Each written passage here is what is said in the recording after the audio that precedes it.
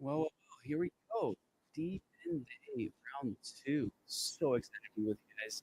This is gonna be a blast. Obviously, I gotta stream just a tiny little bit before the show actually starts. Gotta make the audio good. Y'all can hear me okay. So this is the time. If you guys are in the stream, let me know if the sound coming through. If you guys are hearing me okay.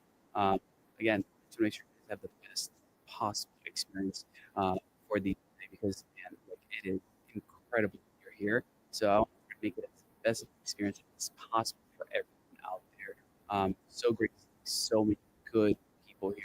Like Smiley, sorry to make it great to see you on the stream. Um, we will be going over the comments. Sound it now. All right. Can you do me a favor and check sound on the stream? Um, I got headphones if you need it. Okay. All right. We're gonna have somebody checking in on that audio, make sure that things are coming through. Looks like it's a little low, so um, we will make that happen. All right, got to get rid of that audio noise cancellation. Yo, sound is awful. Oh no. All right, see, Millen's here. Good to see you, brother. All right, make sure we can get all the audio through.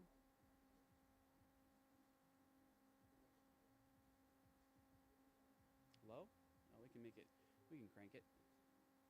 Crank it. That was a joke because Crank is one of our sponsors.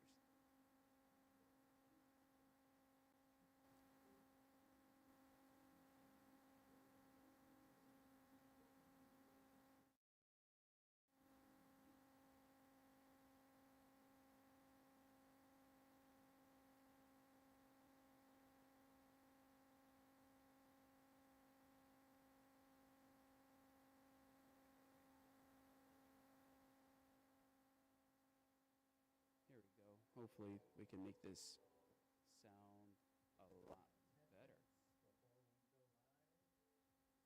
So right now, we're still having everybody kind of sit down and get things ready while they're in there. Make sure you guys can hear that too.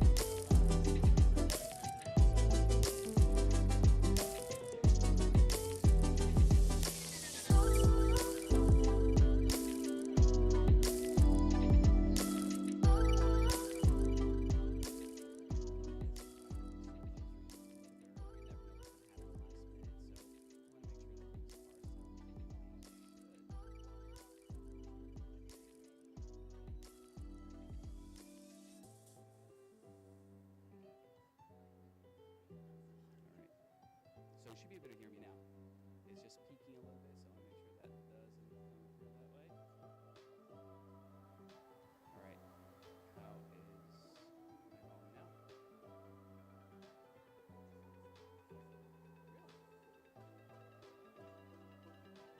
Really? We're gonna make this happen.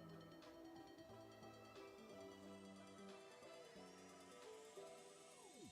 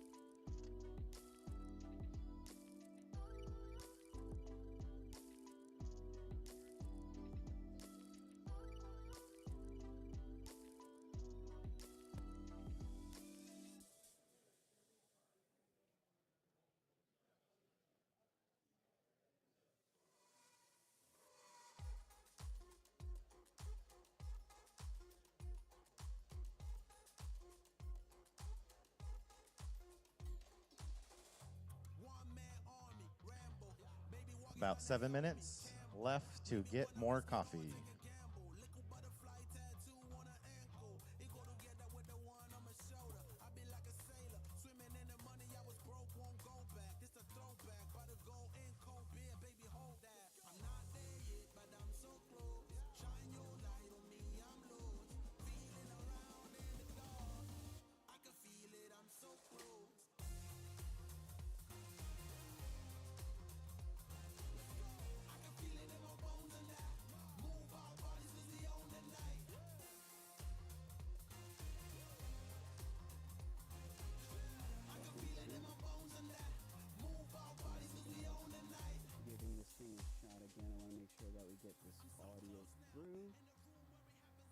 y'all tell me. Can y'all hear me a little bit better now? How is the stream audio? All right, here, peaking. There we go. Fix that. Oh, I hear it.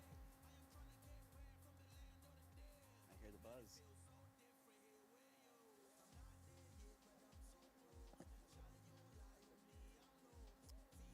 We got solutions, don't worry. We're gonna make sure the stream is perfect when we start in about 7 minutes. See, what I'm gonna be able to do is switch over here. And y'all should be able to hear me nice and clear.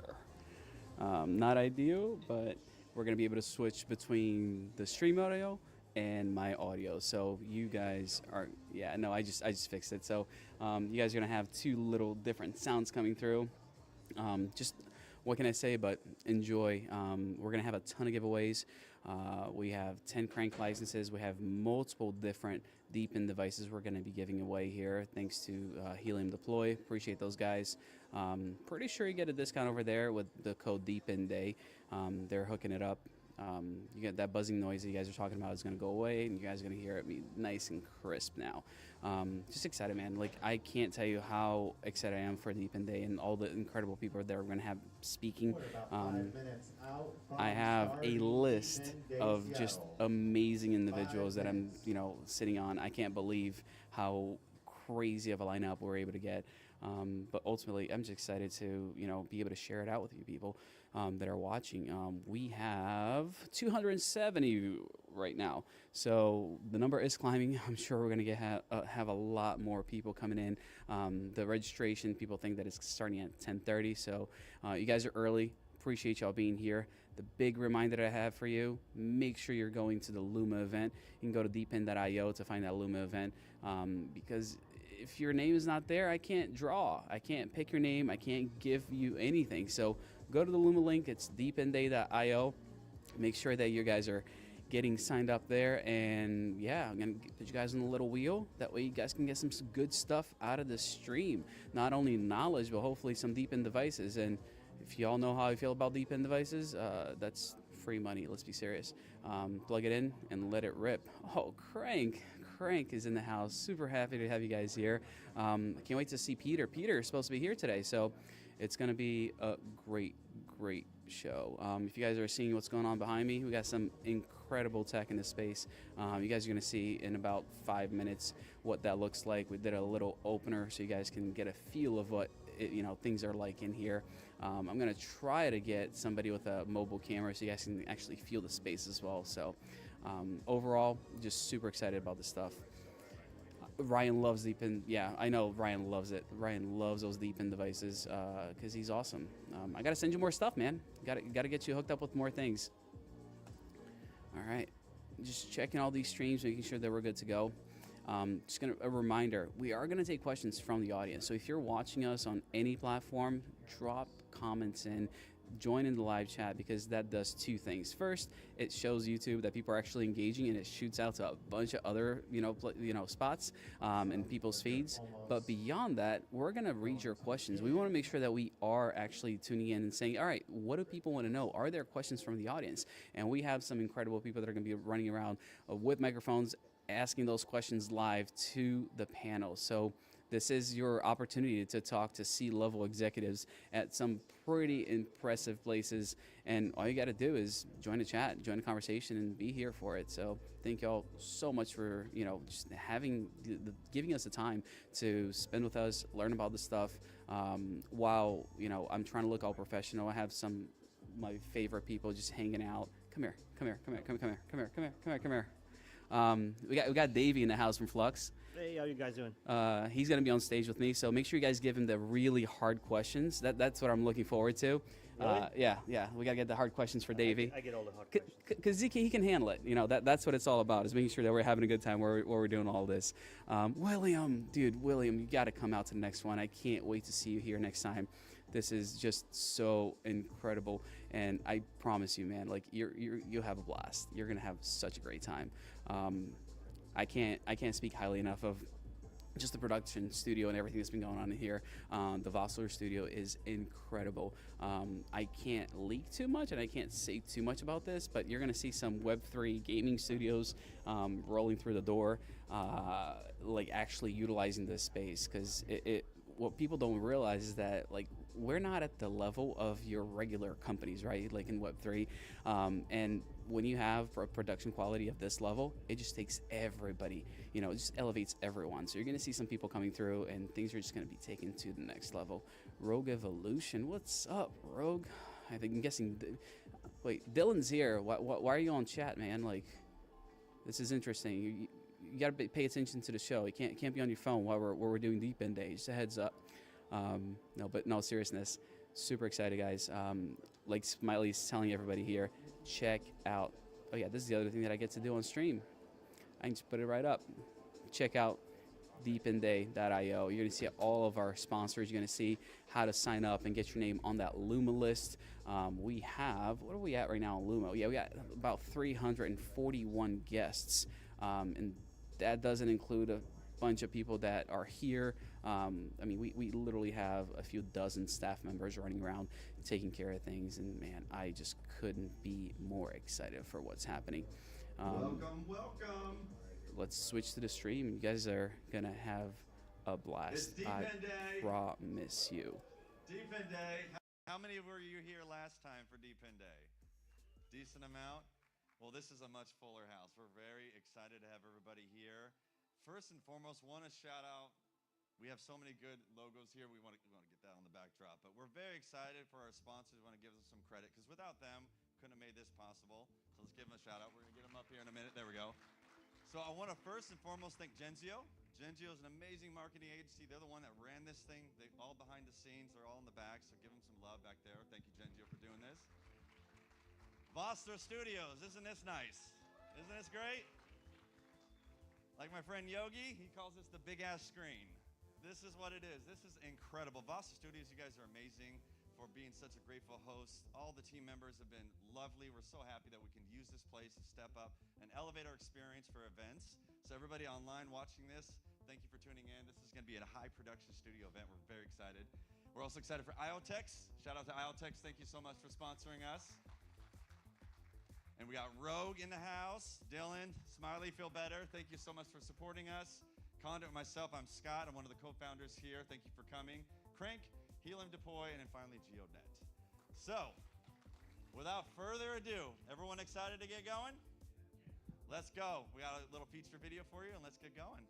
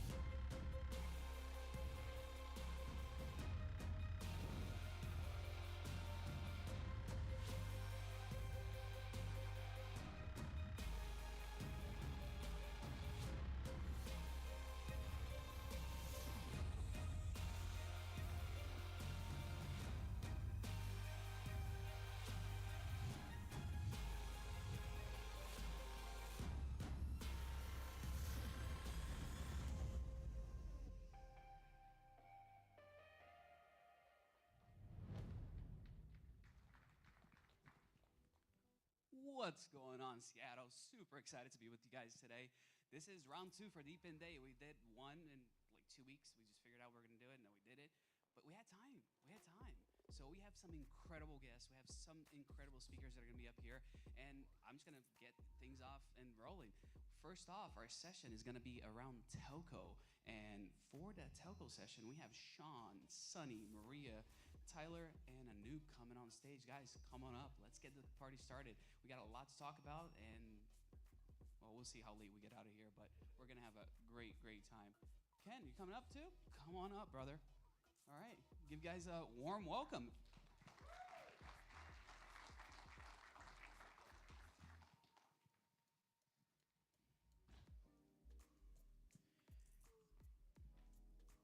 Now, I am not going to do justice introing each one of these guys, so I want to make sure we can go around real quick and get a quick intro. Let us know, what is it that you do? Where do you work? And why are you excited to be here, possibly? And actually, since we have Maria on screen, Maria, let's make sure you can hear us, and vice versa. Give us a little intro. Why are you here with us today, and what is it that you do? Hey guys, yeah, my pleasure to be with you. Good morning for all of you there. Good evening or afternoon, whoever the people are in the world. I'm calling in from London.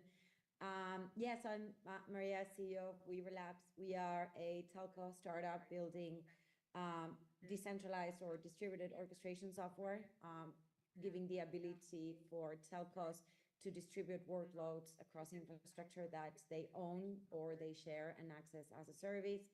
My background is telecoms. I'm a PhD in wireless communications, and really excited to discuss the future of telco in DePIN. So glad to have you here with us, and you are with us. So don't feel free to interject. Like, be part of the conversation. Don't hold back just because you're on a screen. Tyler. Well, I'm here because.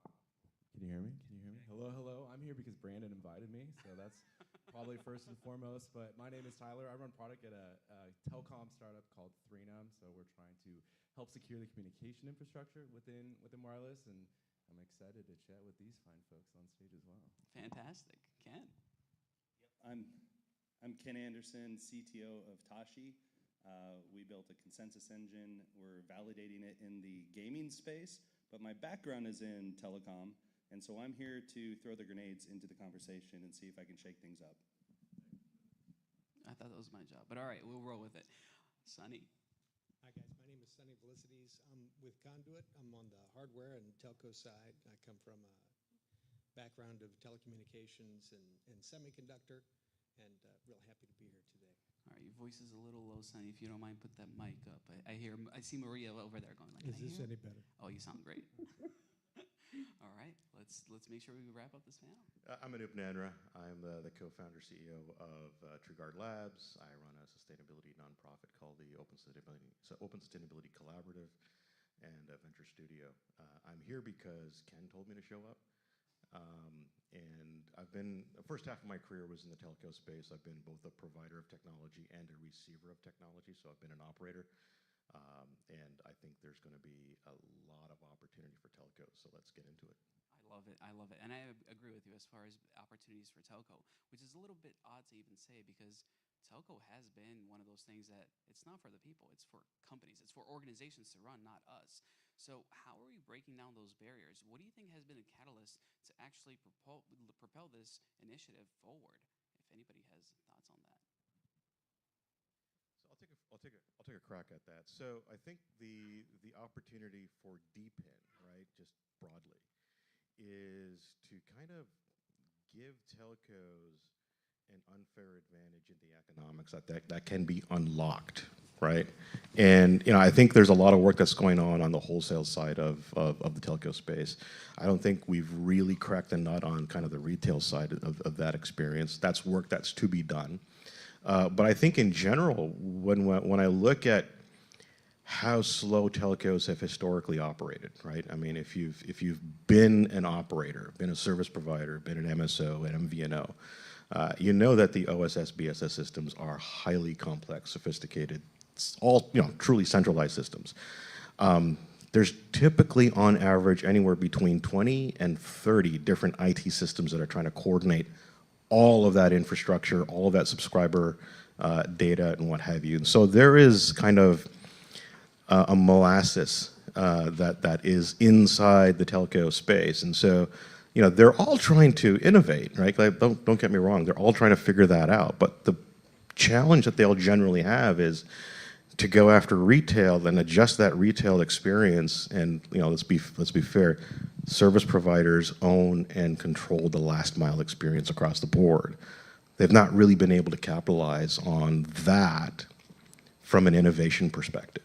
On the wholesale side, different story. But I think there's a lot of opportunity that can be done and realized on the retail side and actually enabled through DePIN.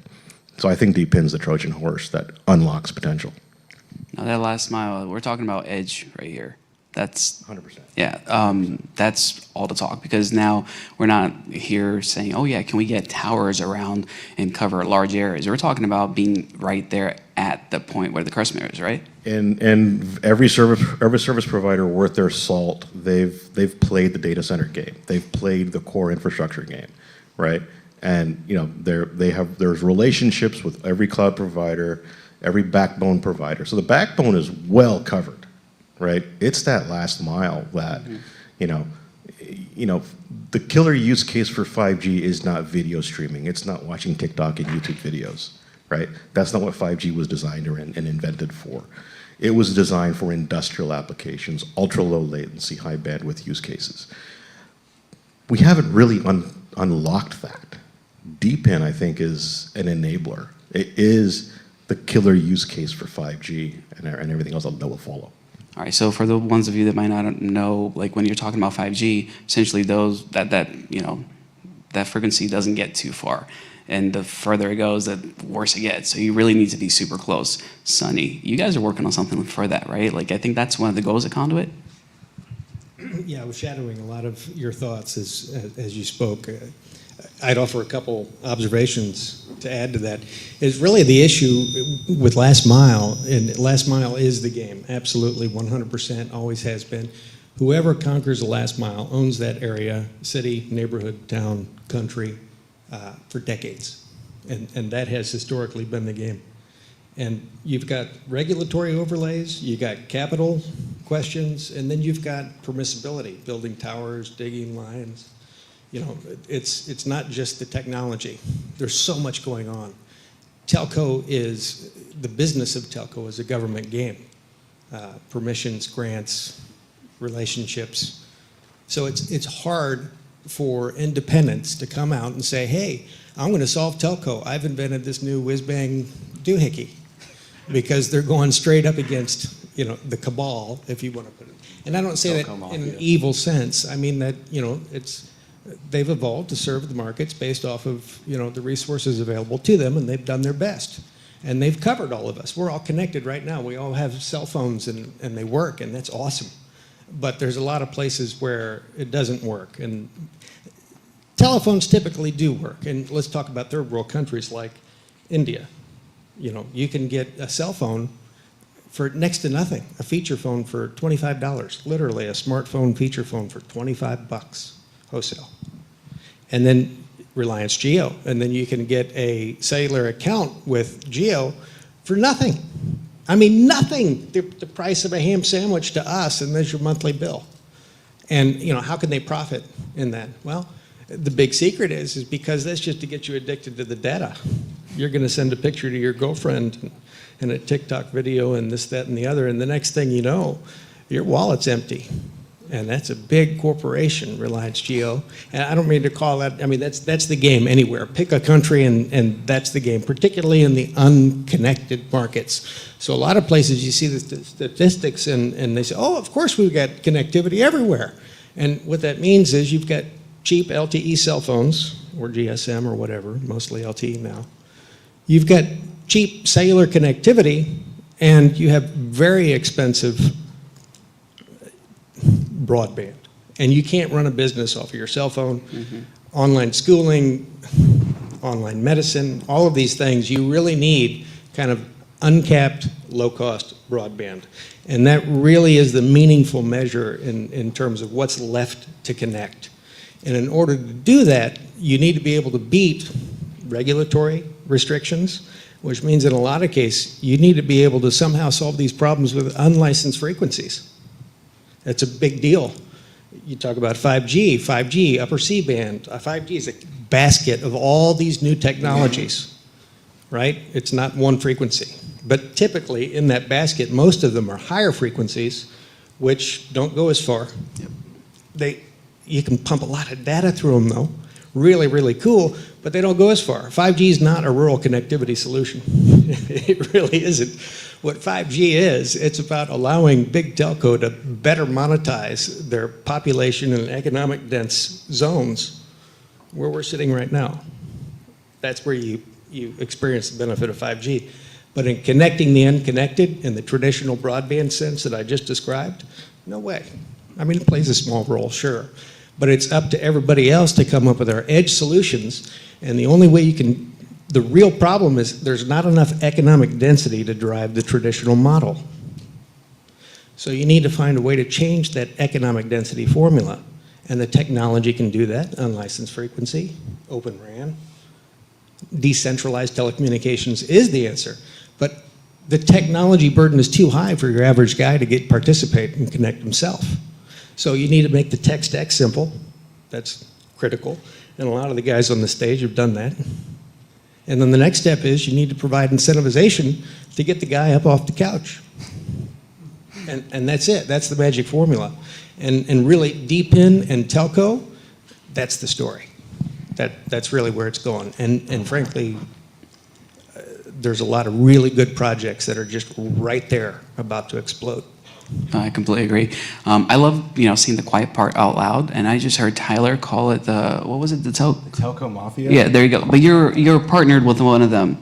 We have a pilot project with one of them. Yeah, they're a little bit of a mafia. It's interesting. I think that the DePIN model really makes a lot of sense in solving that, what I would call the low-hanging fruit, which is that last mile connectivity. There's some other interesting things about telco that I think they're in a really unique position to solve, which is the largest and the most ubiquitous communication identifier that we have is a phone number, and so it's arguably the largest social graph. And so with users that have gone through kind of a KYC onboarding, telcos are in a very interesting position to start leveraging other layers of this sort of Web3 ecosystem that is intersected with DePIN that becomes kind of compelling because they're being relegated to what's called dumb pipes in a lot of senses. And so as the proliferation of DePIN on sort of the connectivity side starts to happen, I think we're going to see further integrations up the telco stack that really unlocks new use cases for customers, and it allows the telcos to keep sort of their competitive advantage, if you will. So, Maria, let me get you in the mix here. If I can just come in to comment a little bit on the DePIN model on telecom. So, I mean, we kind of came into it from the telco perspective. I knew nothing about blockchain before I started kind of digging into how could we look at accessing infrastructure as a service in an agile way and a flexible way. And blockchain came kind of as a solution to a problem that we had in our research lab. So essentially, it's looking at the problem formulation here is infrastructure is too expensive, and there is no commercial model to upgrade telco infrastructure into new generations of cellular networks. So 5G required almost 70% of revenues to be reinvested in new infrastructure, and no one has increased our bill so much, right, to make the case for such an investment. And there was a point made in the panel as well that 5G was supposed to be for the enterprise customer. Well, actually, the mobile network operator hasn't really cracked the enterprise market as they would like to. So there has to be a cost that needs to be cut somewhere, or an efficiency that needs to come from somewhere.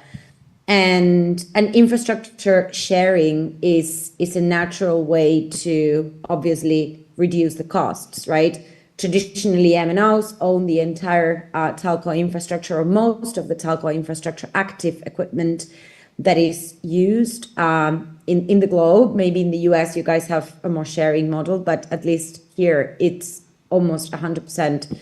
The infrastructure is owned by the MNO, which means that areas that is commercially viable, you have they're heavily and densely in terms of coverage, and there are areas that are really underserved. So blockchain or DePIN for us became a solution to allow for agile neutral hosting, if you want to call it like that. So how can we build infrastructure that is completely neutral and put a layer that allows telcos to access that infrastructure as and when they need it, creating hyper flexible networks on demand. If in the same way that AWS offers that compute and storage and capacity for workloads and applications, 5G's ultimate innovation has been the separation of hardware and software. So now we can literally deploy 5G workloads in servers that we don't really have to own, right? We can just access as a service through a layer of orchestration. So this model is a solution to a problem, an economic problem that this industry has.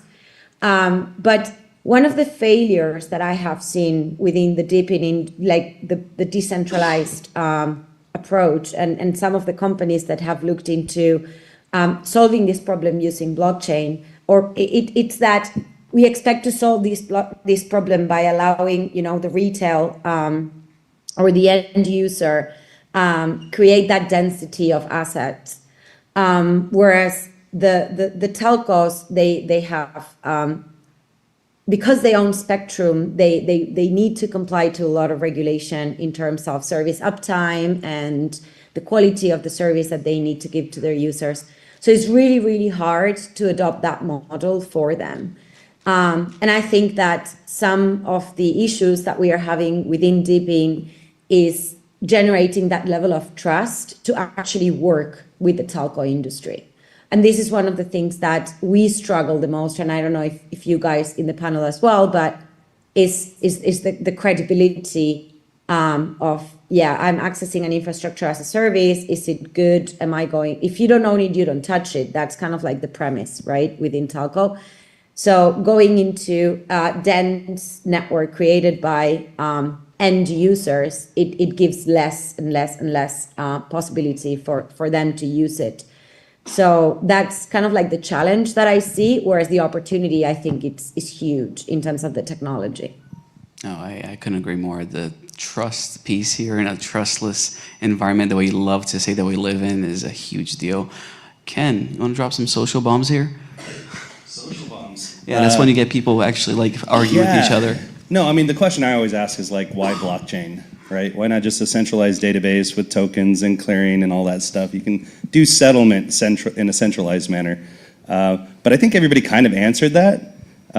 So I appreciate actually everybody's perspective here, but I'm going to kind of lean back a little bit into some things that have been said. Anoop talked about OSS and BSS. If you're not familiar with that, OSS is operational support systems, BSS is business support systems. OSS is the layer of telco that you're selling, and BSS is how you sell those things. So that's going to be all of your economics, your business, your CRM, sales, all of the, even some of the call control plane stuff kind of overlaps BSS and OSS. But then at the OSS layer, you have all of your hardware, all of your network function virtualization, all of your software-defined networks, SDNs.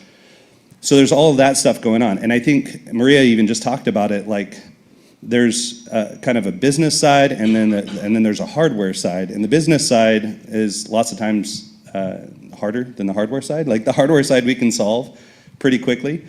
So where I see this kind of playing out, and Sunny talked about this, of like, if we can make this like one-click simple, and we can make it economically valuable enough for people to like click the button, then we have this network that we can build. And I remember back, it was probably like 10, 15 years ago, there was a project called Project Oasis, and I don't know where it went, but it was like a whole peer-to-peer mesh network. Like, you've got a cell phone with Bluetooth, and I think at the time 4G, and how can we connect, and Wi-Fi, how can we connect our phones peer-to-peer and then create this kind of overlay network over that peer-to-peer network? The problem is it ate up everybody's battery in the proof of concept. So it was not a viable solution. It was a cool concept, but it's kind of one of those earlier projects of like, how do you create these mesh networks that can create, to Maria's point, like a reliable network that has credibility as a reliable network? Because as Sunny said, when you pick up the phone, there's a dial tone. Like that's one of the cool things about telco. I mean, I think Sprint spent, like they had triple redundancy at one point, spent stupid amounts of money 10 years ago to have triple redundancy so that you just always had a dial tone when you picked up the phone. So there is a reliability and a credibility challenge in the telco space that you have to meet as like the lowest threshold, the lowest bar of performance. Now, what I love about DePIN and why I think this is applicable is, and I'm thinking of it even from like what we're doing where we're moving cloud services for gaming to the edge, is that the services that are on the edge, there's no cost when they're not being used. And the cost only is incurred when people are making requests to use the services. And it's similar with even the hardware. If your hardware is sitting there and not servicing any calls or whatever, as the network or as the provider, you're not incurring a cost. Well, telcos have to maintain their infrastructure 24/7 all the time, constantly monitoring, constantly upgrading. Like there's just an underlying cost that just exists there. But if as the edge user, I'm being incentivized to maintain that infrastructure, until somebody makes a request, there's no cost to the network. So there's an efficiency that comes with aligning incentives at the edge with the hardware that exists at the edge. So I think, to Sunny's point, if we can make that a one-click simple, make the economic value enough for people to actually make that one click, and to Maria's point, if we can create this kind of orchestration mechanism to create that reliability and consistency of service, that quality of service, that meets that minimum trust level, then we have a real play. And again, I think we're all talking last mile here. So I think we have a play on the telco level to maybe make that Oasis project vision actually come to fruition. So just to double click on the reliability component, right?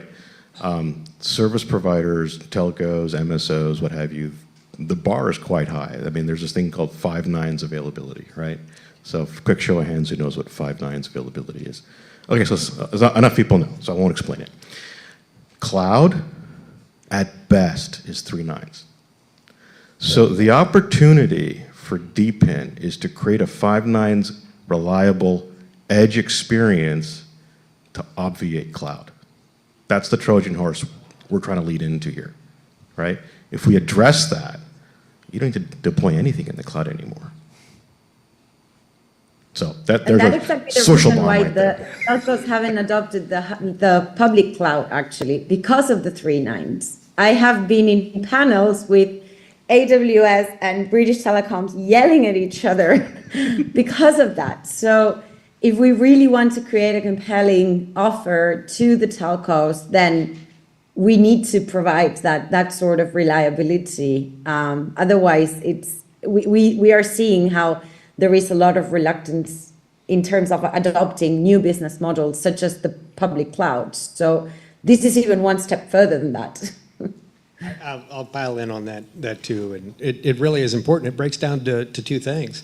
You need to be multi-homed, and you got to have power backup, and that's it. All kinds of nines will come flying at you, but you can't do that right now with the decentralized mesh options that you have. They're not really built that way, or they put that burden on the end user or the integrator, and it's not, again, plug and play. And most of those systems don't even have those capabilities.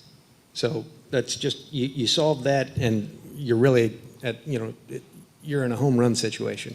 Well, we've even sort of seen that with, if people have like deployed hardware for these projects like Helium or XNet, where it started with a fairly wide open, now everybody can plug it in, and it works, to, okay, we're gonna have to refine this a little bit more, so you can't just set this up in some bedroom somewhere that's not facing. And so if you've been a deployer and you've actually set up hardware before, you're starting to feel the pains of that a little bit by ensuring that it actually conforms to these standards that they need for it to work the way that they're legally obligated to offer. I mean, I like it to a certain extent because it means that there's less people deploying, which means I make more money. But like, we're at a point where we got to change that, right? Like, we got to get to the plug and play and get everybody on the same page, because sure, I have 3 racks at my house full of stuff, but that's not the norm. That's not how we actually get everybody kind of involved in this thing. And talking about reliability, I mean, there's nothing better for reliability than people who actually believe in getting this done and deploying it everywhere, especially if there's a net plus for you to do so. Because I think that's been a lot of the problems, the frictions that, oh, this is fake internet money that doesn't really mean anything. And yet people are retiring, in their 20s because of it. There's obviously it's good for the blockchain world for that excitement to occur. It builds potential and brings people into the community, which is the real goal. It makes everything happen. But there's a limit to that. If you're not actually connecting people and providing real utility value, it can only go so far. And at a certain point, you get community apathy. So I think it's very important, and we've already started to see this shift, and DePIN is that shift, really. But even within the DePIN space, there's a meaningful shift where people just really don't want to talk about the token reward structure as much. They want to know, what does this do? And because if it does something better than the old models, then it's going to win in the market, and the token structure reward system will follow. That's the winning formula. Yeah, and I got to give a shout out to a lot of the people out there that are streaming, right? Like a lot of the quote unquote influencers, some of them that are here, like Serenity is an example. We're at the point where they're focusing on what it does, not how much it makes. Like that has to be step number one if we want this thing to actually move forward and be a viable option for everyday users. Otherwise, we're just trying to, rope people in with that fake internet money, and there's only so much that speculation can do when there's no real revenue behind it. Yeah, and this is why I love DePIN, by the way. And session 6 today, which is going to be on business, we're going to be hitting hard on this, but I just love what Sunny was just talking about, is like, you can make a lot of money real quickly on a reward system that incentivizes early adopters and then goes away in 6 months. And there are people who have done very well in the blockchain crypto space on that. And I think adding visibility to these types of projects is good, but really, maybe the better option is, how do I know that a project's going to be sustainable long enough that I can continue to earn for many years into the future, and how many projects can I participate in that have that viability to take real world revenue that is already spent. People are already spending money on telcos and infrastructure and their mobile services and their internet services. People are already spending money in those spaces.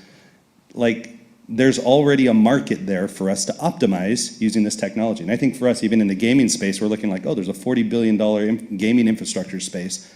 That's our TAM. I'm gonna talk more about that in session 6, but I love that Sunny's coming back to that of like, the tokens are there to incentivize people to keep their devices up and running, to support the network so that the DePIN actually works, so we get that quality of service. So it's not a non-issue. It's not something we shouldn't be talking about, but I think the important thing is like, how long is that going to be valuable to me? If it's valuable to me for 3 to 6 months, it might be a fun little like slot machine pull. Like, okay, cool, that's fun.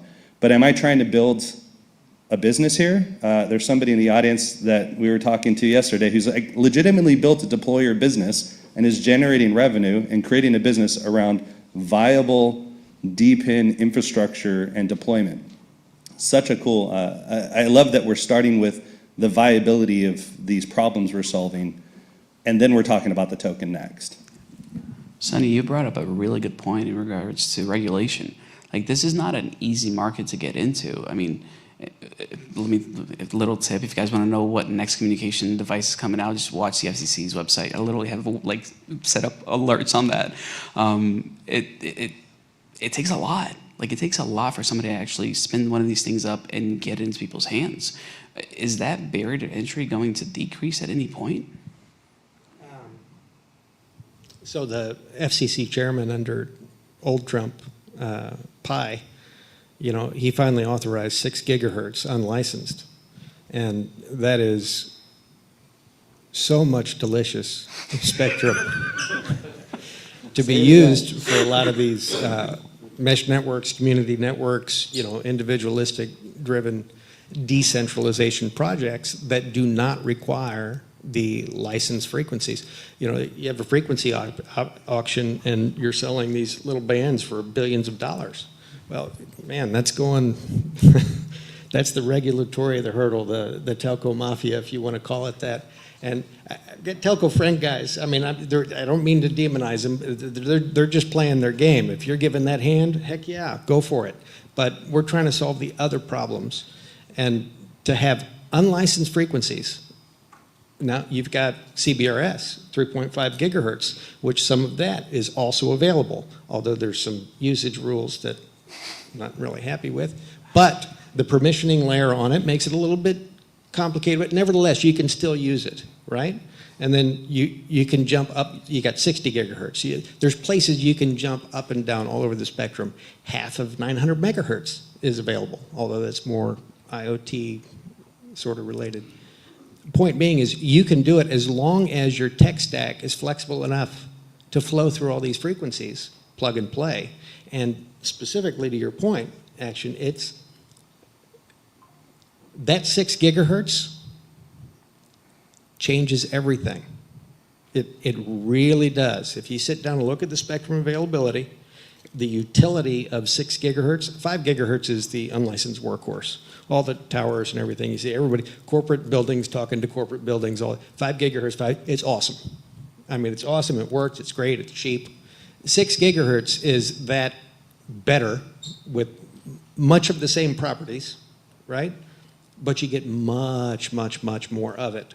And nobody's been using it. People have been using 5 gigahertz forever, yet we can still go in this neighborhood and set up a 5 gig. We set up a 5 gigahertz network for the city of Dallas, and it works. It works in an RF combat zone because you're using massive decentralization. You're not competing with everybody else at the same tower. So in decentralization, you can bring that same 5 gigahertz where you're competing on a tower or the hill that everybody has to go to because they're limited to line of sight.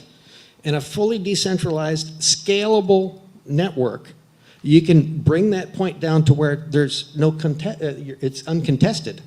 You can go from neighborhood to neighborhood, pole to pole. You could do that in Manhattan. Now, that's today with 5 gigahertz, and that's been being utilized for decades. Now, add many times more of that same quality spectrum right there, and it has just been turned on.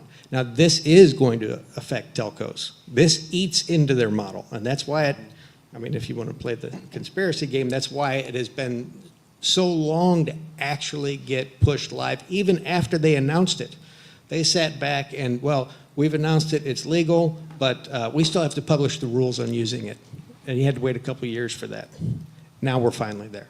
So there's more along those lines. There's a trend that's forming. These are cascading across. Once the FCC does it, it's kind of like the FAA.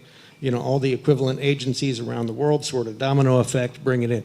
TV white space, ultra low frequency, travel from miles and miles and miles through the bush to connect people. That also is a wave. It's propagating across all the FCC equivalents. The tools are there where they have not been before, and the tech stack to control them and to monetize them, and now with DePIN to provide the initiative to get people up off the couch, it's a perfect storm because these people want to be connected. Mothers want their kids to be connected to do online schooling. And they desperately, sorry, I'm a little bit emotional about this, but I've been fighting this fight for a long time. Like the UN, I believe it was 2 years ago, just shy of 2 years, put out a report that sub-Saharan Africa, as much as 40% of the individual GDP, all these people, the individual, their earnings every year, as much as 40% goes to telco services. We're talking about the poor. And that tracks back to what I described. You get a cheap phone, and it's super cheap, it's super great, and you get addicted to the data, and they drain you dry. And that is the business model, and nobody wants to change it. These decentralized networks can do that, and the money is there. Once you do that, you're unlocking massive payouts. I mean, the money is there if you introduce that efficiency, and you can do so with unlicensed frequencies and decentralized networks. Amen. I do want to make sure that we get all you guys here involved and you watching online as well, because we can get your questions and get them, read out loud here. So I just want to open up the floor. If you guys have any questions, anything you guys want to ask the panel in regards to telcos. Just raise your hand. I'll get a mic over to you. Coming right behind you. First of all, thank you. I didn't know any of that. But to you, Sunny, what is Conduit going to do to solve that problem? Conduit is a consortium of different technology groups that have come together to build something that they couldn't do on their own, really. You could almost call it a virtual merger. The entity that I came from and coming to Conduit is called Aura Networks, and we've been working on these problems specifically at Uganda, Nigeria, Dallas, Detroit, Kazakhstan, even Russia before the unspoken happened. These systems come together and they work, and everything I've told you is that story unfolding. The DePIN angle of it allows it to really proliferate like never before, and consumers are understanding that now. So if you told that story 5 years ago, some would be interested, some would like, oh, that blockchain stuff. You know what I mean? Especially the telco types or the municipalities, and if you're building networks, they're involved to some degree, right?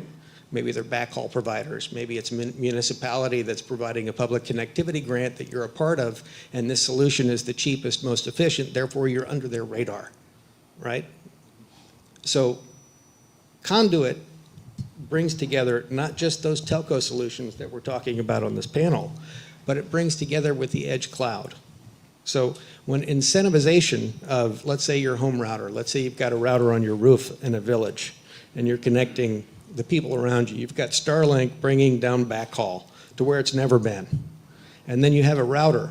And now you can share that backhaul with your neighbors in the community. And you can scale that, right? It's all plug and play. It's all self-monetized. People are incentivized. It's a micro-franchise experience as long as you get all the technical complexities out of it. And that's really what, to answer your question, what Conduit does with this consortium of technologies, but it's better. Now what you can do is you can add to that router a module. Everything is plug and play. You can add a module which allows you to bring CDN service, compute at the edge, IoT compute at the edge. So you're not choking up your backhaul, your connection back to the internet. So like if you bring down that Starlink, it's precious. You don't want to send security camera data back up through that precious backhaul resource. You want to keep it local, right? So now you're reducing costs in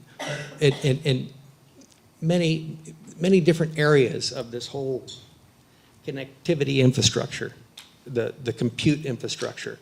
When you combine all that together and it folds into the same, you've got your resiliency. So again, answering specifically your question, you have LTE failover combined with your primary backhaul, which means now you're equivalent to the Amazon Cloud Data Center in terms of being multi-homed. You have a module that just plug and play clicks in and it provides battery backup. All of a sudden, you've got an edge node stack that's delivering telco services that's monetizable, complete with OTT, IPTV, VASTag, advertising, everything built in, and it lives at the edge. It's not snaking back to a data center anywhere. It lives at the edge, right? And now you've got your multi-homing and your battery backup. That's it. That's the goal. I think just it's telco grade, right? As Sunny alluded to, it's telco grade capabilities at the edge, right? And what do telco grade capabilities deliver? One use case that I think everybody can get behind is public safety. Right? There are things that you can do at 6 gig from an RF perspective with millimeter wave accuracy that you couldn't do otherwise. Now bring that out to a non-centralized deployment model. There's a lot you can unlock. One final point, just to give it a... You're good. Hello? Okay. One final, just to paint a picture of what you can do with that. One thing that Conduit also brings is NIST security to the edge. When you come out of the data center, you lose that physical security of a guard, or in the military construct, a CAC guard, don't touch my server, right? So if you bring all that out to the edge, you better have high security that in a physical sense is self-sufficient, right? So that's part of the solution.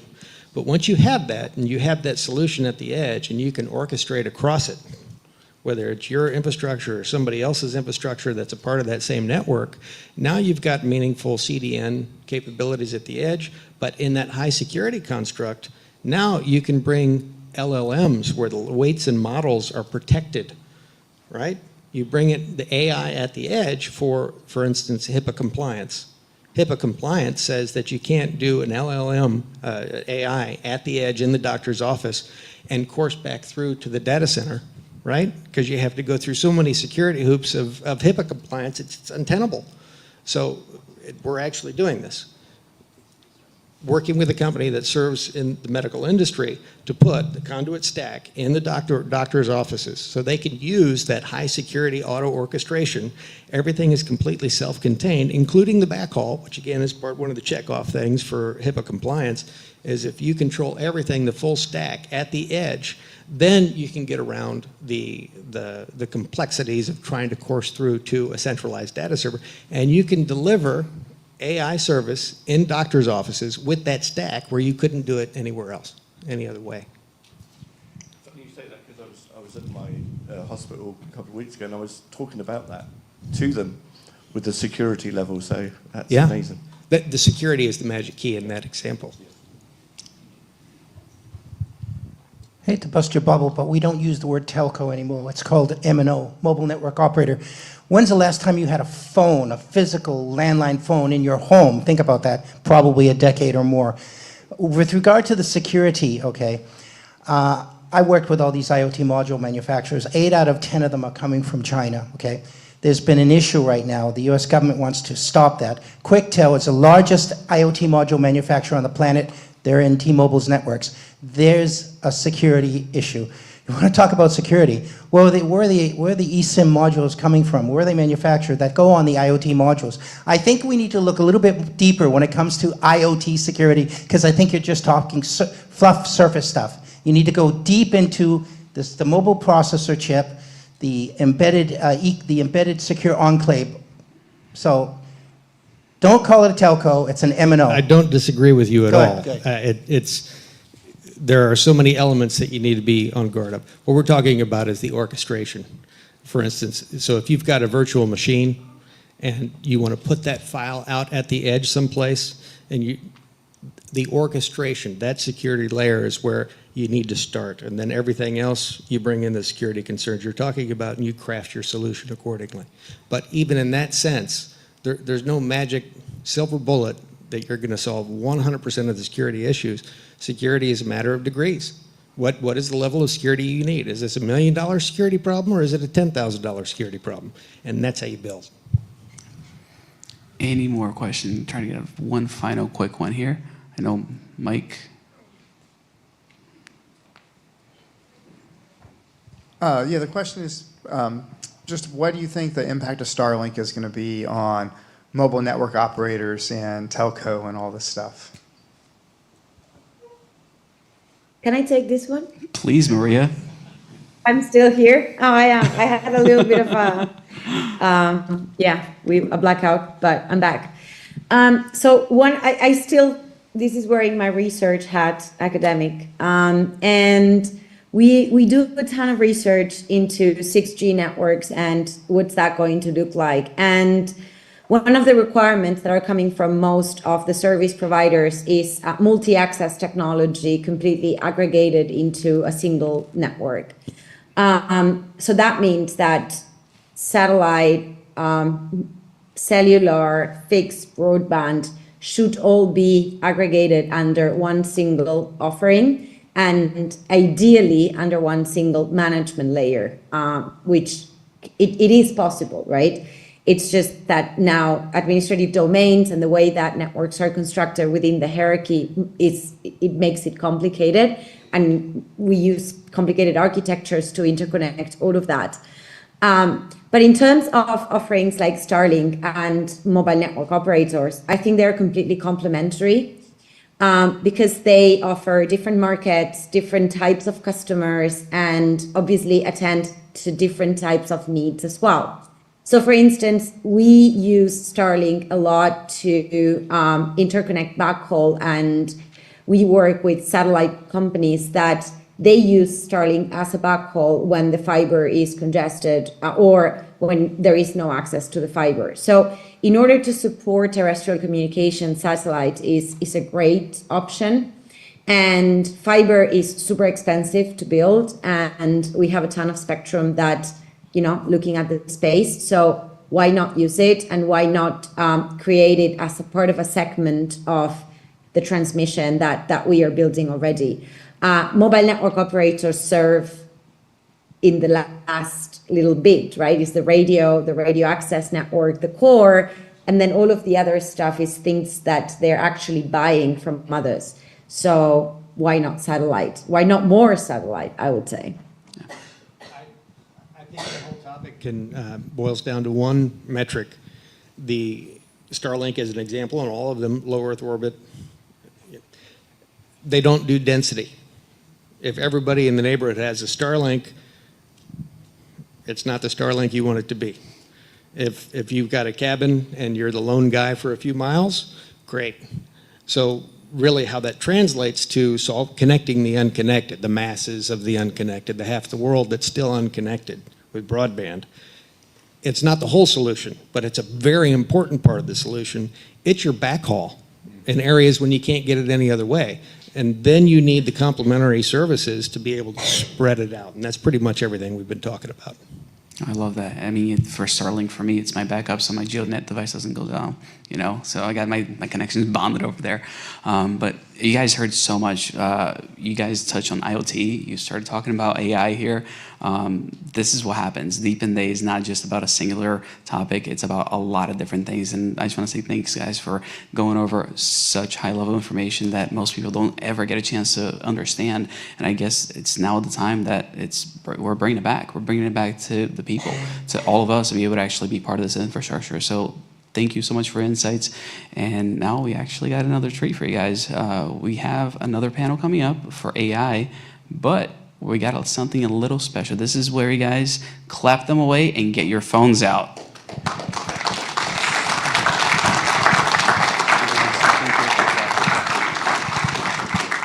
I meant the phone thing because we're about to put up a QR code on the screen. And you're gonna wanna get this because this is one of those that was not announced. No one knew that this was actually gonna take place until now. We're doing and this is actually, shout out to, some regulation. NFTs are now collectibles. We've got some clarity there, so shout out for that. This QR code right over here is going, get out of your way, guys, is going to be your exclusive QR code for DePIN Day. And you're gonna be able to mint yourself an NFT there. I've been fighting back and forth with how long we're gonna keep this up, but it's definitely not gonna be any longer than today. Conversation was lunchtime, so we'll see how long this one lasts. So this is your opportunity to get minting away. Shout out to the Conduit guys for putting this together. People that apparently hated NFTs decided to say, yeah, no, this is cool, we'll build it. All right, while you guys are getting that settled, everybody online, hopefully you guys are snatching that up as well because it is, again, one of a kind collectible that does have a big impact. How y'all feeling? Do we need a break? Do we not need a break? You guys want some water? All right, let's do that. Let's get that going. When we come back, we're gonna have a conversation around AI. We're gonna have some awesome people that have been in the space for quite a while because AI is not new, guys. AI has been around for quite a while, and I wanna make sure that people understand where we can take it. So thank you all for hanging out for this short little session, and we're gonna back and talk about artificial intelligence.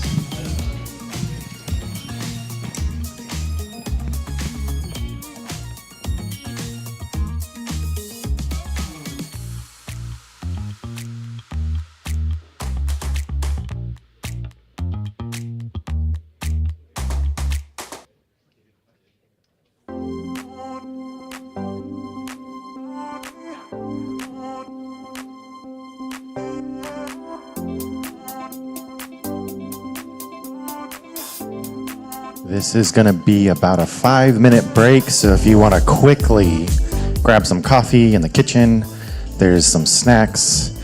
About 5 or so minutes before we start the next session.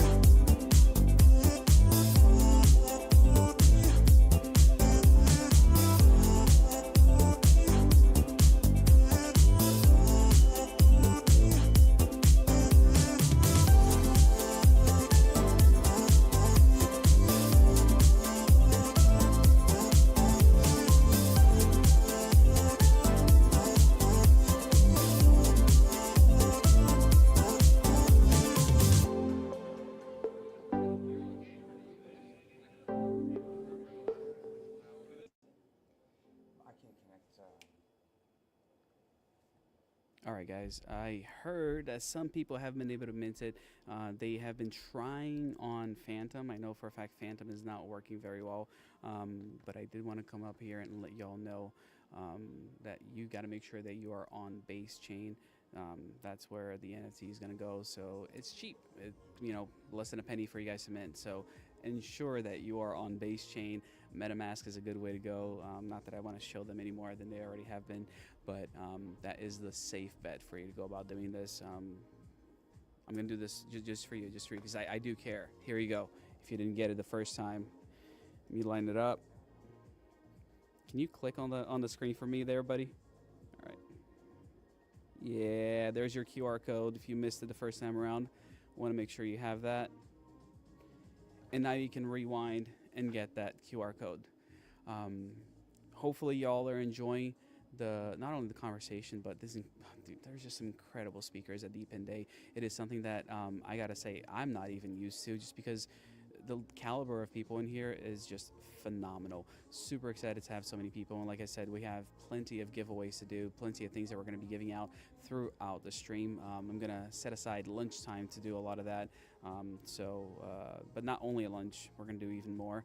There are some really, I just found out, they're not even sharing with me what's going to happen later on in the day, but apparently you guys are going to get to see some pretty cool devices in person, up and close. Yeah, I'm amazed, and I've seen a lot of devices. So thanks, Jeremiah. Dude, Jeremiah, appreciate you joining the stream, man. I know you couldn't be here today, but shout out to having kids, man. I love kids. So I know you're doing some good work over there with what you got your hands full with. Yeah, this stream has just been going a little bit crazy. Not gonna lie, if you guys have seen it. About 5 minutes from starting here, so please make your way back to your seats. We'll be starting promptly at 11:30. 11:30, we're going to start. All right, got 4 minutes. Sorry, they were making the announcement right behind me, so it was a little loud. But yeah, it's the devices. I've seen plenty of them, and I'm just super excited to show you guys all the stuff that's happening. Ryan, glad to have you guys with us here on the stream. Here we go. Let me get this thing back onto the stream itself. And I got to get on stage. Sorry, I can't hang out with y'all the whole time. So I'll be coming back and forth, though.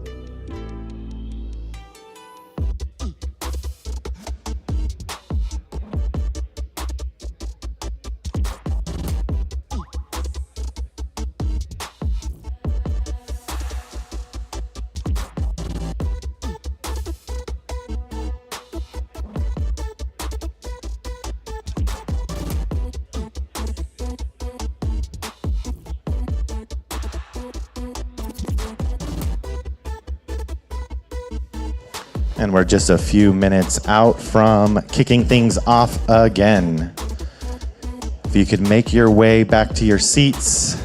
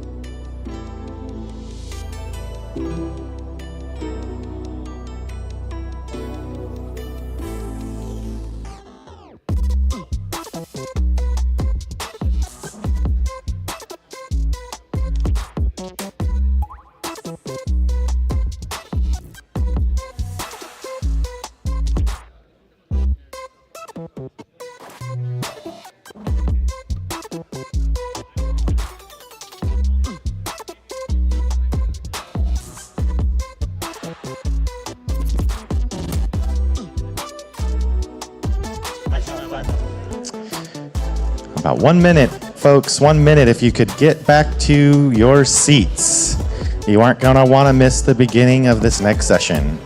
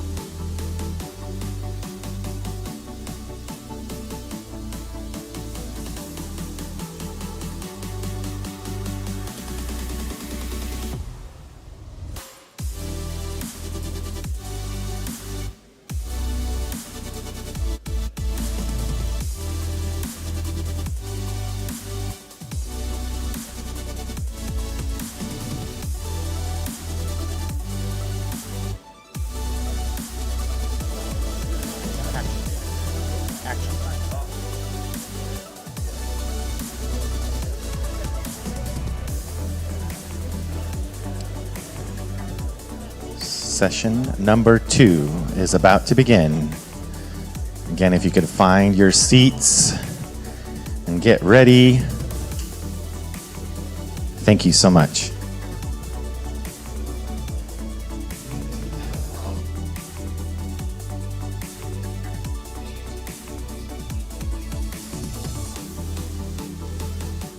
Good problem to have.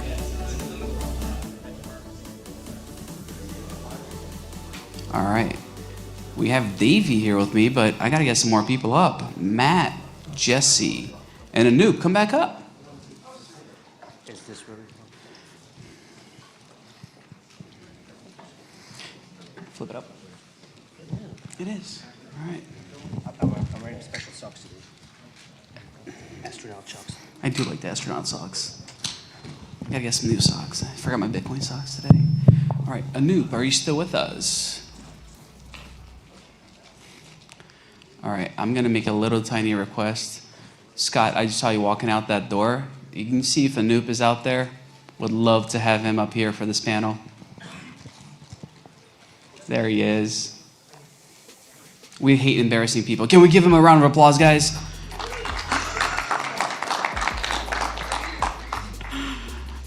Awesome. All right, well, let's go down the road just like last time. Make sure we get some intros and let people know who they're talking to. Davey, you're next to me. Kick it off. Hi, everybody. I think everybody was saying last time, like, he or she dragged me into this. I actually was kind of keen on coming back. I'm glad to hear I that. had a great time last time. We had some really good discussions last time. So happy to be back. I work for Influx, or Flux, as a lot of folks know, a decentralized compute solution. So yeah, happy to be back and talk AI today. Awesome. Matt? Yeah, I do technology at Solana Foundation, which is kind of the facilitating entity of the Solana blockchain. I'm Jesse Adams. I'm co-founder and CEO of Uprock. We're a mobile-first DePIN on Solana. We're about 2.6 million installs, and I think we're the largest one on mobile. Yeah. And once again, I'm Anoop Nanra, the one late. I'm the CEO, co-founder of TrueGuard Labs. We're a Web3 cybersecurity threat intelligence platform, and run a venture studio focused on cybersecurity and AI. All right, let's kick this conversation off the hard way. Why do we even need to talk about decentralizing AI? We have plenty of data centers out there that can handle all of this. I mean, the government just put, what, $500 billion in expanding that? Why does DePIN matter in this space? Actually, the government is not putting 500 billion or million in it. It's actually the companies themselves doing it. That's a side story. And it's actually not even coming off the ground, it seems, as well. So kind of already failed at the start. That's a good start right there. So actually, that's where we actually, all of us come in, is we don't need those millions to get things rolling like that. In the case of Flux, it's everybody that can actually contribute with their own GPUs.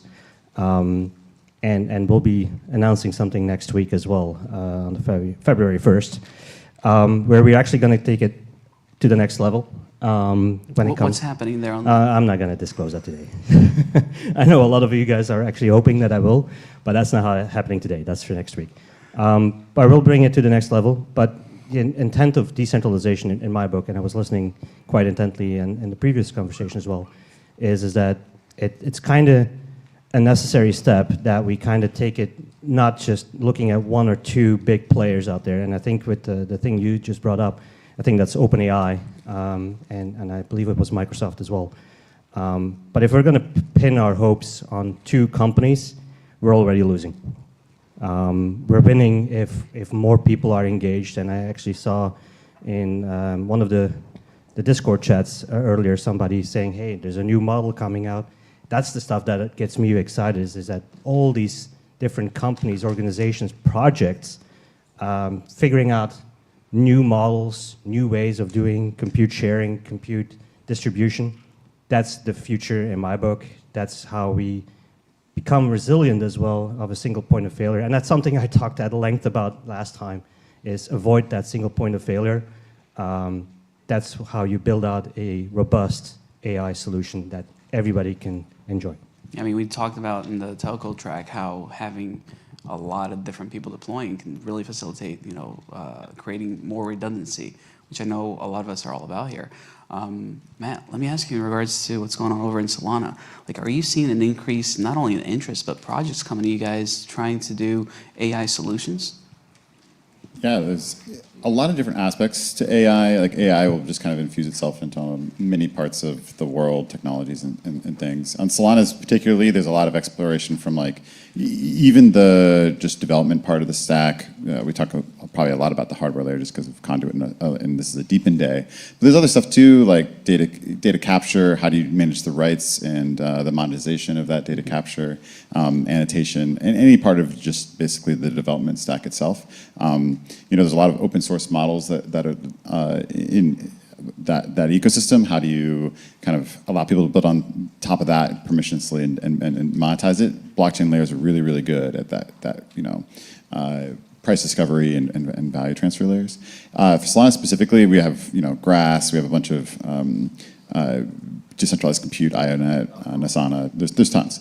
And then even on the actual application layer, Virtuals just announced that they're moving over part of their stack to Solana just today. So this is kind of the agent layer, the exploration into if you have a chat bot that can signal and do all these things, how do you monetize that and launch new agents that do various things, but from more like memes all the way to trading bots and other stuff like that. How do you control the rights and control the value transfer there? So it's heavy exploration all over the place. And I think one of the great things about blockchain is how fast you can kind of do that exploration and try to find where there's a market. If you guys were wondering if this is a Web3 conversation, he just said meme agents. So yeah, it's confirmed here. Jesse, you guys expanded pretty quickly. Like you're Yeah, in a lot of places. So we have a two-sided business. One's consumer apps, and then the business side. I think specifically to your question, though, like AI, OpenAI just launched Conductor yesterday, which is basically an agent that can crawl the web for you, but just basically like open one website at a time. If you really want an agent that can actually be superhuman, it needs to open 10,000 sites at a time, or 10,000 blockchain transactions at a time. Today, if it does that, it'll get blocked, because it will look like a bot.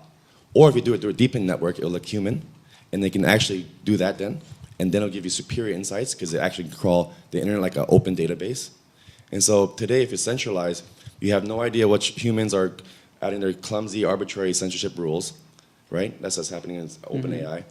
Or if it's a DePIN network, you know millions of people are actually opening the internet like an open database for you and your agent, and then it can crawl the internet at will and can do a superhuman crawling. And that's how you get superior insights. So I don't see any other way of doing it. This is why you have proxies in Web 2. This is why you have VPNs in Web 2. Web 3, you do actually humans tokenize the whole thing. So the whole world is actually the world's knowledge, the whole world benefits. And this is the power of DePIN for this AI agent swarm that's coming. Hey, Jesse, I have 10,000 plus servers that can do that for you. Let's talk. Well, we have millions of people. It's a lot. Let's do it. Let's go. All right. That's why I think it's awesome. Yeah. Now, real quick here, like I know that we talked about the edge and how that's super important. Is AI going to live in the edge, in your opinion, or are we going to look at a more, overly decentralized approach where data is going back and forth? Like, where do we stop? Does it mean that the decentralized infrastructure is running things locally, or do you believe that it's going to be one of those things that there's just a ton of data traveling everywhere back and forth? That's a great question, because the answer is it depends, right? And unfortunately, that is the answer, right? So in the previous panel, Sonny was talking about healthcare data. You yourself were talking about my data that exists at my doctor's office, right? We can't afford to have this kind of data being transmitted willy-nilly across the internet. Agents will need to move to where the data is, right? The question is what is the command and control and the governance model of the agent itself? Why should I trust anyone's agent, right? Where's the efficacy in the agent itself? I think that's an unanswered question that we have in this space today. Right? No one can tell me transparently or in a way where I can independently verify that the model was trained on a clean set of data that doesn't have stale components in it, right? No one can tell me the transparency of the implementation of the model itself, because guess what? Even though there is a lot of open source out there, a lot of good models are still proprietary, right? There's zero transparency there, right? And so if someone is developing a model of an agent to go and process healthcare data or maintenance data, which again is also proprietary information, which won't be made available on a blockchain network, why do we trust any of this, right? And so I think that's one of the challenges that still exists. We have a lot of work to do, and there's been a lot of amazing work that's been done to date. But I think we need increased transparency in models. The fact that model jacking is now a thing in our space, right? It's very easy for bad actors to manipulate a well-trained model to do something that it was not intended to do, right? This is the world we live in today. And we have to remember that bad actors have equal access to all the open source innovation that all of us here are trying to build really cool things with, right? To compromise communities, compromise enterprises, compromise governments, right? So not to be a naysayer, but we have a lot of work to do. It's going to be exciting once we kind of solve some of these fundamental, more security-related problems, and that's kind of where we're focused in our venture studio, is how do you defend against rogue AI? The answer may not be with another AI, right? Maybe something else. I think that's an open question. You're absolutely right. Like, long flight yesterday, and lucky to have Wi-Fi on board. Scrolling through Twitter, that's always a fun exercise to do. And of course, with the new legislation here in the US, a lot of things are happening, and a lot of folks use Grok from X, and then they post the result of said prompt that they put, and it's always daunting to me how incorrect or how quickly they can spread things that are completely wrong, but just by the way you ask the AI to respond. And an AI is so eager to please that it will hallucinate, if that's the terminology that a lot of folks use. It'll hallucinate. I'm not going to go into it, but it was just a picture of 3 individuals with a very notorious person from the 40s. And just to make sure that, look, if I ask AI, who's this, who's the Nazi? I'll just toss it out there. And then Grok responded with, these are the 3 guys. Careful with that. So just if you want a meme, right there. But that's the thing, right? So, but unfortunately for the guy, if you click on the Grok result, you can actually see what the prompts were. So there is at least that, and you can actually see that he asked, if I ask this, can you put those 3 individuals in one room? And that's the scary part, right? So, and to go further on what you said as well, if we start training on data that's now available, the data that's now available is also influenced by AI already. So we're going to influence our models on top of data that's already produced by AI that might already be an hallucination. So now we're basically extrapolating all of that information that's not even correct. So we have to get to a point where we're going to be able to figure out what's right and what's wrong. And I know NVIDIA is working on ways of doing that. You can actually see that on one of their websites. It's called a NIM. So you can see that they're trying to work with deepfakes and all that fun stuff. But that's going to be the challenge going forward as well. I absolutely agree. There are some ways that are very connected with blockchain to verify that you did the right model, you did the right data. It's basically ZK technologies that you can, it adds a lot of overhead, but you can verify the correct model, was used and the correct data source, or various configurations of that, and then you can use that output in some way. And even with blockchain, you can kind of use it autonomically with some other, you can have that be control some sort of trading bot where you can verify that the signal was from a correct source from actual on-chain data, and then use it for a trading bot as opposed to somebody. Like one of the common attack vectors would be if you insert an incorrect model there and you have them do some sort of bad trade deterministically, then you could exploit that in some way. But if you can verify using that bot that you're using what is actually expected on the right data, then that can solve a lot of issues. I think obviously there's performance and other things. A lot of decentralized compute and more compute will help in those. But yeah, some of these problems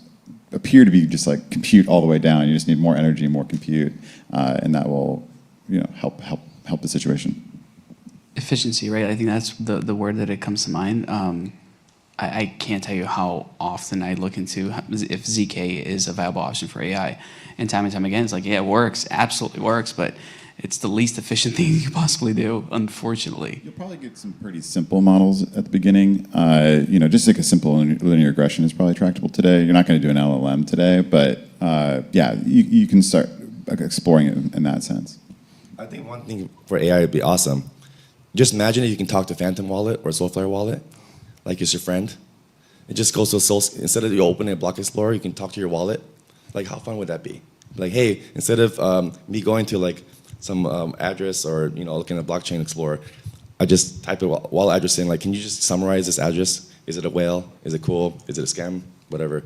Like, how fun would that be? Just talk to your wallet, and then you can just reference your links, right? On-chain stuff. That would be awesome. And Web3 is so complicated. Best thing about AI is like this whole revolution is going to be all human interface. It can transform every single app on Earth. It's going to be all like just talk to a human. And blockchain is so complicated. This is one area where I don't think any of us really are diving deep into. Can we just change the interface of Web3 with the human language? Like, just talk to your like a friend. Because I constantly do crypto crash courses for my friends. Like right now, everyone's calling me like, how I buy Trump coin, And so like, okay, here's how you do it. Go to Coinbase, blah, blah, blah. I just do all the things, And like, instead of me doing it, your wallet should do that for you. Just tell you how to do it, make you safe. That would be a powerful, because Web3 is so complicated. if you can just make it so simple, that you can onboard millions of people, I think. I mean, that's the argument why OpenAI became such a big hit overnight. It's because it was that easy to use. It became that somebody that you could talk to, right? Exactly, yeah. So like, I would love to say, hey, Phantom, how much money have I lost on all these meme coins? Why not, right? Yeah, exactly. yeah. Am I an idiot? yeah. How degenerate am I? Did you invest in Trump coin? I didn't. How cool would that be, right? I mean, Coinbase, I mean, seriously, how cool would that be if you can talk to Coinbase? Like a friend. That'd be awesome. Yeah, I think the UI UX is definitely something that we kind of forget about sometimes, and it's the main reason why a lot of things are either successful or big failures. OpenAI is the best example that I can think of. How do we get there? How do we do that? So the hard part is they're all there's like RAG AI, which is like a resource augmented generation tool. So like it doesn't know who you are. It constantly forgets because every time you put a prompt in, it actually takes the whole chat and constantly sends it back, the whole thing. People don't realize that. So it runs out of memory. That's why it just forgets you over time. So the hard part is like, remembers the company, remembers who you are, knows how to like reach for something when it needs to reach for something. Every company on earth is trying to figure that part out. Yeah. But in the meantime, just talk to you like a friend, and make Web3 simple. I think that'd be great. Go ahead, Davey. No, he's absolutely right. The challenge is of course the memory piece, but also making it. The problem that I have with talking to a wallet like that is, I would like that answer, but I would not like my friend to have that answer. Even though he will be able to start asking similar questions, but there's certain things that you want to share, and there's also certain things you don't want to share. So my take on AI is that as much as I see the progress happening, I also start thinking of the privacy pieces that come with it. And that goes into the medical field, but that goes also to my personal finances, my personal exploration of the Web3 world, or the Web2 world.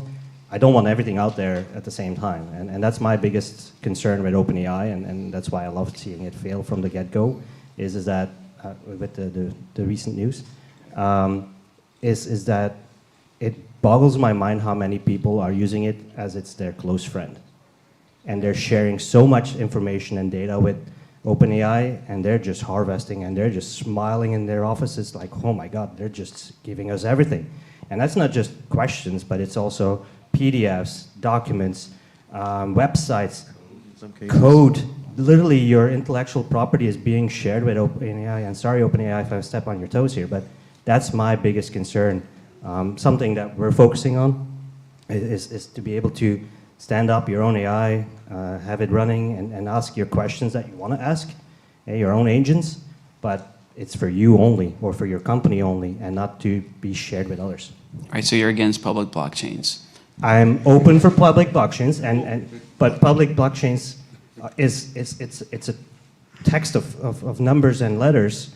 You don't always know who that is unless you dox your wallet address and you say, this is mine, have fun, go explore what I did. But if you don't share that, you don't know who that is. Yeah, there's the pseudo-anonymity where you were talking about. You don't necessarily tie it to any identity, but there's tons of privacy layers that are both in development and live today. On Solana, you can do a confidential transfer where you put an asset, like say even USDC, like a US dollar stable coin. You can put that into a confidential pool, and then you can trade in and out. And if somebody trades to you, you can see the sender and the receiver, so you may see some sort of activity, but you wouldn't see the dollar amounts either that you have or that you transferred. So there's already varying levels of privacy that exist. They need to get more and more adoption. Right now, a lot of the pseudo-anonymity is enough for a lot of people, but the privacy layers are coming. And the cool thing about blockchain is that you can certify that something is real even though it's private. So it becomes a challenge if a private company just owns everything. You just have to trust that company that they're certifying everything correctly, and a lot of times that adds a lot of cost. But with blockchains, you can certify it just with code that everything is correct, and then it's cheap, but you still get the privacy aspects. So it's a little bit like Monero in a sense. Yeah, I mean, Monero is a good example, but they don't use ZK; they use a mixer. Zcash uses ZK, so there are already, like I'm saying, there's already privacy solutions out there that use various methods of obfuscating or making things private. are we going to be able to keep that up? That's really what I wonder with the advance of AI and how we're actually getting these models trained on all of this data. How easy are we talking here to be able to reverse engineer transactions and just say, all right, this is where it came from? Is that viable? I think the models are getting really good and they're getting smaller. They're going to run on your phone. I mean, the DeepSeek one is awesome. And it's getting small enough to run on your phone. Yeah. So and there'll be a lot of smart people to judge it and test it and be like, yeah, this is true. It's not going anywhere else. The files are on your phone. And people will test it and verify it. So the whole community will tell you, I think.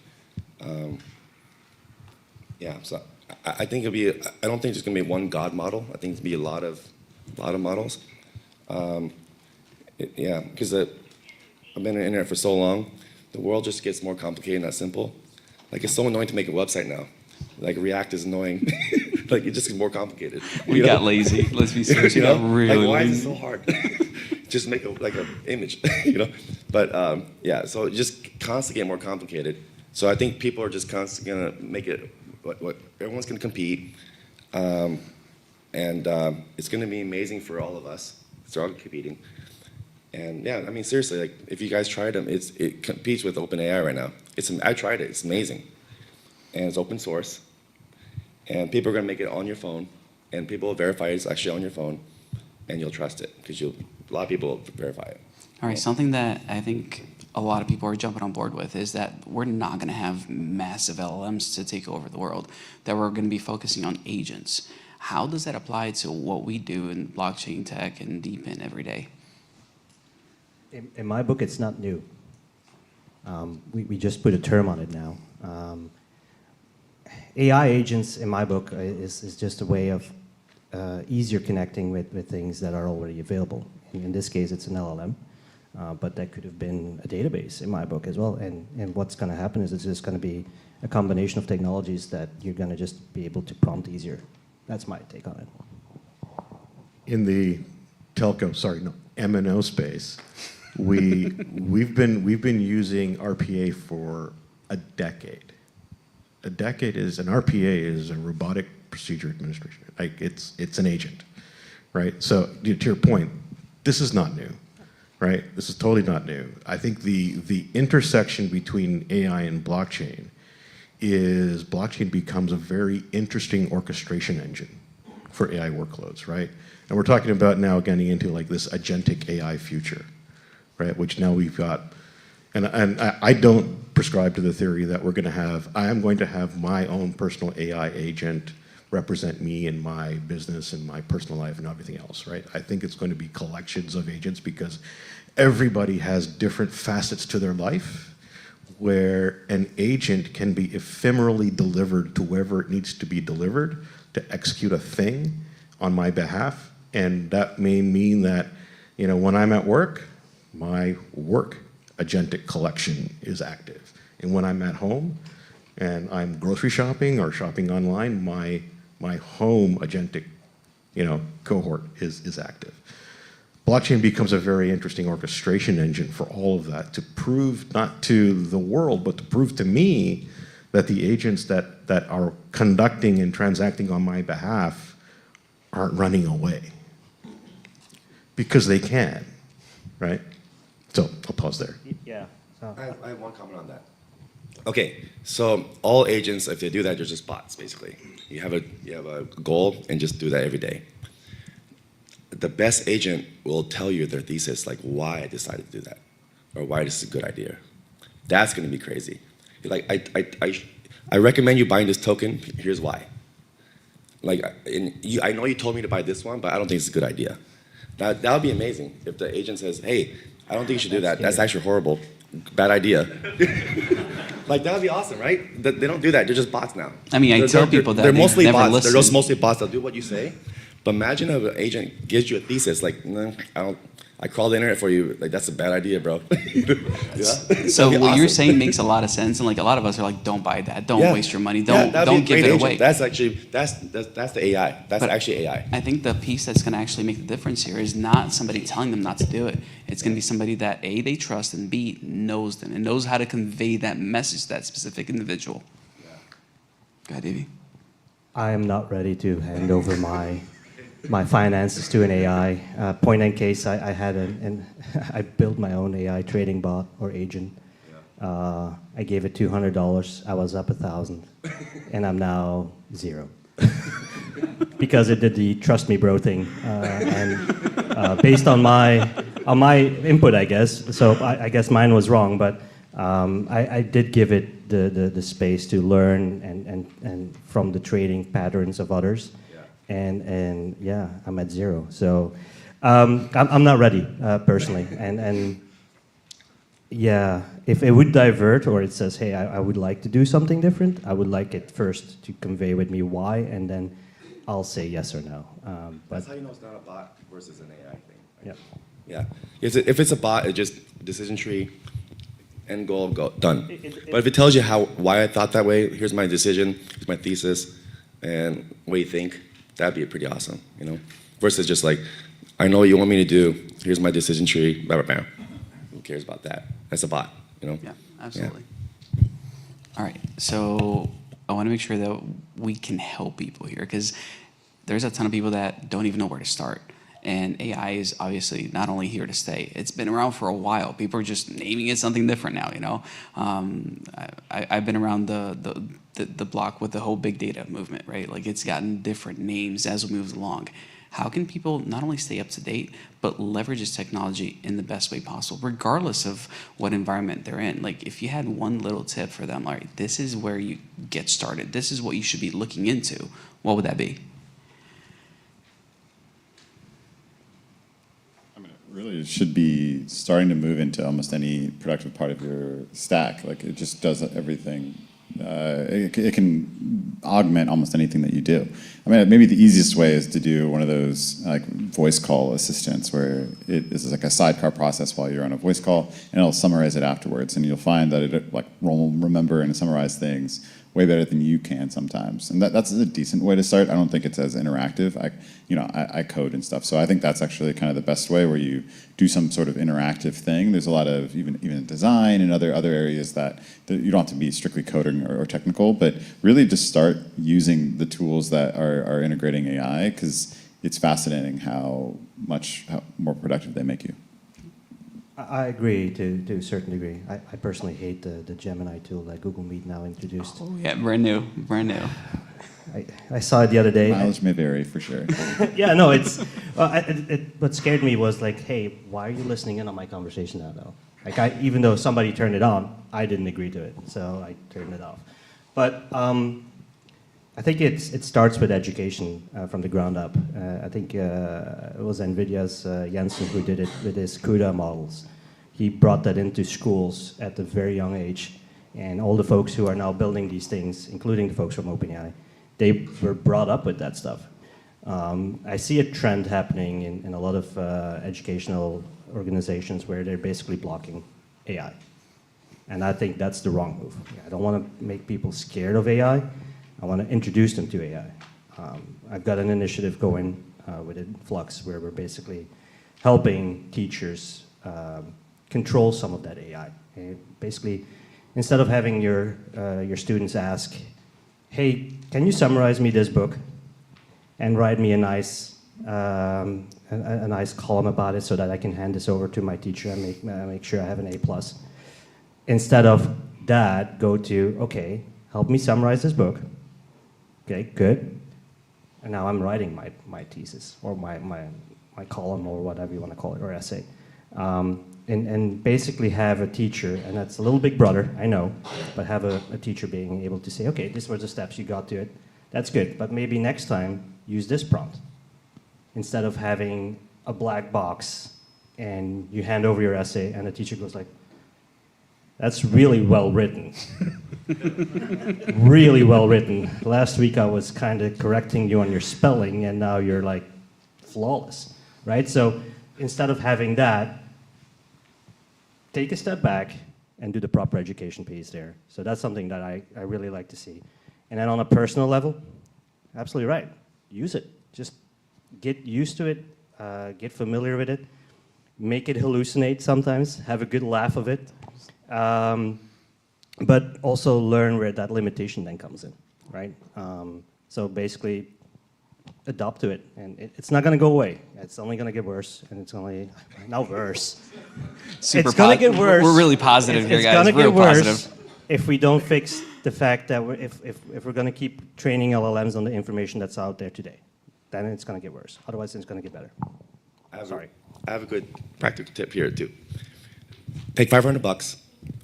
Use Midjourney and OpenAI. In the past, this tool would take a whole ad agency. Describe your product. Have AI tell you all the demographics that will buy it. You say, give me 100 quotes, 100 ad copies, everything, and then feed that to Midjourney. You'll get 1,000 maybe.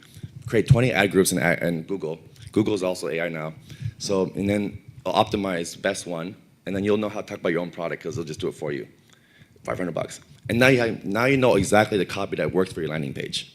Yeah, you can do that in 2 days, Actually 1 day, really. Yeah. Yeah, so in the past to have 1,000 ads, 20 different ad groups, that would take whole months, Now you can just 1 day, just a one-man person, and just put that out there, and then all of a sudden you have all exact words that convert. That's very powerful. So that's one good use tool, I would say. I think maybe here's a startup idea for somebody if it's not already done. Build a website that you can key in your use case, and then the agents go and collect all the mid-journeys that are out there and says, to execute your use case, this is the collection of agents that are autonomous whatever that you should be using to execute your use case. And here's an example. I mean, that would be a phenomenal enabler of not only training and educating people, how do they need to think about their use case when they're thinking about, is an AI a component of that, right? That's a free one. Someone go build it, please. Yeah, I mean, there's so many opportunities with AI, literally starting up a business overnight. I've done it just for fun, just to test it. Amazon does books on demand. You can literally get some, pick a model to create some black and white images just outlined, and now you're printing coloring books for kids, literally in minutes. And you can put it up on Amazon, you're selling it, somebody buys it, they print it for you and send it to somebody's home. And all you had to do was prompt it a couple of times. There's so many opportunities out there. One fun thing that I try to give away as much as possible, but nobody ever does it. Just leverage your everyday life. If you know that a focus group works when you're trying to research a product, AI, create a focus group with this demographic. You can quote unquote live out life through the AI, and it's a really good opportunity for you to try what would take, like you said, months in a matter of minutes. But I want to get to some questions. I want to make sure we get to answering the things that are important to you guys. Anyone out there? One thing. You got one thing? Yeah. So if you want to do something fun with your kids, I don't know if they're my kids are very heavy into D&D. They're right now. I wonder why. No, actually, I'm not me. But so I introduced him to our Fluxy AI, a prompter, and basically asked him, hey, just for next Saturday, let's do a D&D story. And the AI generated the characters, all the attributes, all the fun things, and then they just said, hey, and then they basically said, this is what we rolled, and then the AI would just come up with the next part in the story. So they had a D&D AI master, basically. Very cool. And they've been having a lot of fun with that. So there's a lot of things you can do for fun, too. It doesn't always have to be business or serious stuff. You can do fun things with it, too. That's dnday.com. It hasn't been built, but there's a business idea for you guys. You have another idea. All right.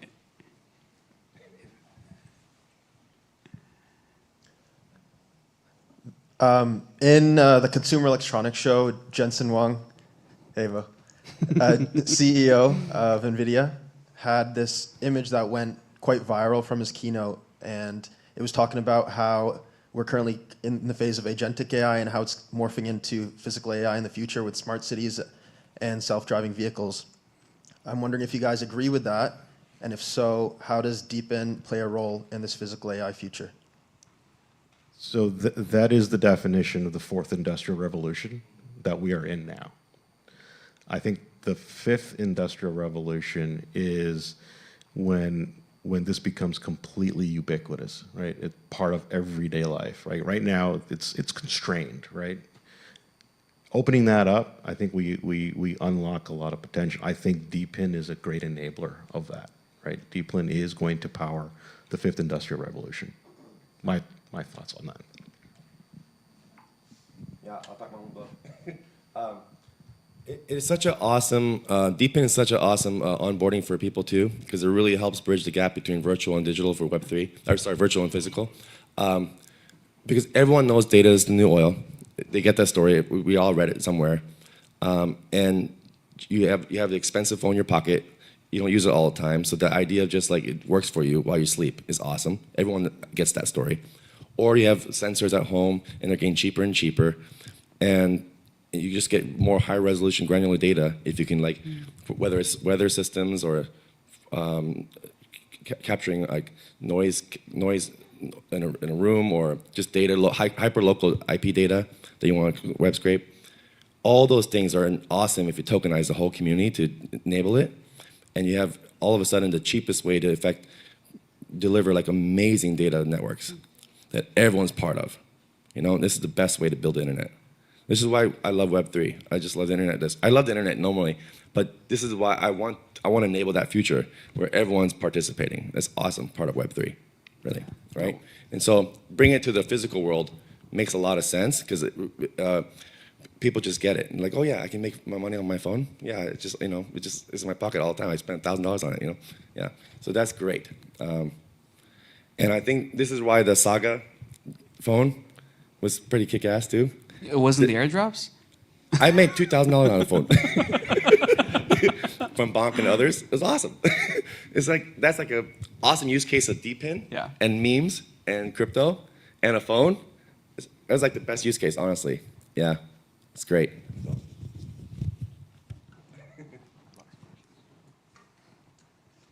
First of all, I want Jesse's bot. That's the first thing. I want your bot when you do it. If you talk to my Phantom wallet this morning, please. My concern with AI is the general public. A lot of people think it's evil. It's going to take their jobs. Or my wife now doesn't trust anything she sees on the internet. How do we get around that? How can we get that we trust AI, not see it as something that's bad? I'll kick it off by saying that, you know, AI, just like money, is amoral. And I think that's where we need to get to, is the understanding that it's not good or bad. It all depends on how you use it. But yeah, I would love to hear from you guys that trust piece. That's big. I think there's an aspect where, you know, and we've heard, you know, CEOs in large companies saying, hey, they can cost optimize their operations because they don't need to hire as many software developers, right? And that is problematic, but also at the same time, you just look at the friction that we have in user experiences, period, across the board. There's an opportunity to build AI to simplify a lot of that so we can be more effective at what we do, right? And I think that's the transition we need to figure out, is how do we leverage it so we can become more effective, so we spend less time, you know, trying to figure out, oh shit, did I miss my meeting that I was supposed to schedule from someone who contacted me on Telegram when I haven't looked at Telegram in 3 weeks, right? I mean, that whole user experience, the work-life user experience, is still fundamentally broken, right? So if we can figure out tools to enable that, it allows us to become more effective and prioritize our energy and time. I think I had a really fun conversation this week with a CEO, a large medical company, and he was complaining because he was 5 minutes late, and he's like, oh, you're still here? I'm like, yeah. He's like, wouldn't it be awesome if my agent was here? And he was basically already talking for me, and I just got a summary at the end of the day. And I'm like, awesome, yes. Scary, yes. And that's coming, by the way. We're really close to that already. If you look at some of the models out there and vector models out there, you can actually already get to that point. That somebody else joins a call and you don't even know if that's the person or not. The first thing they say is like, oh, my camera's broken, sorry. Yeah, but even then, they can actually, it's already possible to a certain degree that... Too much compute, that's all. That requires compute. I know I'm in the States, and it's all about cost reduction and layoffs and how to be more efficient and all that. But that conversation went in a different direction. He basically wanted to see AI used differently, and not as a cost reduction, but as a customer success action. He basically said, look, I can augment my support. That would be great. And then I can replace people. Because that's what corporate would want me to do. And he's like, but I don't want to get to that point.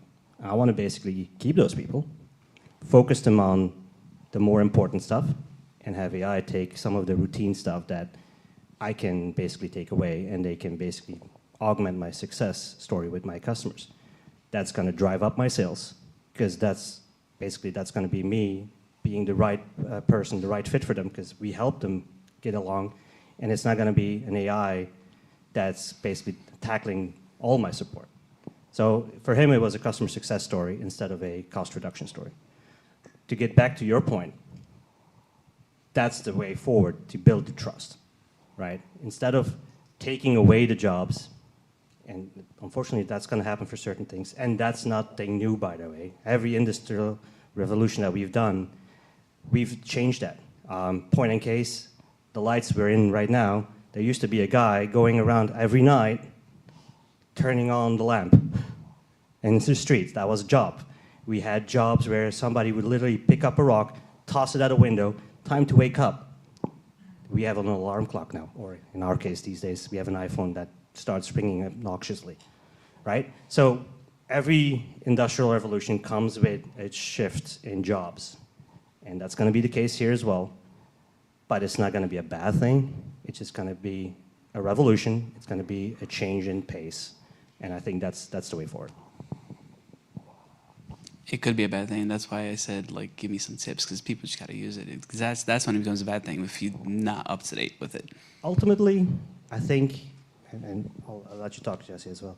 Ultimately, I think the moment you don't realize you're talking with AI is the moment we know it's there. Sorry. I think like the AI is like a nuclear, like a bomb. Either it's going to destroy the world, or it's a galaxy creator. I prefer the view of it's a galaxy creator. Like it's an explosion of ideas and amazing things. Or I tell my friends, just open a therapy center in a bar, so we all lose our jobs and go to therapy and then have a drink afterwards. That's probably the best thing. No. I look at it as like a explosion of galaxies. It's an idea creator, and it's going to make us all superhuman. And I don't like this famine attitude. I like feast attitude. Like, don't fire your people. You took forever to find them. Just embrace that. Tell them, like, let's all embrace these tools together. Let's make all of us superhuman, and let's go crazy. Let's like build a company we never thought of, or build cool things that we never thought of. Let's not have a feast or famine attitude. Let's have a feast attitude. Like, what can we do? We're all superhuman, It's crazy because Seattle's such a tech city, and a lot of my friends don't even use ChatGPT. Like, none of them. Like, it's crazy. Ask your friends. How many people actually use OpenAI or any agents at all?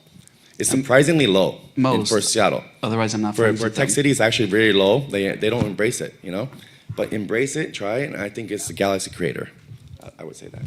Yeah, I used to work at a service provider many years ago, and we were actually using this to actually not only reduce churn in our call and tech support, but to actually aid our call and tech support to actually have an easier conversation with grumpy customers, right? The agent in the background is understanding the tone and the language and the inflections of the conversation and recommending to the call agent, like, okay, how do you de-escalate this call? How do you make the customer happy, right? Here are your options. Like, this has been done for over a decade, right? So it's a tool, and just like any other tool, like I always say, blockchain is just a tool, right? In a toolbox. You gotta learn how to use it and apply it the right way. All right, I know we got more questions and we definitely have questions online as well. This is my little opportunity to tell you all to come to DePIN Day in person because, yeah, we might not have the opportunity to have more questions here, but these guys are going to be out there. Get to know them, say hello, ask your questions in person. Would love to see you all connecting, but thank you all so much for the insights and everything you guys were able to share with us today. I really appreciate it.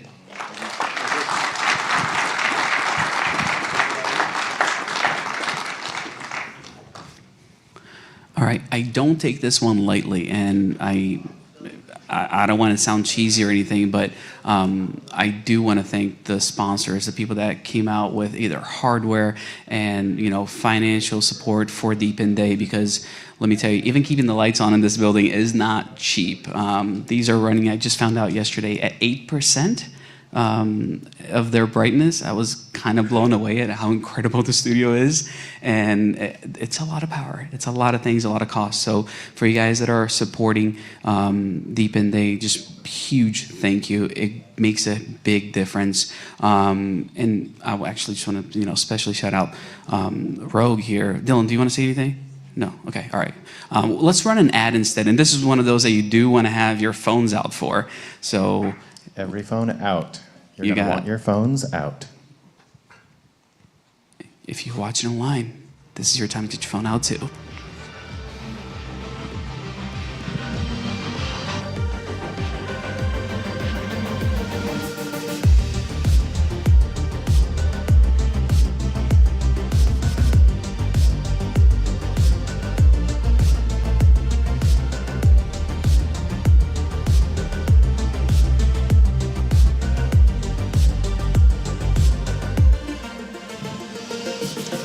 And that was your moment. Hopefully you got it.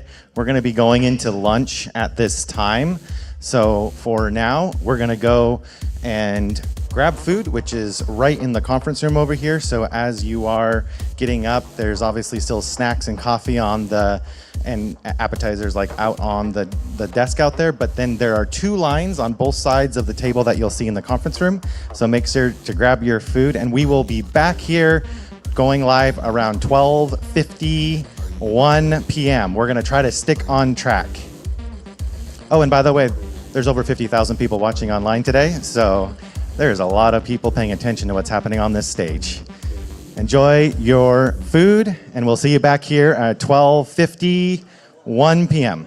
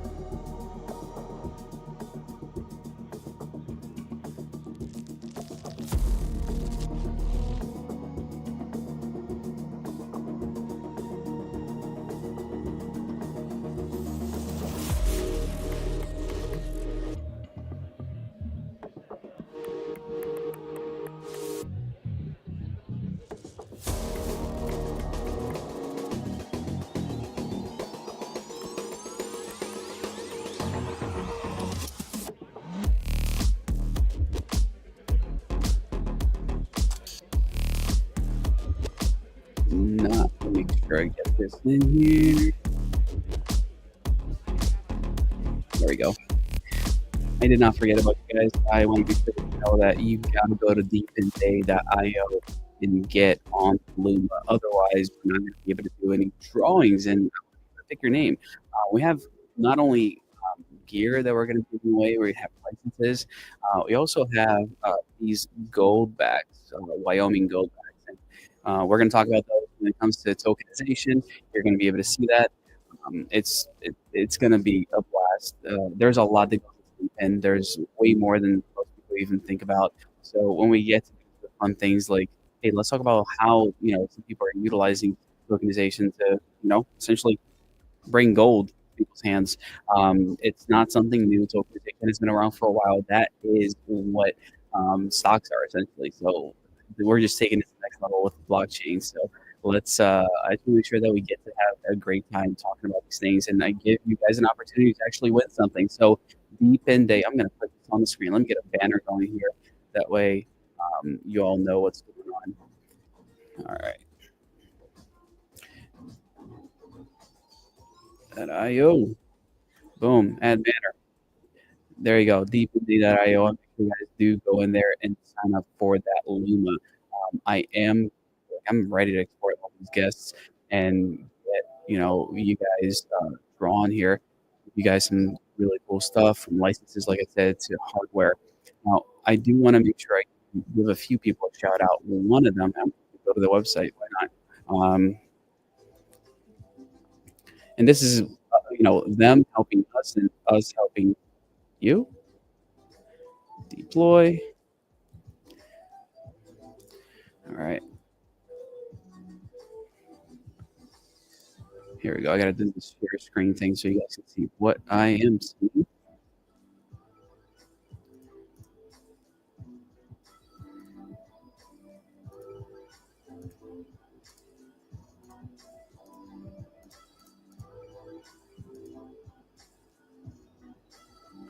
You know what? We're going to go screen on this one. Use my entire screen and share so you guys really see what I see. Huge shout out to Helium Deploy for this one because they are giving away. I put out posts like Vila and a few other miners. Something else that I want to make sure you guys know about this one. If you use the coupon code DeepInDay, you're going to get a discount on anything that you guys basically on the site there. Huge shout out.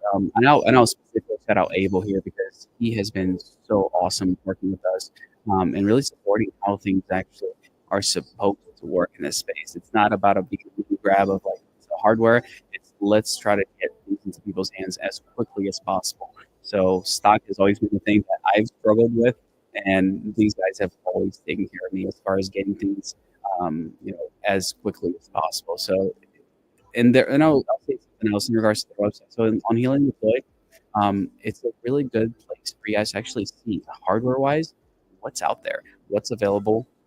The audio is really bad right now. Thank you for letting me know. I thought it was kind of look. Can y'all hear me?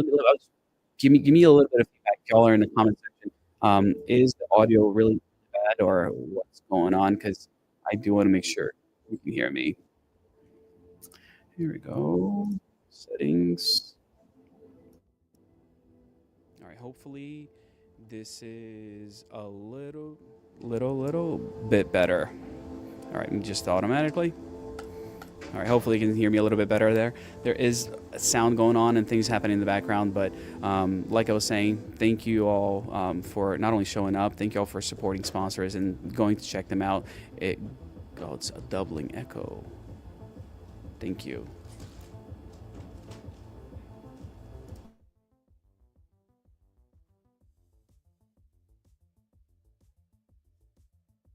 All right. Hopefully you can hear me better now. I just set it up the way I think it's gonna work well. Again, that's why the comment section actually makes a big difference, letting me know what's working and what's not. Cool. So Helium Deploy, coupon code DePIN Day. Get yourself a discount there because I want y'all to win. And like I said, look, it's a really good resource. I use it all the time actually to take a look at hardware and figure out what's new, what's out there. I'm always impressed at how many people they've been working with. So, and I am stalling just a little bit so I can go into my guest list here and grab all of the names off of Luma and get you guys some cool stuff. All right, back to me. Let me go ahead and export this thing, and I'll be right back. So right now it is 12:30. We are at the quote-unquote lunch break over here.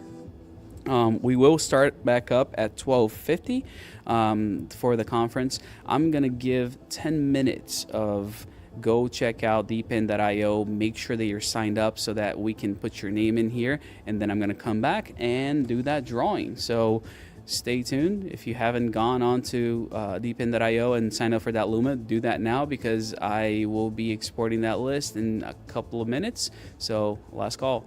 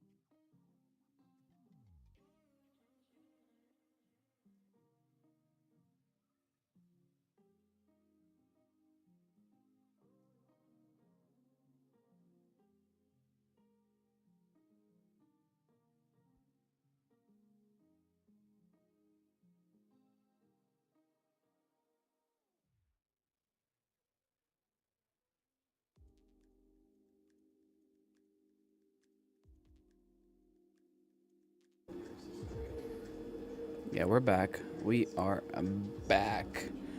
Um, we have. I'm just doing the good old wheel of names here. I think is the easiest way for us to go about it. Show you guys on screen share. I just did an export. We have 420 entries. Where's my screen share? No, it's really. I do have 420 entries. We're gonna go ahead and shuffle.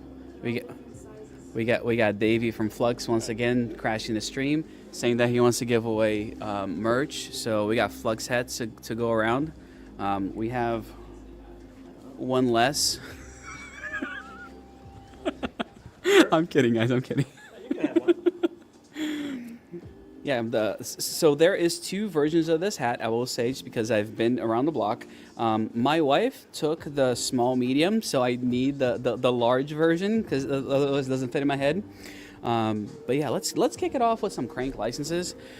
Let's do 5 of them right now. It's gonna go real quick through this. I want to make sure you all get a chance to win because we are gonna start pretty soon here. All right, crank license number 1.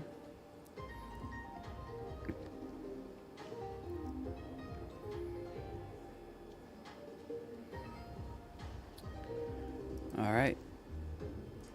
Oh, the license is not only license. I'm going to give the minor, so I'm going to make sure to send that to you guys.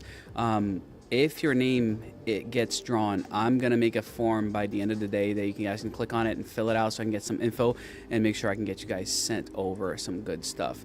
Only going to do a few of the giveaways right now. I'm not going to do it all because there's too much, and they're going to ask me to go back on stage. So let's see who else we got. Crank minor number 2. Erica, congrats. Erica. Here you go, let's go again. Crank minor number 3.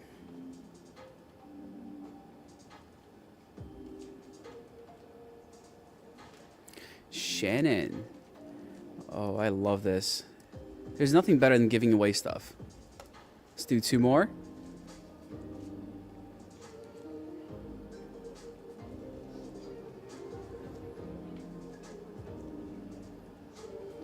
Michael.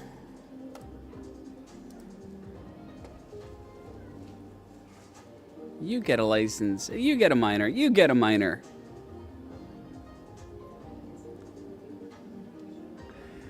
Mark. Dude, this is awesome. This is so great. And it's really nice to see all you all like on the chat as well. I appreciate you all being here and spending some time with us. We're going to kick things off. What are we doing next? See, everybody here, they don't know what's next. I'm going to tell you guys what's next, though, since you decided to give us a little bit of time to enjoy. Oh, we're doing IoT. Out having lunch. Let's start to come back into the room. Start heading this way.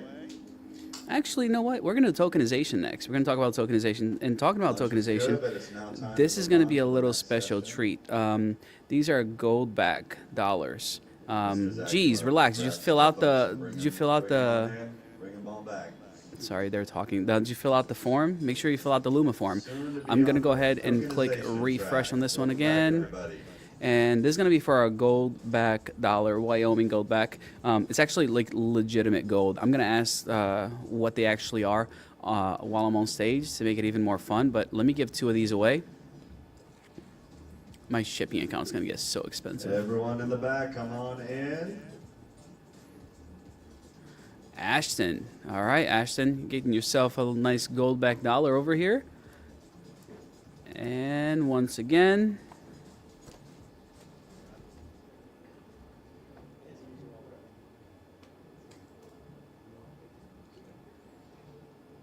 all right, L. Taylor. We are gonna go ahead and make sure. Your way back on in. Michael Hiles, can you go grab everybody for us? When they're saying everybody, that's me too. I got to get back on stage. So as soon as I have a little more free time, when we take a break, I'm gonna come back and give you all more stuff. Let me get back to the mainstream, solo this guy, and yeah, I'll see you guys on stage soon. Gonna get started in a couple of minutes. Come work your way back into the room.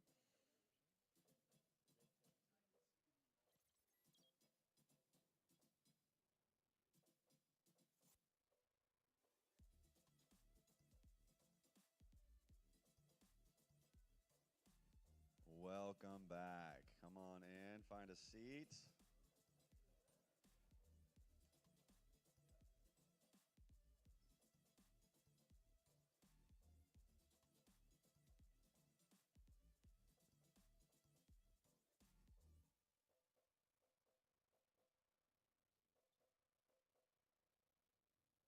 Just about to get started here.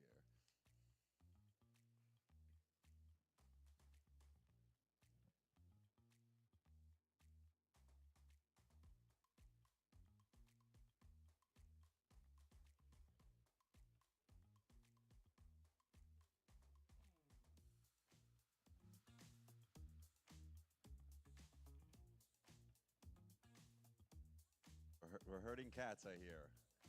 There we go.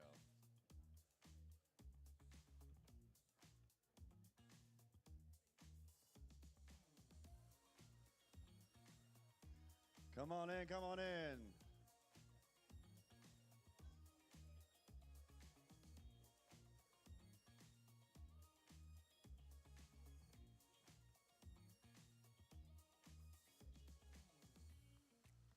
Come on in. Everyone had a good lunch, it looks like.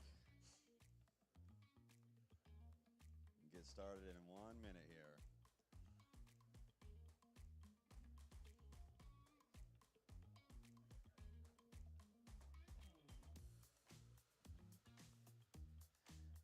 All right, everybody, we're going to get started here. We want to keep conscious awareness of time, so you can find your seat. Let's get this tokenization track started. So I need our man Action. And if you're the tokenization speaker, please come on up. Jonathan, Brandon. Scott, you got to say lights, camera. Lights, action, action. Lights, camera, action. And you got a nice pair of glasses. I like it. It's an excuse for me to take pictures of everybody. Oh, much love. Have a good session.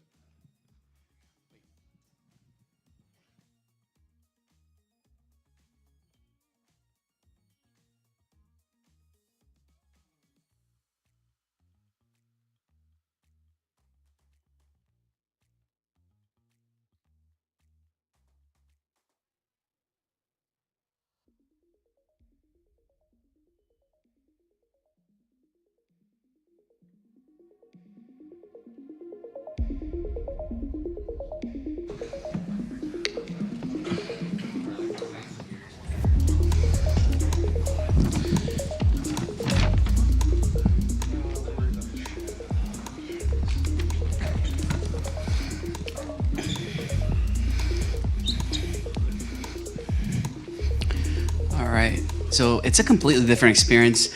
Bernie, good to see you, man. It's a very different experience for like being in person, being online. I'm trying my best to make sure that I give them as much love as I give you guys in person. But this is going to be a fun one because there's something for you guys here that's not going to be online. So yeah, yay. I will say, if anybody's still out there, you want to be sitting down for the thing that you're going to get, potentially. So seats are good. If you're not in the seat, you don't. Yeah, if you're not in a seat, can't win. It's a good way to put it. Let's kick this thing off. We have a conversation around tokenization now. It's pretty new. Tokenization hasn't been around that long. Stocks don't really exist or anything like that, right? No, we're gonna have a good conversation because not only is tokenization the next frontier to making things actually work in blockchain, but we're getting a little bit more clarity day by day with the new administration, and you can finally not be criminals. Yay, yay for that. Let's go around. Let's get some intros done. Michael, kick it off with you. Thank you, Action. Thanks, everybody, for joining and online. I'm Michael Hiles. I am the founder, CEO of a company called 10XTS, and we've been in the real-world asset tokenization space since about 2016, 2017, and I'm also a founding partner with Conduit Network, specifically focusing on the asset tokenization component that's embedded inside of the stack. Beautiful. Brandon, you know about Conduit? Yeah, Brandon Baker, one of the co-founders and unofficial CEO of Conduit Network. That's it, simple as that. And sorry, I'm not rude, just texting randomly. I'm posting on Twitter. So I was just posting on my Twitter that I'm live here at DePIN with these fine gentlemen, and I encourage all of you to do the same. Pull your phones out. Let's let people know what we're doing, what we're here about. Take pictures. Tag DePIN Seattle. You can tag me if you want to, but tag the event. And what did you say? We had 50,000 people live. Peaked at 58. It's sitting about So 53,000. let's get that number up even higher. That'd be awesome. Shout out to Matt. For that. I guess I should Solana retweeting this was good. Yeah, thank you, Solana. NIFMint has an effect too, so we'll probably see at least a couple hundred come up. So, my name is Jonathan G. Blanco. I'm the founder and CEO of NIFMint. What we do is we create digital twins of physical products for brands as a means of product authentication and rewards. So we use tokenization of real-world assets the same way you might think about it in the financial sector. We just apply that to commerce. And then we have a DePIN lens by rewarding people for how they use that product. So instead of thinking about unused bandwidth, it's how do you actually turn a physical product and understand this daily active user component to it. If you think about a company like Apple, which is worth close to $4 trillion, part of their valuation comes in the fact that they know how you operate and use their device. If you're Rolex, you have no idea how someone uses the watch. So when you introduce DePIN mechanics, you can turn a daily active user into these physical products. I love that you're up here, Jonathan, because it just opens up the conversation. A lot of times we think of tokenization as like, oh, we're gonna go ahead and mint some tokens and say they mean this thing, but it goes way beyond that. There's so much more to it, right? Either Michael or any of you really, how would you explain tokenization, in an elevator pitch, essentially? Because a lot of people, I don't think, understand the scope of it. So tokenization, you have to come back to the root of the word, token, right? It's something that represents something else. So language, just think in the course of human history, things that represent and mean other things. In the modern era, in this current era, we're talking about a digital twin, as Jonathan said, a token on a blockchain network that is supposed to represent some other thing. Now, just simply minting the token on the blockchain itself, you can point at it in a wallet and say, this token equals something else. But then that claim, because that's what it is, I'm claiming that token represents something else, must be proven. How do you effectively prove immutably and on a trustworthy basis that this digital instrument thing, hash value, some little piece of data, is supposed to represent some fractional interest ownership in, say, a multifamily apartment complex or a physical brand good, right? Dolce & Gabbana handbag, right? So that claim must be proven, and then think in terms of, well, how do we prove things, right? Do we have notary stamps and registrations in government databases for land titles and deeds, these kinds of things? And what you're seeing now is a convergence of the emergence of the technology with the traditional ways that society has used to actually validate that this thing is truly what somebody is saying that it represents.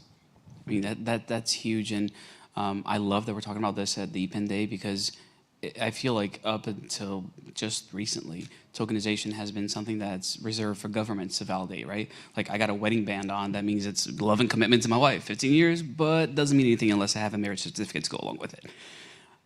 We're changing that. We're allowing people to actually tokenize things almost at will. Is that fair to say? When done right, I mean, there are steps. I'm not trying to oversimplify. I am oversimplifying it, but we don't need that third party necessarily. Is your question to a future state? Is it an attempt to? Where are we going? Is this the path that we're headed in? I think one of the things that tokenization is trying to solve is velocity of capital and moving and unlocking velocity. But that also means, as Michael has talked about a lot, you have a liquidity issue. Creating a digital twin of something and representative doesn't mean that you have the other side of the market liquidity to move that value around.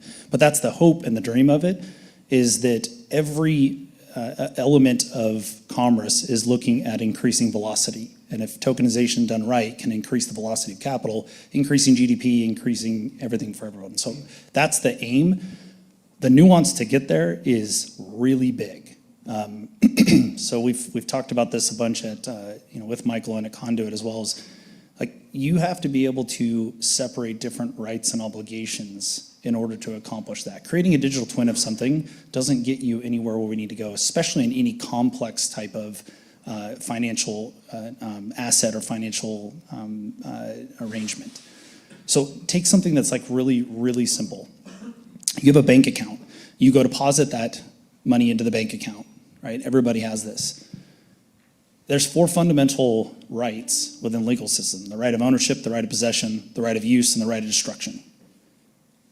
In that arrangement to putting money in the bank, the right of use is yours and the bank's, because they fractionally lend it. The right of ownership is yours, the right of possession is the bank, and the right of destruction is the Federal Reserve. So in that simple transaction, you have 4 parties across 4 rights that are separated. All tokens today don't separate those rights. It assumes that if you hold the token, you hold all those rights within it. So that's fundamental. Like, if we don't get to that stage, take land. The separation of water rights, mineral rights, beyond just the deed of the land, or the land versus the building that's on top of it. There's a lot that happens here, and what you need to be able to do is move those rights independently, because different parties could have the right over, the right over those rights at any given time and can move independently. Take supply chains. We're going to talk about, tokenizing inventory. Well, on average, as that ship goes across from, let's say, China to the United States, those rights change on average 12 times. How do you account for that? If you just have a digital twin of what that inventory is, that doesn't signify the actual change of rights from different parties at given states. So until we get to that stage and being able to deploy there, we're not going to do the things that I think everyone wants to do with tokenization until we're able to accomplish that, which is something in particular that Conduit has been working very heavily on. And specifically, Michael, I'm still in a bit of his thunder here, but tokenization 2.0 is bringing in like the next level of where we are today in tokenization, where we need to get to start bringing in large volumes of activity and capital. I think to your point, Brandon, just like with any technology, you have infrastructure layer and then you have consumer layer, or call it the enterprise business layer. And so, yeah, just tokenizing something, you still need to have the information layer, and where is that information being, the things that are being tokenized, like what does that even represent? What does that unlock? What does it cause access to? So, ERP software, commerce software, supply chain software, all of that is needed. You can't just tokenize without it. I'll come at it from the context of what I do, and I'm sure there's a bunch of it. How many people are engineers in the room or have an engineering background? Quite a bit, right? So you've all heard of the concept of tokenization before cryptocurrency, before blockchain. All a token is essentially like a packet of information.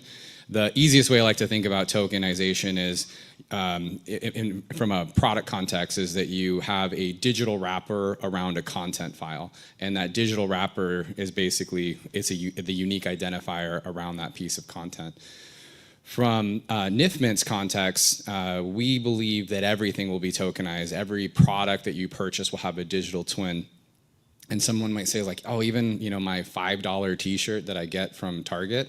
Yeah, even the $5 t-shirt that you get from Target. But you got to remember, what's the lens that you're looking at it through? If you're looking at it through the lens of today, there's no reason why you would do that. If you look at that through the lens of 10 years from now, when you've already become accustomed to having other interactions that have been tokenized throughout that process, that's when it begins to make sense. Mind you, I don't think an average consumer or end consumer, or even a brand for that matter, should even care or know about tokenization. All they really care about, again, from our context, is product authentication. Counterfeit goods is a $3 trillion industry every single year. So not only is that a loss of revenue, but that's also a loss in brand perception. So no brand likes to know that they have counterfeit goods of their products out there. So when you create a digital twin, you can map the information that's in that physical product to the digital product, and now you have a one-to-one interaction. In the prior chat, we were talking about AI agents, and I think AI agents are really interesting. It comes up a lot in commerce as well, but one of the biggest problems about AI agents is it has an oracle problem. Like, so where's the truth of data that you are building this AI agent off of, which is another use case and another reason is why you need to tokenize information. So that way, when you build AI agents, you're building it based off of verifiable, authenticated data in chain of custody. Yeah. Yeah, and we have talked about this extensively because the rationale of why everything will be tokenized is agentic commerce. You're not going to connect an AI agent to your bank account through Plaid, right? It's just not going to be feasible. You're not going to let some software component run autonomously to go out there and conduct commerce, trade, and capital markets, et cetera. You've got to have some controlled, highly secure, immutable mechanism that designates here's money on one side, whether that's stablecoin or some other commercial transactional settlement layer value, and then here's this thing that I'm buying. Again, whether that's a premium brand, whether that's fractional interest in, say, a piece of fine art, for example. Those AI agents are going to start trading with each other in the future. And we got a ways to go from a regulatory standpoint and capital market standpoint, et cetera, depending on the segment. But this is the mechanism that's going to enable the nexus between agentic commerce and the real world transactional control, whether it's inside of an enterprise supply chain, whether that's at the direct retail level, right? There are going to be advancements in the next 5 to 7 years. Things are going to start to come online, and this is that mechanism that's going to enable that to happen. I love when we talk about how this stuff is going to work in the future, but the same question comes up. Doesn't matter if we're talking about IoT, it doesn't matter if it's telco, like it doesn't matter. Privacy is a big deal, and I think privacy and security kind of go hand in hand. I would love to have an AI agent tell me exactly what I'm going to wear tomorrow based on the RF tags on my clothes, but I don't want anybody to know what else is in my closet. How do we get to the point where we are able to not only tokenize things, but also obfuscate what one individual may or may not have?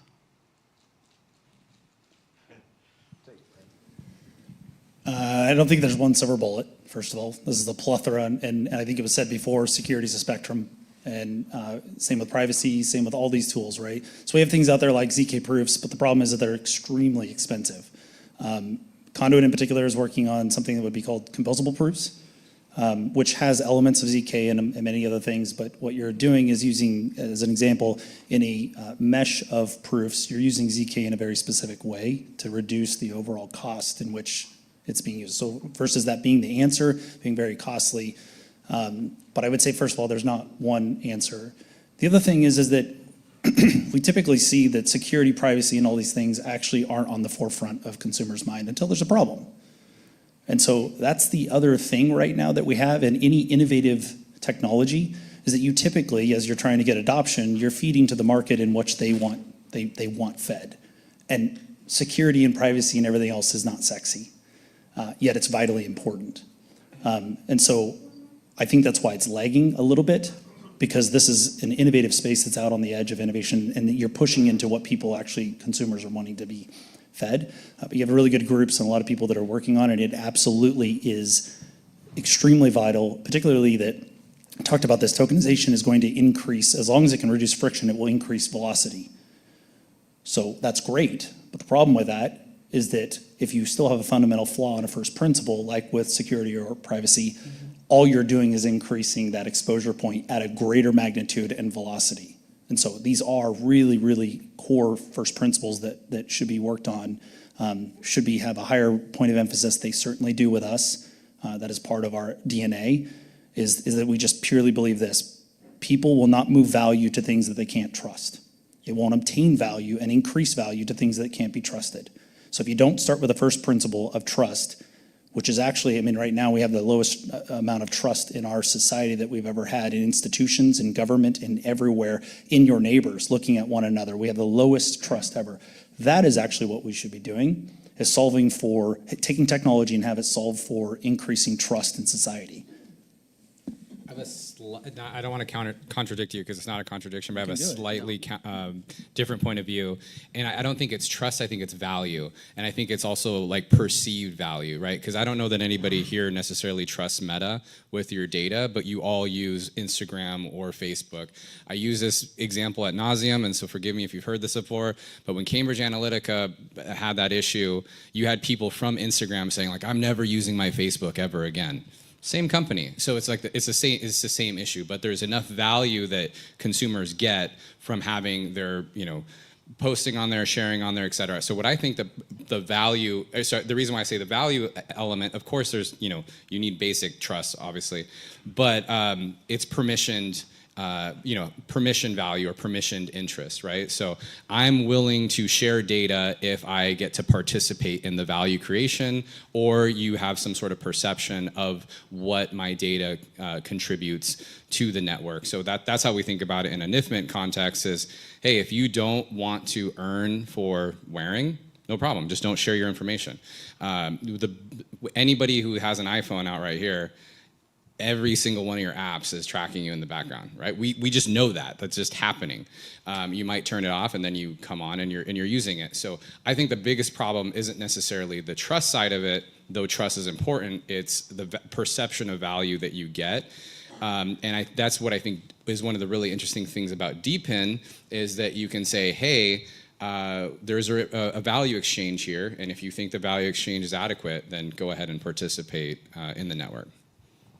See, I see it as both sides of the same coin. You can't have value without the trust, and you can't have trust. That's why I said I'm not contradicting. Right? It's just like a slight. Yeah, it's a nuance. I mean, look, why is a dollar bill worth something, arguably, whatever that is, and a piece of monopoly money not worth something? They're both ink on paper.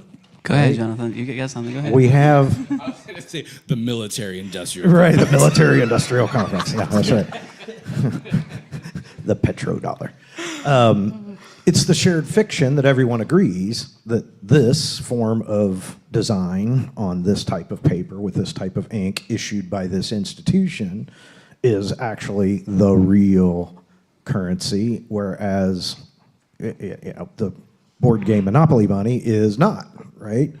And so, I read the book Sapiens years ago, and it was really interesting deep dive into the psyche of human group psychology around the agreements that we make. Why is 12 o'clock noon, 12 o'clock noon, right? We all agree that it means the same thing, right? So how do you anchor those proof points to bring the trust together with the value simultaneously? And that's the amazing thing about the current state of technology and where it's going, is you're able to actually do that. And I would expand on both sides. You nailed what you said. And I think where we might have started was using using technology to enable trust. But even the process that you talked about in choice gives trust. Right? There's trust in my ability to now have a choice on what I'm doing with my data or tokenization or any of the things that we're talking about here. The other thing that was interesting that you talked about when we said proofs is that we're very much looking at proofs in binary form, a one-to-one proof that I've proven this thing to execute this process and an outcome. But where I think we're also going is a mesh of proofs. So you end up building a trust profile based off of a plethora of proofs that you have done in a multitude of transactions, which means now you have a trust over you as an individual among all this different transaction that you've done. It doesn't mean that anything critical is exposed. It means that you are now a trusted individual to work with for a multitude of things. And so I think you'll end up growing a profile in this way as well, without exposing any critical data of who you are, what the transactions were, what occurred there, but it was simply that you had a proven trusted transaction. And to add to that, it's not just a single point of trust, it's how your trust interacts with other trust and compounded and compounded and compounded, and it's not like a centralized source of that either. So that's what makes that so interesting. It's like not just how you interact with one network or one individual, it's across everything and compounding that. Totally agree. And historically, we use trust agents, right? How do I trust you're you? Right? You have a birth certificate that's registered in the health department in the county of your birth. The government says this piece of paper means that Brandon Baker is Brandon Baker, right? Now we're moving into this decentralization and decentralization of social data and knowledge and information.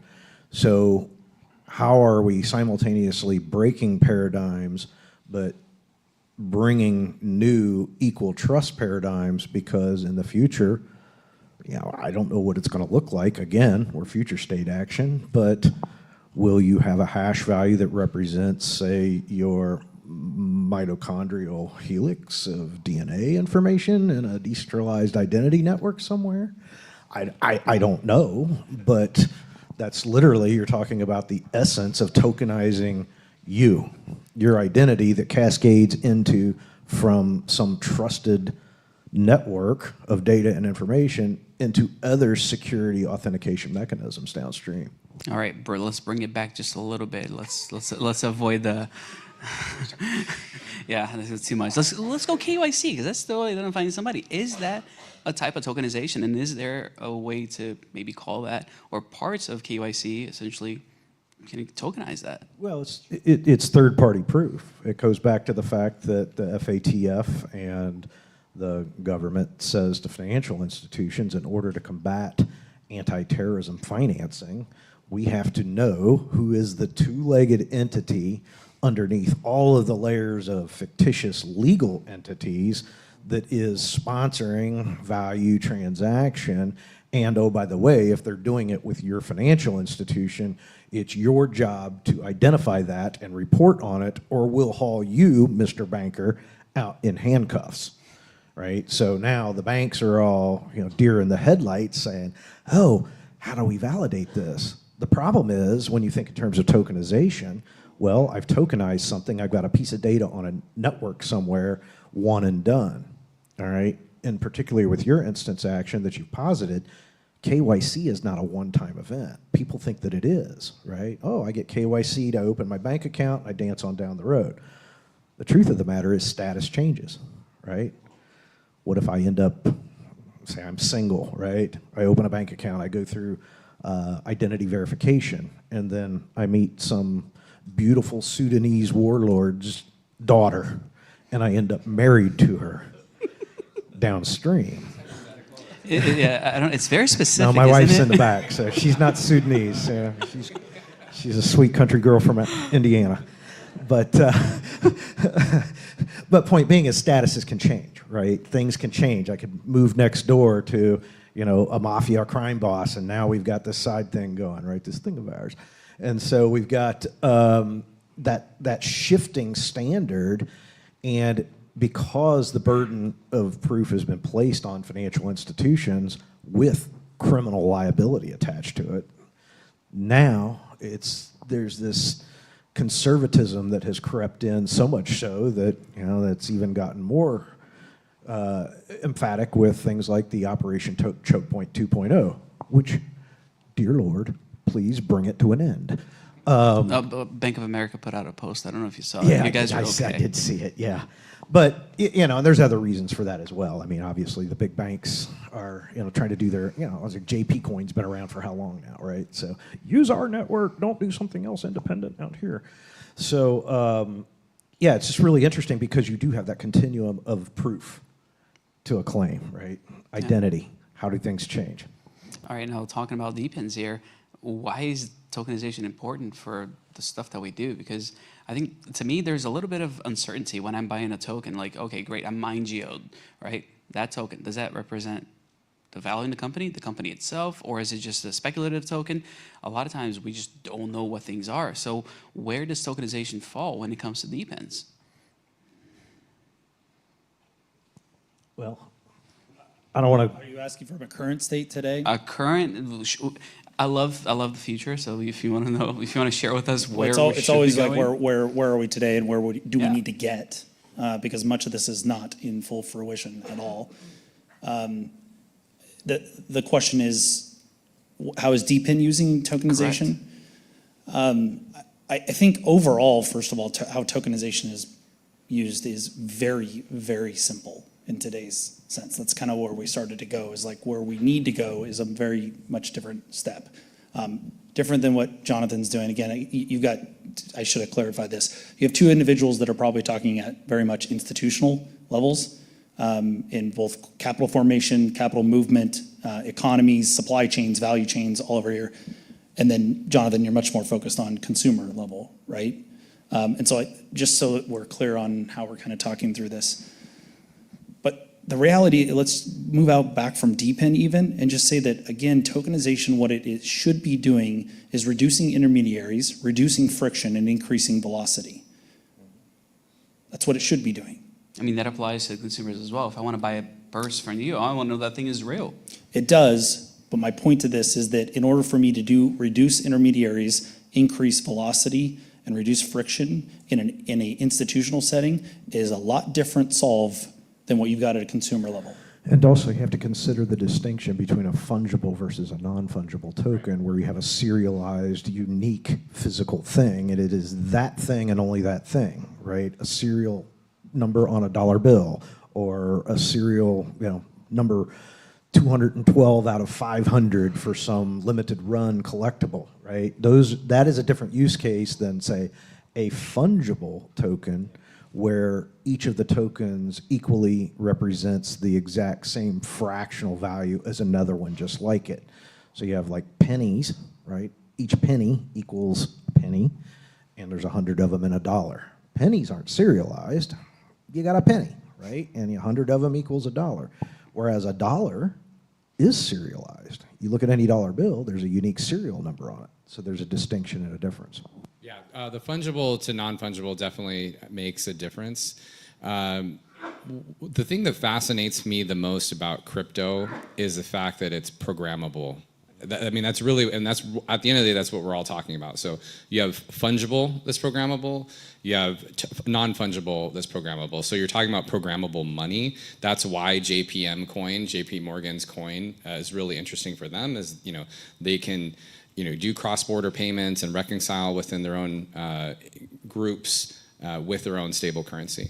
When you think about an NFT or a non-fungible, is you are programming at the product level, which has never been done before. When you talk about analog and digital, I like to disagree with the fact that we live in a digital world. Honestly, what I like to say is that we just consume things on digital devices. But a lot of things that happen just takes place strictly on that digital device. So to make this as simple for everybody else is, if you bought a handbag and you went to an e-commerce site, what's programmable in that whole process is the header page, the product display page, the checkout page. At no point is the bag itself programmable. When you create a digital twin of something, or you essentially tokenize, now you're creating a programmable product at a product level. So that's the way you can think about it from a brand, a retail, consumer context. It's the same thing with money, is you're actually programming at the money level, not at the system that's transferring the money. So that becomes very interesting. That allows for a lot more utility throughout. All right, let's stir the pot here a little bit. I want to hear if you guys have any questions. Wow. Oh, by the way, if we can make sure we have somebody checking online, if anybody's got questions online as well.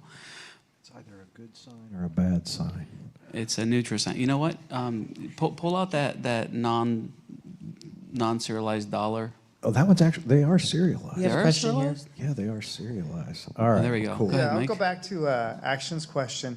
How can DePIN use tokenization? I don't think I really got an answer for that question. That's a great question, because I was sitting here thinking, well, we didn't actually answer the question and address it. So from a conduit standpoint, you have tokenization of obviously some form of value, right? Compute. Compute itself is monitored, metered, and measured inside of the ledger of the system itself. And then the reward that someone is receiving is also a tokenized mechanism of value that's paying somebody for bringing that compute. Helium, ICP, you've got these networks that have figured out, I can take some physical infrastructure and figure out how to monitor it, meter it, measure it, and then translate that into a reward mechanism that is a digital unit of value. Now for Conduit, the way that we've architected the system, the process of measuring, monitoring, metering the compute that's being provided to the network, and subsequently people are consuming it and using it on the other side of the transaction, the mechanism that's doing that and also determining who gets the reward and how much for doing so, we've made that work in such a way with not only the network and the network node resources, but we can put any other asset into that ledger on the network with those rights that Brandon talked about, the separation of the fundamental property rights of the right of ownership, the right of possession, the right of use, right of destruction, and actually tokenize those rights independent of the asset itself. The same infrastructure literally is used to tokenize real estate, corporate cap tables of shareholder ownership, or any other real world asset that can be enumerated and made provable with the corresponding mechanism of those rights. Now Conduit's a DLT, it's not a blockchain at the core. So we've got a distributed ledger that's replicated, it's DLT technology, but then on demand we provide the capability so someone can take an asset that's been recorded on that ledger and then tokenize it on demand by materializing that token into a layer 1 network. Now you've got a wrapped ERC token, for example, that would represent a piece of value that's monitored, recorded, and accounted for on the Conduit network itself, but not everybody uses Conduit, right? At least yet. You've got to be able to trade value on existing current L1 rails. So now I've got an ERC token that can be moved into institutional marketplaces, into institutional custody, depending on the asset use and the requirement. And the goal is to be cross-chain, multi-chain, with a very highly secured mechanism to be able to do that. All right. Talk to me about real money, not the one that's backed by hopes and dreams. Real money, real money. Well, as we all know, that Federal Reserve notes are fiction at best. We like these things called goldbacks. How many in here have heard of goldbacks? Raise your hand. A few people. That's cool. Awesome. So I met the founder of the company that makes goldbacks. It's actually a company called Aurum, and I became completely fascinated with these guys because I'm a gold guy. I like things that actually represent real world value. And so for those that don't know, a goldback is actually physical gold that has been sent through this proprietary process where they literally spray the gold onto a polymer substrate and then they print beautiful artwork on it. It's just like $1, like any currency bill. And so I like to use these when we're out at events and things and say, hey, Conduit Network, we're the gold standard of tokenization, right? But for today, we're giving away a few of these. I already gave some away on the stream during lunch. Did you really? I did. Sweet. I did. But we want to give them away here, right? We're going to physically give them away here in the audience. So, you want one? My man, there you go. No, it's for you. Well, Frame it, it's for you. You don't get to participate since you're up here, so let's get you don't everybody get else here to participate. So, everybody look underneath your seat. Sorry, Chris. We're digging for gold.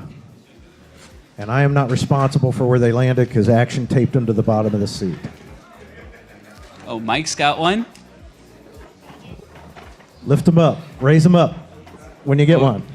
Right there. Awesome. We got back there. Who else? Oh, we got a third right there. We got one here. There you go. We got a third one here. All right, guys. Like this is 1/1000th of an ounce of gold, so it's not like you're gonna, even buy yourself a steak dinner. It's worth approximately $4-ish in fiat money right now. But the cool thing is it's assayable. You can melt it down at a jewelry smelter and turn it into actual liquid, molten gold. So we're really into that because we see a future where everything becomes a function of currency, where any asset in the right environment and framework, probably with a DePIN involved somehow, conduit network, that everything can become currency in the future.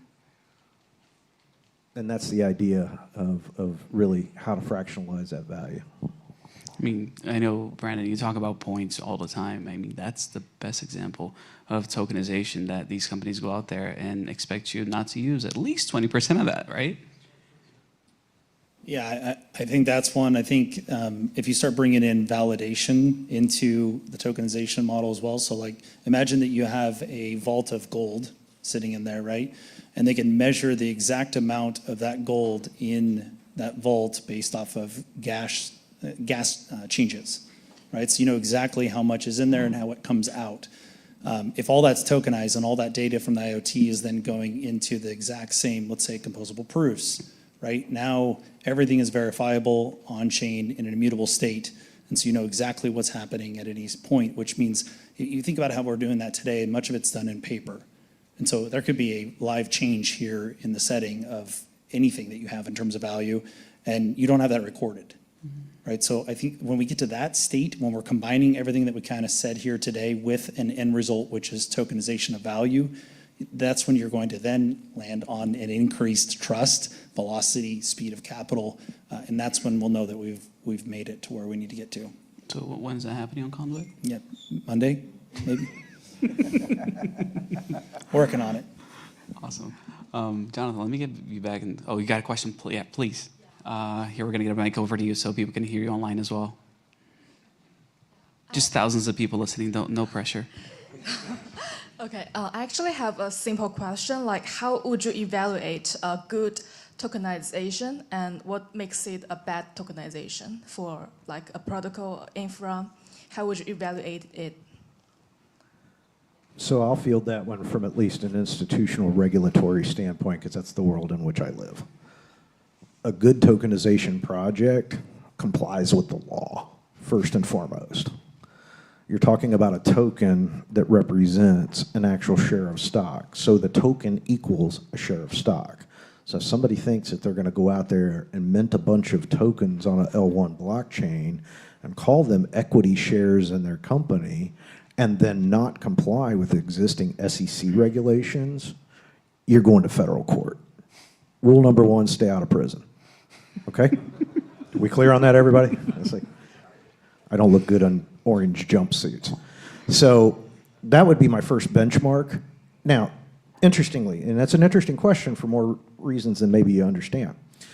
The promise of tokenization early on was everybody says, hey, tokenize it and the magic liquidity fairy will come and sprinkle her dust all over everything. It'll be amazingly liquid. That's not true. In fact, it's probably less liquid than if you would have just left it traditional over-the-counter type of a transaction, because now you've pigeonholed that thing, whatever it is that you tokenized, into a very narrow, specific technology network and a technology architecture, right? Does your custodian support that? Right? We've had people come to us for years and say, well, I want to tokenize shares of stock in my company. Which layer one should I do it on? Well, do you have a custodian? Who do they support? Deer in the headlights, right? What do you mean? And we've had projects come to us, we've already made our securities token. Now we want to take it to market. And I'm like, okay, cool. How did you embed your regulatory compliance into the smart contract for the token that you created? Oh, you mean we have to do that? Yeah. So if you don't want to rip and replace and have a massive tech redo, and you are particularly talking about things that are regulated, which are the obvious, right? Real estate is a regulated asset, right? right? You have to transact in a certain way. You have to record the deed at the county recorder's office, right? There's things that you must do and things that you cannot and should not do to conform with the regulations. That would be my first and foremost shining example of how to evaluate whether a tokenization project is good or bad.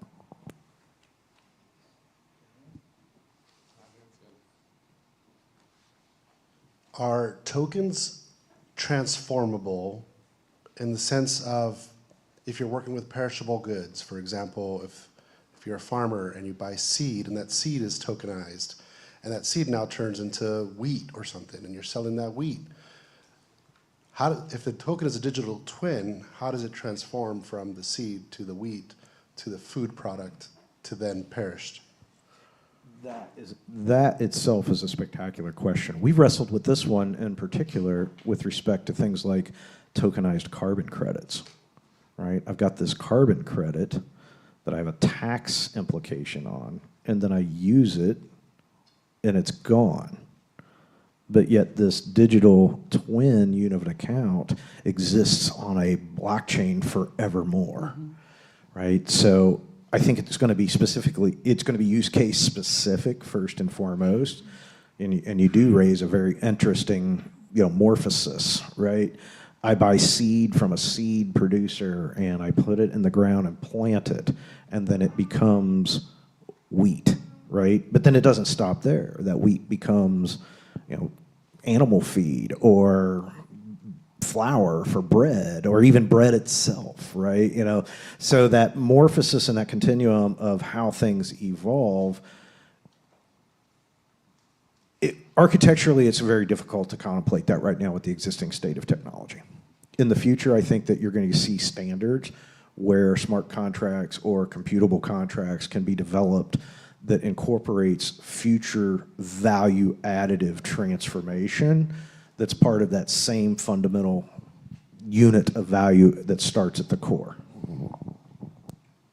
So I don't know that it's an actual technical problem. I think it's more of a philosophy problem and architecture problem than anything, because I could think of a way that you would do that right now. I just don't know that that would be the correct way to do it, right? So Burnament? Right. For example, like you could say like, hey, like there's a seed token, and then once that seed goes in the ground, we burn that token and that generates a new token. You could do that. You could make the metadata, update. So there's ways to solve this technically. And forgive me for any of the engineers out there, not to oversimplify blockchain, but like a lot of the issue with all code is the philosophy or the architecture or the structure or like how things plug. Writing a smart contract, super simple, like it's basically the same smart contract, maybe you make some adjustments to it. How that smart contract works within a network and what it does and how it locks, unlocks, all that's where all the complexity lies, right? So I think it's technically possible. It's are you willing to, if you were, let's say you were creating that product or that situation, like, are you willing to stand by the philosophy of whether it's burning the token or having it, having the metadata update? So yeah, that's the part that'll be really interesting to see is how people think about that. I don't think it's a technical problem at all, actually. I think it's law and accounting. These things don't change, at least unless that's what you're going after to go affect those. But the reality is, in your scenario, you would have inventory and raw goods that are then converting. Like those things and how that process goes, technology is not going to change. It actually needs to follow that. So you need the technology to follow that. So the constraint here is not technological. It's these other elements that traditionally have been later to actually come into the architecture and the design. That they need to in order to get to the level that we're talking about. So it's a really good question, but it's not a technological problem. I just don't actually see it occurring because of like how accounting works, as an example, right? Like the form of value is changing. It needs to be accounted for differently. All right, I'm really excited that we had an opportunity to get into tokenization because it's boring until we start talking about it. And then it's like, oh, there's a lot more to it. So thank you all so much. I wish we had more time to talk about this, but we got to go to our next session. So again, you guys have full access to the speakers that are up here as they come off, and please take advantage of it. don't make a call while we're here. That'd be great. But other than that, thank you so much for your insight. Thanks for letting us know tokenization actually matters. Thanks, everybody. Thank you. We're going to keep the party going with IoT, and this is a special one, near and dear to my heart. I'm going to photobomb this. There you go. All right, so can I have, Aaron. Dude, I haven't even given you a hug today. What's going on? Aaron, Matt, Mike, and Elizabeth to the stage.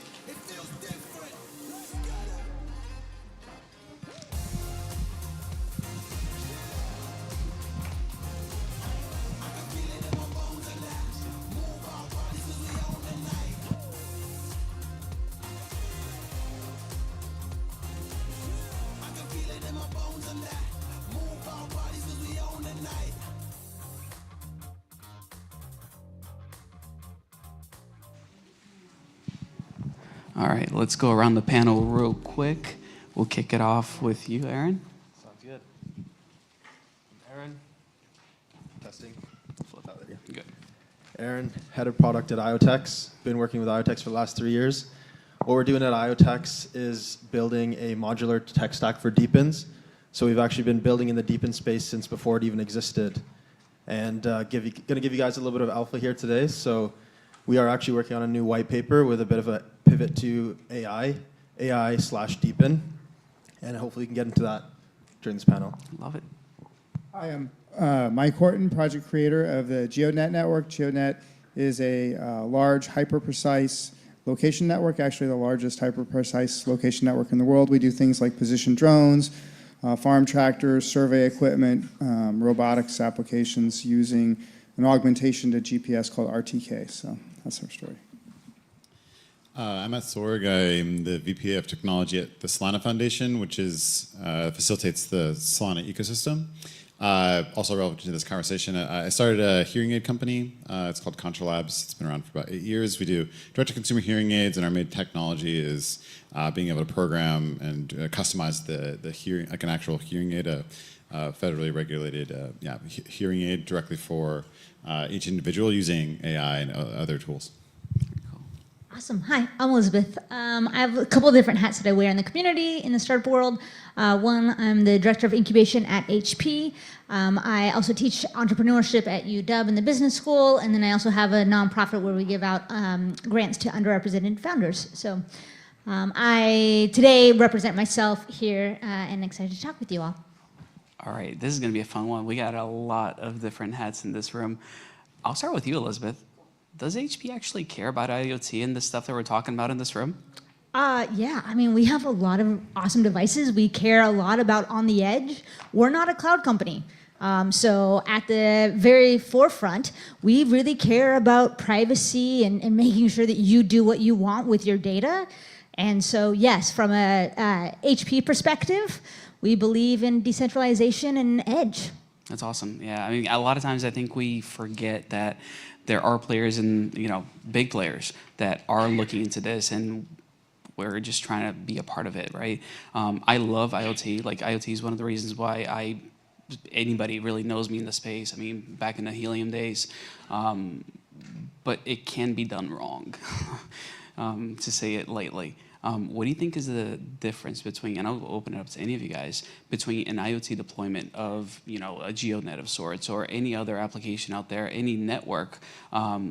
What makes or break a IoT project when deploying it and sending it out to the community? Well, I think tokenomics are super important, and aligning the tokenomics to the network growth and the demand growth of the network so that you can balance supply and demand. And this has got a lot of corollaries in Web 2. If you were to think about Airbnb, if all of a sudden there were millions of hosts for an Airbnb in a city, but no tourists came to the place, it would not be a working system. So you have to grow supply and demand simultaneously. And I think sometimes we get so excited in the Web3 space that we can go all out on supply and not get the demand, or there can be an idea that's super great that would have tremendous demand, but there's just actually no practical way to build the supply with DePIN. So that all comes back to really understanding the markets well, but also modeling out the tokenomics carefully up front and making sure that the system is going to balance and work in a reasonable period of time. Love it. Yeah, I mean, that supply and demand is a big deal. You mentioned that you're teaching over at UW. That's really cool. Are there are people actually paying attention to this space? Are people interested coming out of UW? Just in IoT in general? IoT of course. in general, yeah. Everyone, I mean, like you were talking about the NFCs. I mean, my sweatshirt's a sheep. And so you can actually take your phone, put it up against this button, and figure out what sheep in what part of the country or in part of the world actually made the sweater. So, yes, everything has smarts in it. So if your end devices doesn't have smarts, and I'm also wearing the M5, right, like IoT, hackable, watch, there's devices and frameworks that you can use to go ahead and add more data, add more information and engagement with your devices so that your devices aren't just one thing, but they become an experience. And I think everyone who's thinking about entrepreneurship is really about what is that customer experience that they're getting and how do you enhance that both in the physical world, but also in that digital experience as well. We haven't had any arguments up here, so let me give it a shot. We got both, IoTeX and Solana on stage, so I know that you're trying to focus on a lot of IoT stuff and just DePINs in general as well inside IoTeX. What is it that you do that Solana isn't doing? Yeah, I'm not up here to start a fight. We actually partners. We invite him to every time we host events all over the world, and Matt's does a great job in all these panels and speeches and everything. So huge Solana fan here. Actually, we're actively encouraging projects to launch on Solana, and we're doing a lot of the infrastructure layer. So that's where we fit in the play here. And I'll just quickly mention on the AI side and what we're trying to do there. So we've launched an AI agent, and this AI agent and infrastructure behind the AI agent, it effectively allows you to pull in real-time DePIN data. So we have a number of DePIN projects that we're working with now. I'll give you an example of a case study that we are ongoing with Nubila Network. Nubila's decentralized weather network, DePIN. So you're able to ask your AI agent, what's the weather right now in Seattle? And it'll probably say -1 degrees. I'm from Canada, so -1 degree Celsius. I don't know what that is for you guys. Do you know? 31. Okay, 31 Fahrenheit. And it'll tell you what the weather is based off of that real-time data. So we're trying to create the demand side like Mike was talking about. When we speak to DePINs, literally friends with everyone in the DePIN space at this point, through DePIN Scan, through these events that we throw all over the world, it puts us in a great spot to be friends with everyone. And the number one thing that they struggle with, as you were talking about, was the demand side. There's very few projects out there that are actually able to legitimately create demand and revenue. GeoNet's one of them, so huge kudos to them.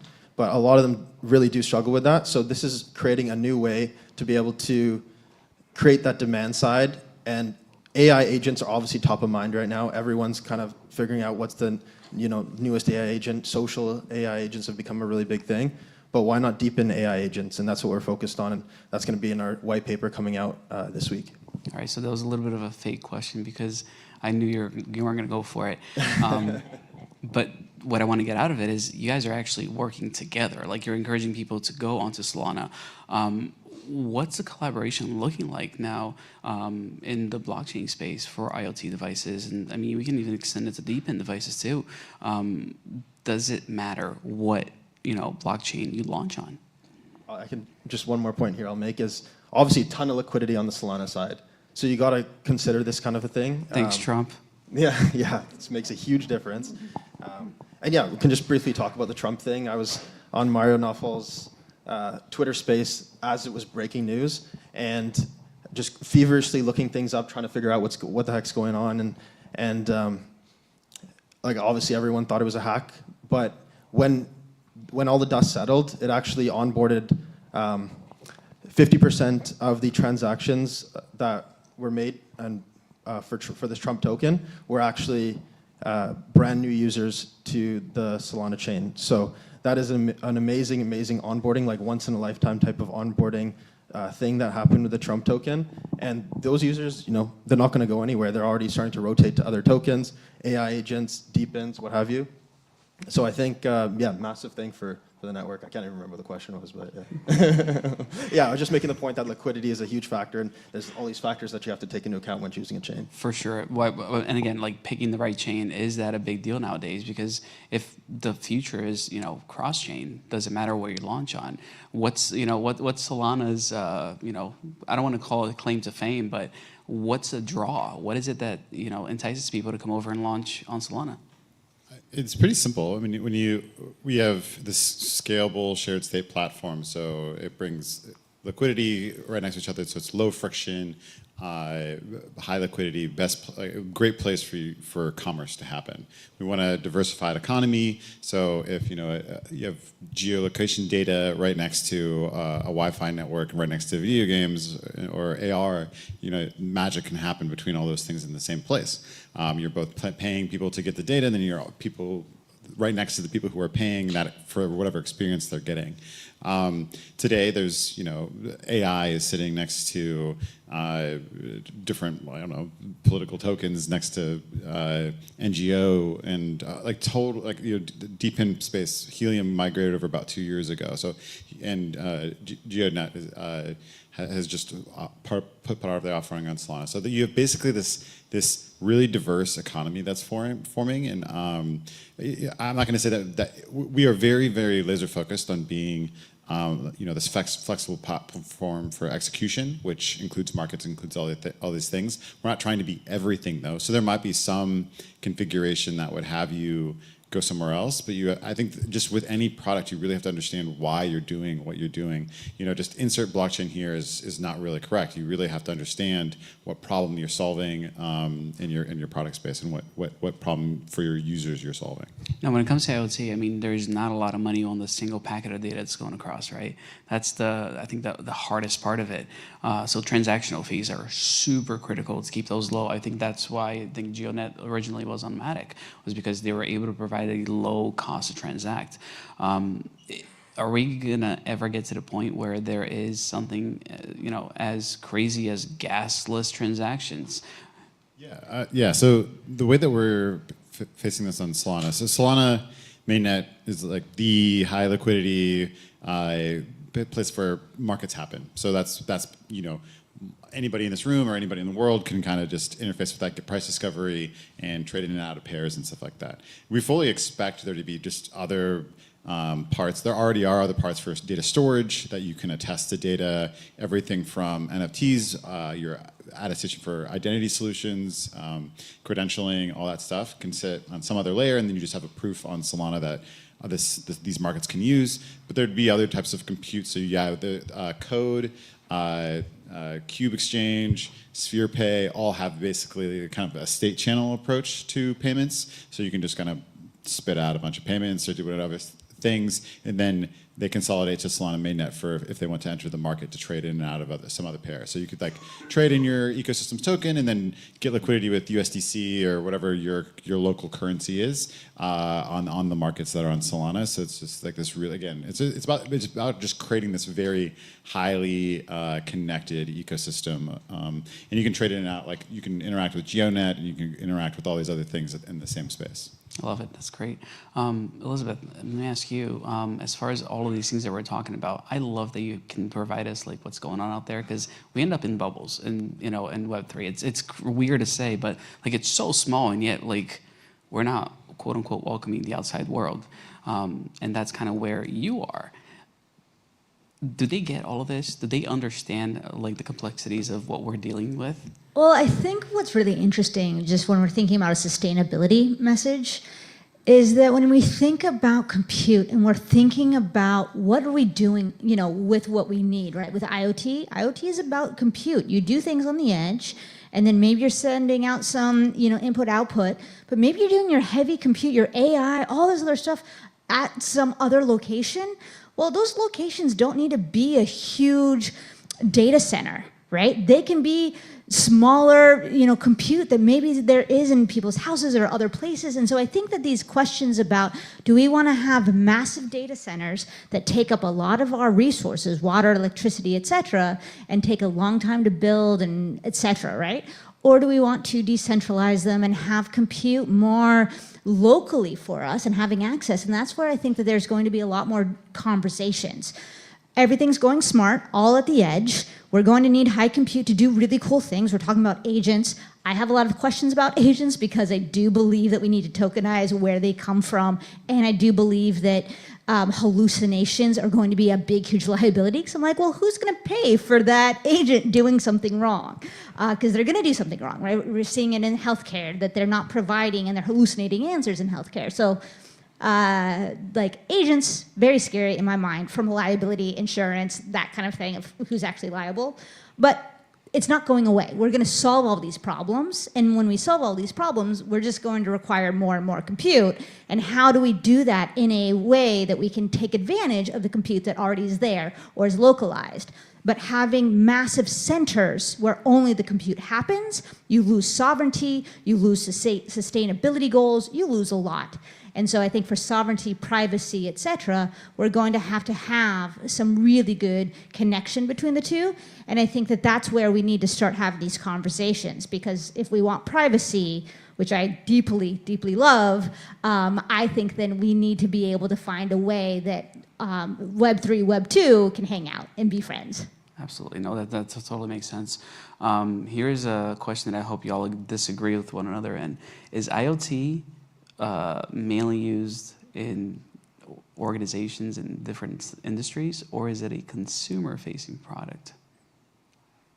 Well, I think that, first of all, I don't think we should call it IoT anymore. Most of these devices are very sophisticated, so think of them as AI devices or AI IoT devices, whether that's a drone or a robotic lawnmower or your refrigerator now. These things are very packed with sensors and compute. So I think when I think of IoT, I always think of like the original Ring doorbell, very simple things. That's not the world we live in anymore. These are very sophisticated, highly connected platforms, and that's why they work so well in a DePIN, because you can use those devices to train and build higher and higher levels where there's a large language model or a large geospatial model or whatever it is. They're incredible conduits into the AI world. So I think that's one key point to keep in mind. Yeah, I think just like AI and blockchain, I think that eventually these things will just be kind of universal.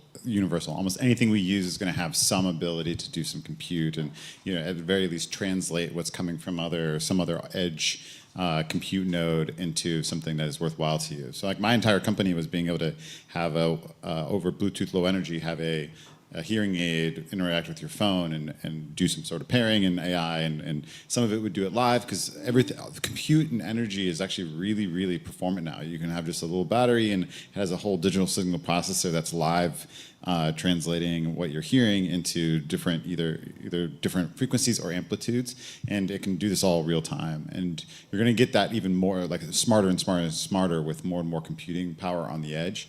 So yeah, it's useful for consumer apps, it's useful for enterprise. I don't think there's really going to be that distinction.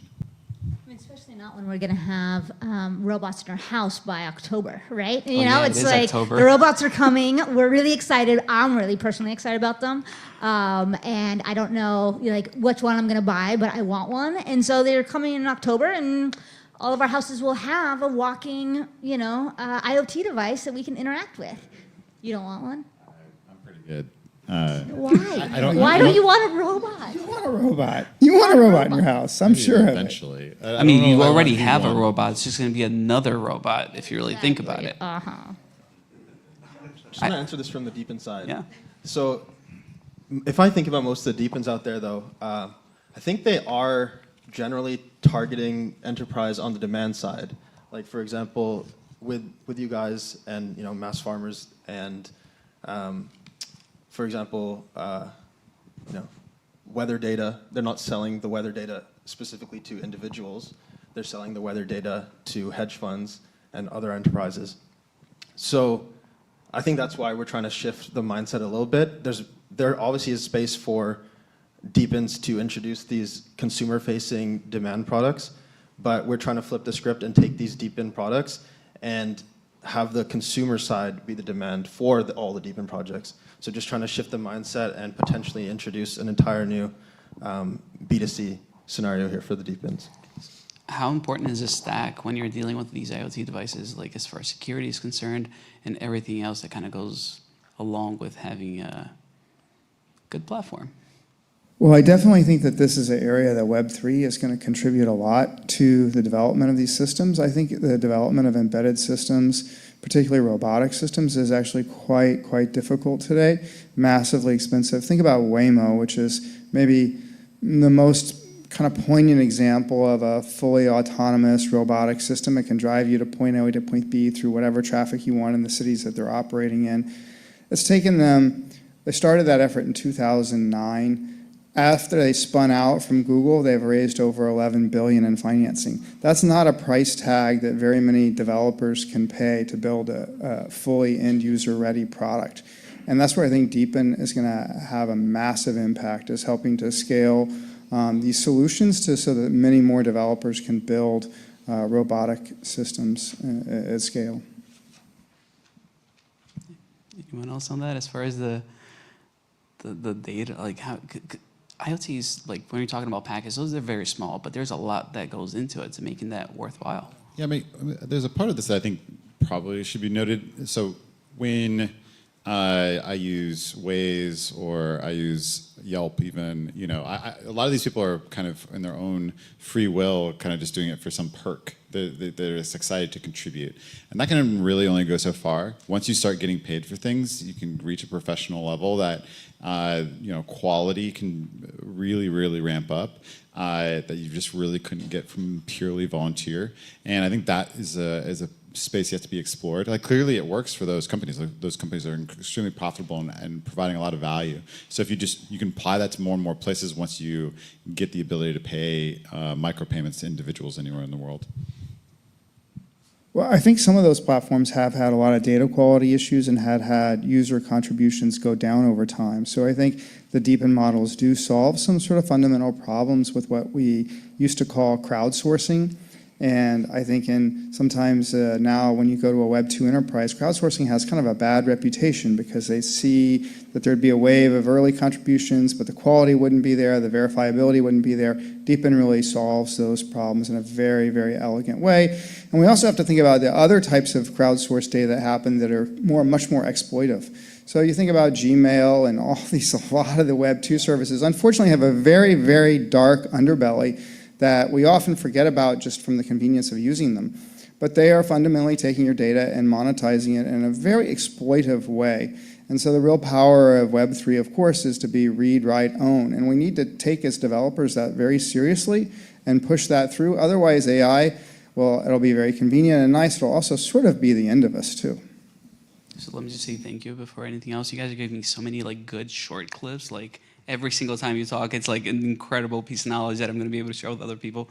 Thank you for that. But Elizabeth, you were going to say something. Well, I was going to say also what I love about IoT is that you could get the kids involved. And looking out in the crowd, I saw some kids walking around, and I love the ability of having technology accessible to kids in fun form factors. And I think IoT is the doorway, right? I love robots, and my daughter has a little tiny one that she can then program and start engaging with. And so I don't think everything that we do in tech has to be for like some serious purpose. A lot of joy can happen with IoT, and I think a lot of fun can be created and you know, explored, our curiosity, etc. And so I highly recommend, you know, thinking about these systems that can just be there for fun and joy, and especially when we think about targeting them for children, letting them understand what's happening, giving them that educational tools, allowing it to be accessible, and I just love that about IoT. And so just want to also add to that little. Add on that, these robotic dogs are amazing. They are so, we've been doing development with the customer on robotic dogs. Now we have a robotic dog at the office, and everyone loves a robotic dog. They are super cool. And when we get agents on them and all this, it's gonna blow your mind. They're really fun. Wait, dogs are going to be able to talk to us now? Oh, absolutely. The robotic dogs, they do. They do. You can have them sit, jump. I mean, they're already, yeah, they're already doing that. So you're saying the jobs we should be worrying about are the jobs of pets? I wouldn't have thought of putting it that way, but that's an interesting idea. I mean, you do know they have secret lives, right? Okay, I guess only half of the crowd has kids. Okay, what's the device that your kids like, Elizabeth? I know exactly what it looks like. I cannot think of it on the top of my head right now. It's one that has like 3 little, it like has a ball on the top and then like 3 on the bottom, and then it runs around.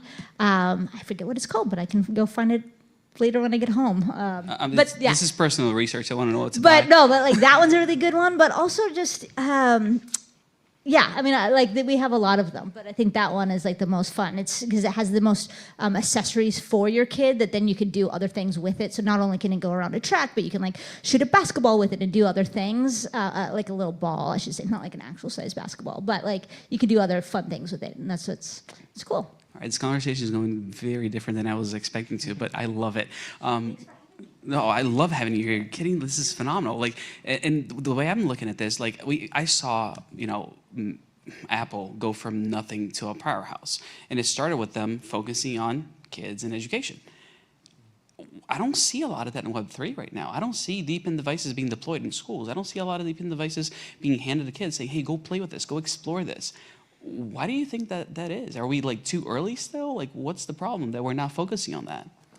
Don't you remember that Web3 and crypto is only used to finance terrorism and blackmail and all that? I mean, that's the real problem. And we've seen a lot of improvement. When I started out GeoNet, I'd go to conferences and people would be like, oh, we love this idea of decentralizing RTK base stations. But can't you find some way, Mike, to do it without crypto? And I'm like, no, really, you need a way to transfer value. You really need a way to send micropayments, and really these rails work, and it's really the right way to incentivize people to be long-term participants in the network. Okay, fine. 2 or so years later, it was like, well, that's a good use case of crypto, so we're okay with it. We'll buy your product. We like it. And now finally, I think it's coming around to people are accepting, yeah, this stuff is here to stay, and I do think the current administration is going to help with that a lot. Even though I have maybe mixed feelings about the Trump coin, I do think it's largely super helpful.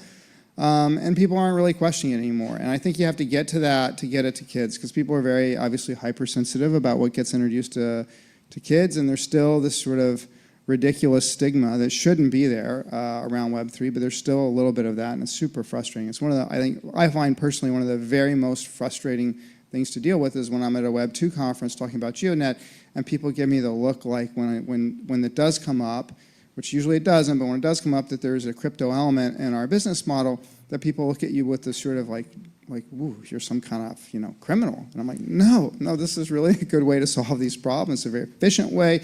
We're saving a ton of money. We'll be able to do things faster. But that's, I think, the real root cause. Yeah, I never tell people, like, people would ask me what I do for a living. Like, I'm in marketing and PR. It took me years to get, like, it's crypto. Like, so I totally get that.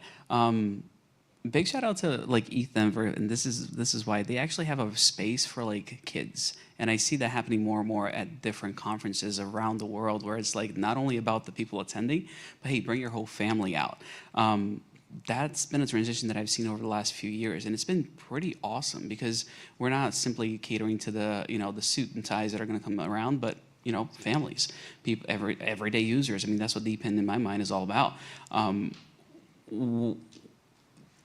And still, we're not really focusing on the kids. Like, that's the crazy part of it, right? We're making spaces available for them, but we're not focusing on the education early on. Not that we teach anything good in school anyway, no. But also, you want all that data to be, secure and private, and you won't get that if it's all going to one huge cloud provider that can easily then take your data and manipulate other things in your life with it. So I don't want my daughter to have all of her data from her childhood all the way into her adulthood always on one cloud provider. And all of the apps that we use and everything that we do always end up in that, that database forever. And so I also just think that there's also just a call for sovereignty to decentralize so that no one has all of your lifetime history of your data. And I think if more people thought about the sovereignty aspect, then we would all sort of be like, we should have a data bill of rights. We don't. And we know we don't because we will never have that in our country, I don't think, because we're not motivated to write laws like that. And because of that, then we have to take it upon ourselves to take care of ourselves and our own data, which then forces you into a Web3 kind of philosophy, into decentralization, so that your compute, again, is never always at one location. Can we have data, like you're saying, about your children from start to like until adulthood, saved, safe somewhere? Is that coming at any point? Like individual blockchains just for you? Like this is the action blockchain and it's just my data. I mean, isn't that what personal coins are all about? No, that's raising money. Have people, I mean, there's some challenges if they would ever lose their keys or whatever, but you can certainly have an encryption that an individual has an ownership in some form. And how you do the pass off. There's a lot of problems to solve there, which is why I don't think it's happened yet. But there's nothing against there being ways for an individual to like truly own the actions taken and readability of the data. That's totally within the scope. And then you can then blockchains can be there to kind of govern it and form reputations and have certification on what functionality is available to people because it's all visible in open source and you can verify the code. And then so me as the user could then look at it and know what actions are going to be taken. I think it's a great vision. I think we should strive to get that. I think we're pretty far. My oldest daughter is super into internet privacy. She actually kind of got me into crypto. She started mining Monero at our house. I'm like, what's this Monero thing? And anyway, long He is a story. criminal after all, guys. So a long story, but she's really dedicated to VPN usage and all this encrypted storage, and it is effing hard. It is really hard to actually live your life that way because nothing actually. It's just really hard to avoid interoperating with Google in a way that you're giving all your data away. It's just really tough to do that end to end. And I think that it's a great goal. If the Web3 industry could make that happen, that would be almost a holy grail type of thing. I mean, I always think about people being tracked, and their tires are what gives people away. The sensors in your tires can track you. So even if you turn off all of your phone and watches and your car, your tires will give you away. And I find that just to be fascinating, that we're okay with all this data being generated and then given out, over these networks without our consent. Because you bought a car, but you didn't buy the data that your car generates. And we are totally always okay with that every time you buy a car. And I just think like there should be a time that we say no, and that we should own that, and all that data that gets generated, we should then have the control of where it gets sent, if it gets sent. Yeah. So what? We know that. Well, the Europeans have GDPR, and we don't. That's the bottom line. Even Chinese have a cybersecurity and data security law. We don't. Yeah, no, I mean, we're definitely not where we need to be as a society, especially in, Western world. But little by little, conversations like these actually make a difference and have an impact in what, laws get passed. I mean, believe it or not, there is a lot of influential people in this room watching this stream. This is where it starts. It really is. I mean, you might think that, it's just learning a couple of things here and there, getting some giveaway stuff, but ultimately, like, if the conversation is not being had, nothing will ever go forward. So I really do appreciate you guys. Are there any questions in the crowd for these wonderful individuals here? All right, got Bernie, Blockchain Bernie. Check out his YouTube channel. Yeah, quick question to you. You mentioned the Mario Noffel podcast where you listened in on the Trump token. I have a quite mundane question. At what price did you decide to buy yours? I actually stayed away from the meme coin thing as much as I could. I got into some stuff over the last couple of days because I've kind of FOMO'd into them. So the Vine thing, I got into that. And I got into like the 4chan thing and the ETF thing just because I missed the Trump thing, unfortunately. I was suspecting it was a hack. And then I was on a date. So I couldn't trade on the date. I couldn't just pull out my phone like that. So I ended up missing out on that one, unfortunately. Got to start prioritizing making the money, I think. I mean, she's the one. She's going to understand. Yeah. You're the second person I've heard that was on a date and couldn't trade the Trump coin because they were on a date. So that's It's not actually a question, but you mentioned Nubular and the Marco. So I've just checked, 6,000 miles away in my back garden. It's 32 degrees, 1 mile an hour winds, 89% humidity. I love being able to check the weather in my back garden. Yeah. Yeah, it's a cool use case, definitely. I think generally, like people, you can just use your local weather network, but especially when it comes to like rural locations, it's a lot harder to get that data. And especially in Canada, like northern Canada, the government spends millions of dollars sending out these, sending out like these weather networks and things to try and get the weather for the local people there. And it's actually saves a lot of money by doing it this decentralized way, and that's why DePIN is actually a very, very good fit for it.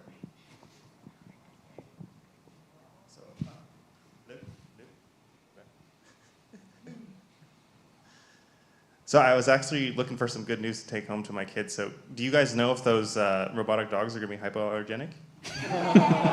They are. They are. You should check out the Unitree dogs. Unitree is making some pretty amazing. These are actually serious. I mean, they're serious machines, and they're quite capable. GeoNet is very into robotics. We're working with, I think, more than a dozen robotic manufacturers. A lot of them are consumer facing, and then we definitely have some that are really serious industrial robots as well. But I think the robots are coming. I think that's very much true. We today all have, 5, 10 Android devices, whatever, iPhones, Androids, iPads, watches. I think that's the next big thing that you're going to have 5 or 10 of is, in fact, robots. Let me get a microphone over to you so people can hear you. Perhaps if you use the smartwatch or the phone as a hub for all of these IoT devices, then and in the DePIN devices as well, then you can control a lot more and get the kids more interested in such a thing. Yeah, and a lot of them do have phone apps, etc. I mean, I think, again, it's where you want to have your data, how do you want to engage with it, what kind of device do you want to have that interface with. Some of these IoT devices are all voice controlled, so you don't actually need to have an interface if you don't want, but that's what it's pretty cool. Yeah, this is one of the things that we're speaking about as well. You don't, if you have multiple DePINs, why should you have like 20 different apps to control these 20 different DePINs? You should really be able to control it with one app, for example. So we're discussing these things internally and trying to figure out how to make that work. On the back.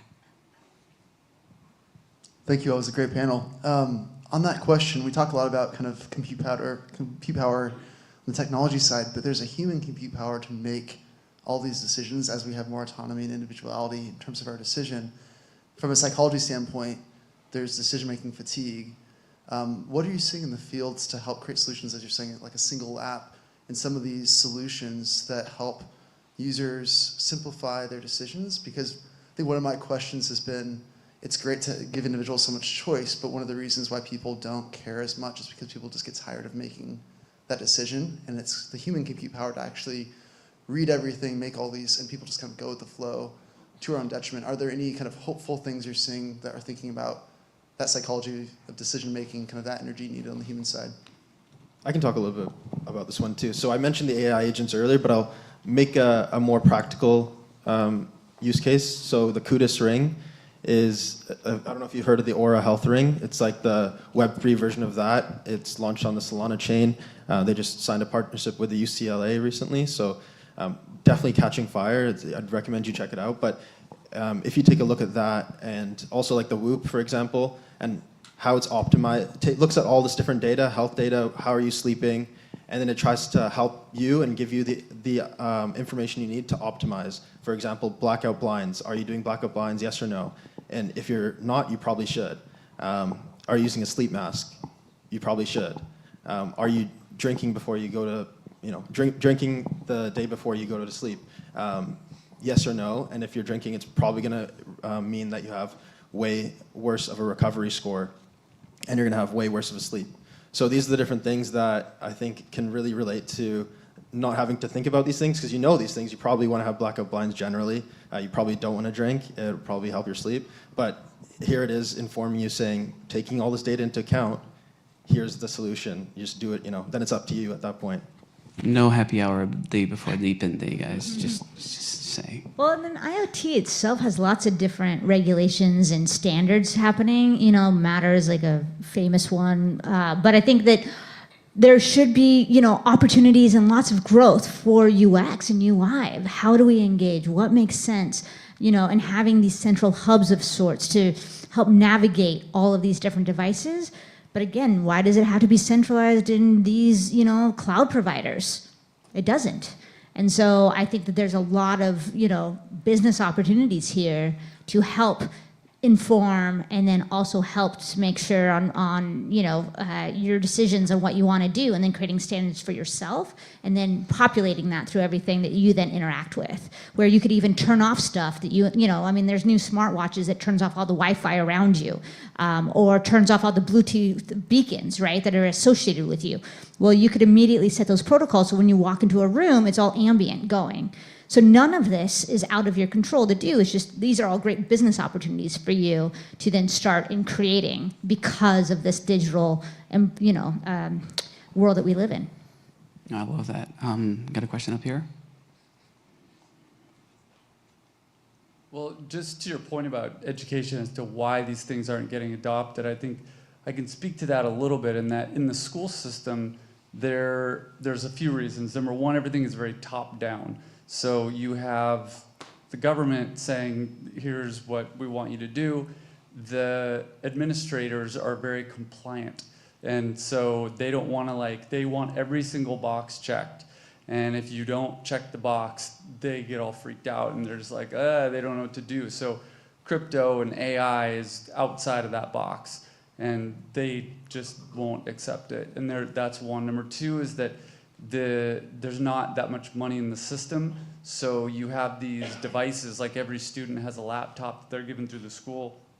These devices are just terrible. You can't do anything with them, and the kids are frustrated with them and all that. And then the third is just sentiment, and I don't know where this is coming from, but just yesterday in my classroom I was showing a video about crypto and AI more in terms of career stuff. I'm trying to get them going on what careers can you go into? Where is this stuff going? How do you position yourself in this? And I getting kids laughing when I'm saying this stuff, and I'm just but wait a minute, this is where things are going, and they laugh as if it's oh, it's just that AI there, it's just that crypto thing or something. And that's what I'm seeing in the school system to kind of, so I don't.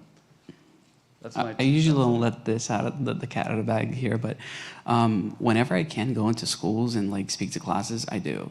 I love being able to empower the next generation, and I do that at middle schools a lot. And when I get to do that, the goal is to get them excited. I don't want them to learn anything. I want them to get excited about what's next, about what's coming, because my job is not to teach kids to think; it's to teach them to learn how to think, right? I don't want to tell them what to do.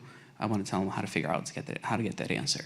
So the excitement piece is everything. I use Doge a lot for this, super easy Doge wallet. Most kids in middle school, it still boggles my mind. They got a cell phone, and they can, get their own little wallet. So with, kids just basically participating and talking, I'm like, dude, that was a great answer. There's a whole community that just wants to take care of people and, reward them. What's your wallet? You got an address? I'm sending you some crypto right now. Everybody listens when you say you're sending them crypto. So it's a matter to me of getting them excited about the stuff. That's honestly my goal. And little tip for anybody that's creating content out there, education is important. But if it's not entertaining, your views are never going to grow, ever. You have to have something that people actually want to watch. Because in our society nowadays, they will veg out to a TV that's got garbage on, that's got no educational value whatsoever, just because they want to be entertained. And if you want to be relevant, if you actually want to reach people, you have to have that entertainment piece of it. And a lot of times, just be yourself. A lot of times, just be who you are. Like Jonathan, make the jokes while other people are talking. Please, that's what makes it exciting. We love that as people. It's real human interaction. It's what we need more of, and that's what people are craving. But Elizabeth, where is your sheep from? You know what? I haven't done it on the sweater, so that's a good question. I'll tell you later. All right, sounds good. Any last question? All right, because we are 5 seconds over time. Look at that. I'm sure you guys have never been to like a crypto conference that's actually been on time. This is the first one. It's okay. We're cool like that here. Thank you all so much. I love this conversation. Can't wait to do it again.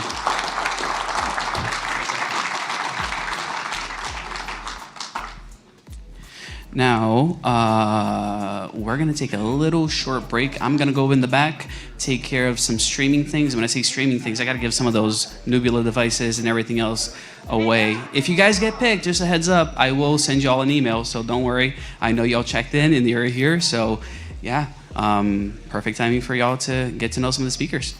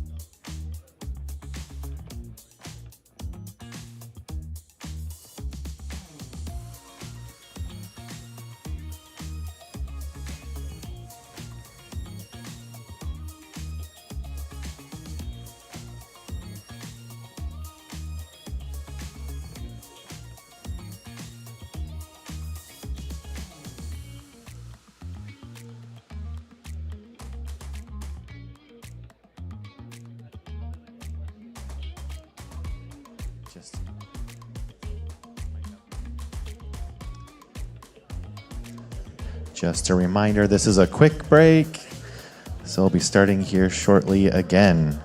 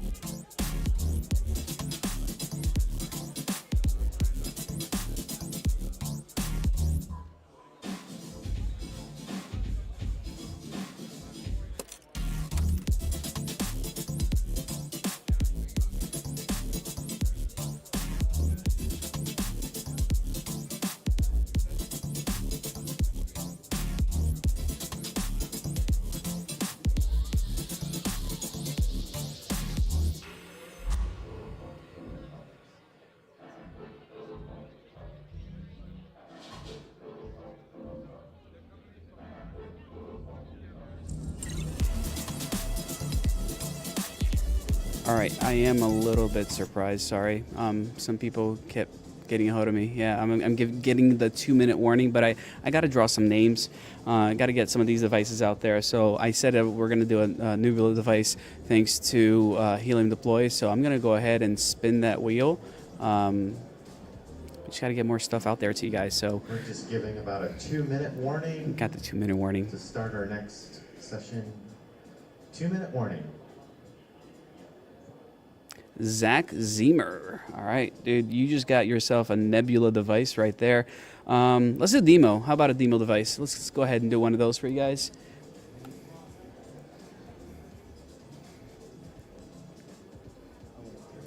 All right, demo.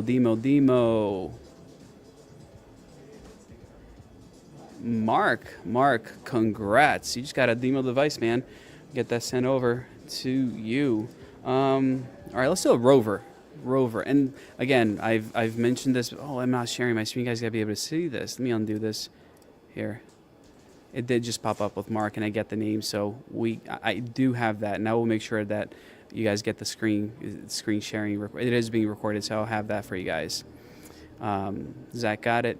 Then we had Mark. Now let's do that rover. And like I said, Heal and Deploy is the one that's supplying all of these. Appreciate you guys so much for doing that. So let's do a rover device.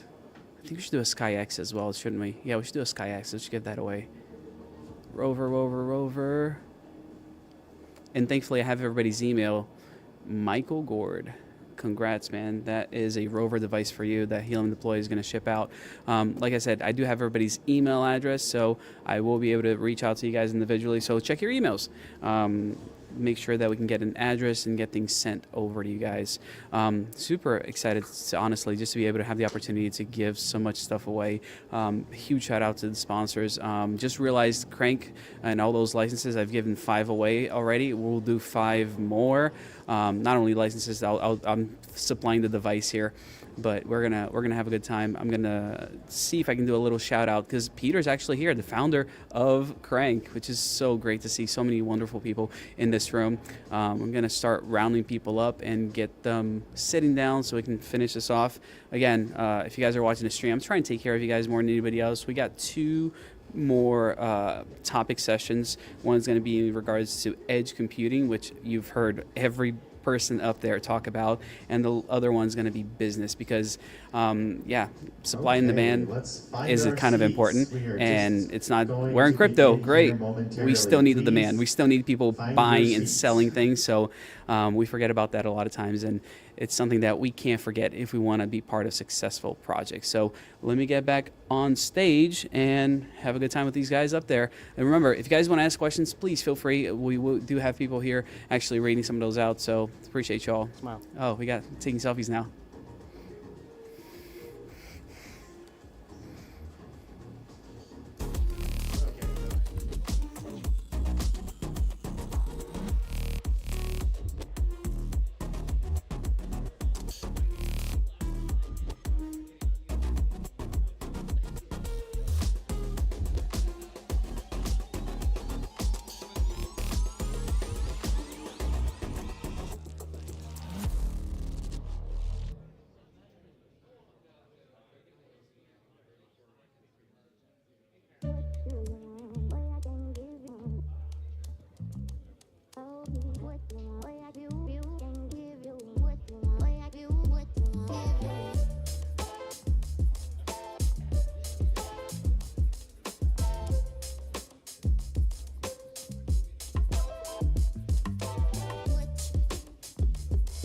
All right, let's get ready for our next segment here. Before we do our next track, I want to introduce Rogue, one of our platinum sponsors. Again, thank you so much for helping us out and get a chance to learn a little bit more about Rogue. So everybody, as you come on in, have a seat, and I'm going to let you take it away, my friend. Yeah, hello. My name's Jason Cross, and like Scott's just said, representing Rogue Evolution. First of all, we really are proud to be able to be a sponsor of this event because the future's here, isn't it? We really are on the cusp of a different world, and to be honest, the speech I'd prepared, I'm changing because of what I've already learnt today. All these different projects, and at Rogue Evolution, we are helping investors to make a lot of money. But the use of that money is not just to benefit ourselves. I think that has really come over to we want to be able to be at the forefront of DePIN projects. And just to give you one example, on Tuesday we're doing a Spaces with a company called Quake Core, and they've got DePIN hardware that is going to help try to tell you when there's going to be an earthquake. So suddenly, we've got opportunity to save lives. So the money we make, with the help of Conduit Network, we'll be able to support more and more of these projects. And so that's really what we're proud of at Rogue Evolution. Another thing we're proud of is that we want to have dialogue with everybody that comes to us. So we're always available. As you can tell, I'm not from America, so if you want to ring in the middle of the night, you'll be able to talk to me. If not, we could talk to Dylan and Brian, our co-founders. And actually, I wasn't even meant to be sat here. It was meant to be Smiley Girl. A lot of you know of Smiley Girl, but unfortunately, she got COVID. Well, that's what she's told us. So I'm here, and I'm very happy to be here. But just a couple more things. If you want to get in touch with Rogue Evolution, if you go to rogueevolutionllc.com, you'll be able to find out a lot of information. And like I said, at Rogue Evolution, we want to be able to help DePIN projects. And so we saw earlier a code, that advert, which is the QR code. That was for Get Physical. And that's what we're going to be doing next year, June 26th, 27th of 2026. We're going to be having a DePIN conference, but not like similar to this, but we're going to be having hardware there. So we can actually get physical, touch it, get it explained. So it's going to be a fantastic time. So please, QR code it, register, and we just look forward to seeing you next year at that conference. But if you can't wait that long to see us, you can always come to DePIN dinner in Denver, the 3Ds. And yep, we're part of that as well. And so please make yourself known to us today, and we look forward to seeing you. Thank you.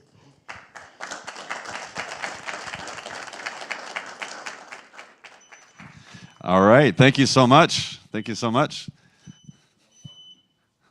No worries. Let's get Action and the rest of the crew for our next track. What do we got next now? We are doing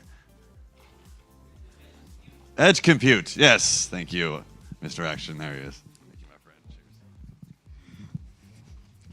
I don't have my list though, but if you know you're supposed to be on Edge Compute panel, please come on up while I grab these wonderful people's names. All right, so for Edge Compute, let's have Sean, Ken, Luis, and Ian come on out.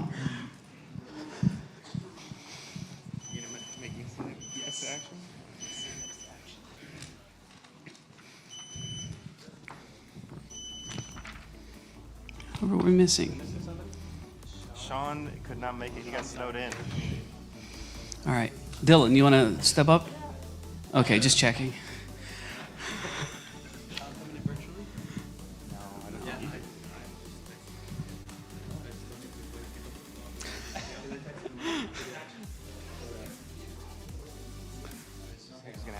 Oh yeah. Oh yeah. No, this is a good one. Come on up and. All right, so let's get the party started because I think all of you have heard us talk about edge compute in just every session that we've covered here, from IoT to tokenization. Edge computing is necessary for all the stuff that we're trying to do. So I just want to kick this panel off by asking who you guys are and what y'all do. Hey, Flip the switch. Manual input. My name's Ian Clausen. My wife would say that because of this beard, I'm a little scruffy looking, and I like to tell my team that I'm a nerd herder, so I'm a scruffy looking nerd herder. But I didn't get any more than your pets joke. But yeah, they like to call me CTO, but I just think titles lead to entitlement, so not a big fan. I like that, actually. It's pretty good. So what's your title, Ken? I'm the scruffy-looking nerd herder as well. There we go. I think everybody has been up here except you, Ian, and our lovely friend. I'm Luis from Hawaii. I'm the janitor in Hawaii. I started the company. I clean the toilets, and I actually pay everyone's salary too. Love that. I'm pretty sure my bio on X says janitor in it. So I'm right there with you. I mean, that's what this space is all about, to be honest with you. Like, I love the fact that it doesn't matter what position you hold in the company. We're basically, a lot of us are just startups, right? And unless you're rolling up your sleeves and getting things done, what's the point of being here in the first place? So appreciate you guys being willing to have a conversation about edge computing and everything that's going on here. Ian, let me kick it off with you real quick. Why do you think we've mentioned edge computing just about every session?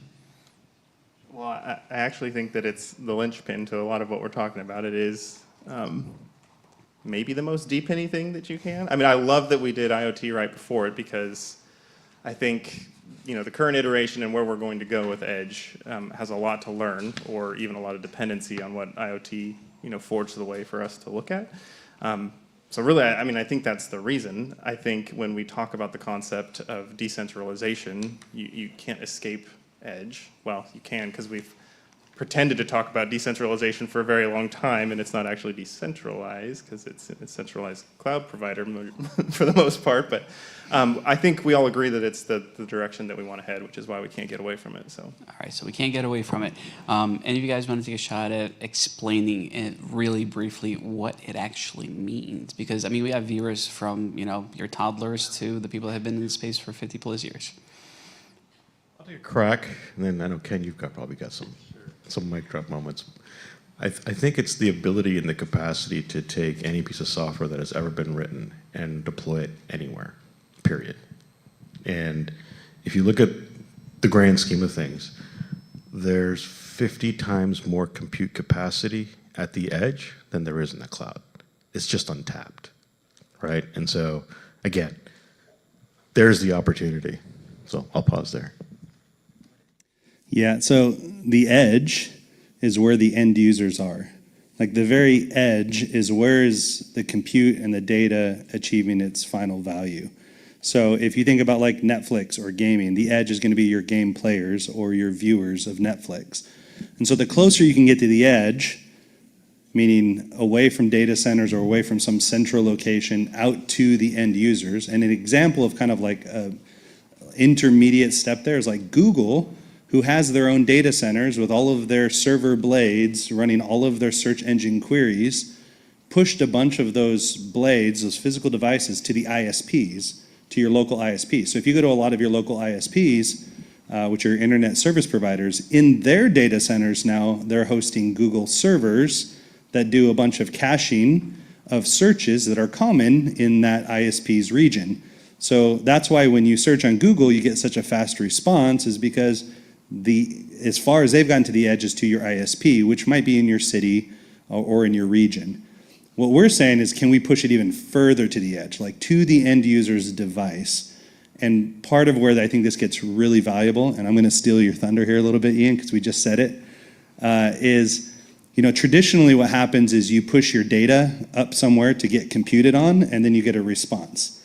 But now the question is, can we push the compute to your data, where your data is? So if your data is in your home or on your mobile phone, can we push compute to you instead of you pushing data up and back? And now we kind of have eliminated some of the challenges of data sovereignty and privacy and all of those things. So that's why it's so important with DePIN. Compute at the edge is very important. All right, I get the importance of it. How do you get people to understand the importance of it? Maybe Louise can get in this one. Sure. Well, I would just summarize everything, that edge computing could be that Trojan horse to hyperscale compute and software applications without the dependency of the cloud and the big tech.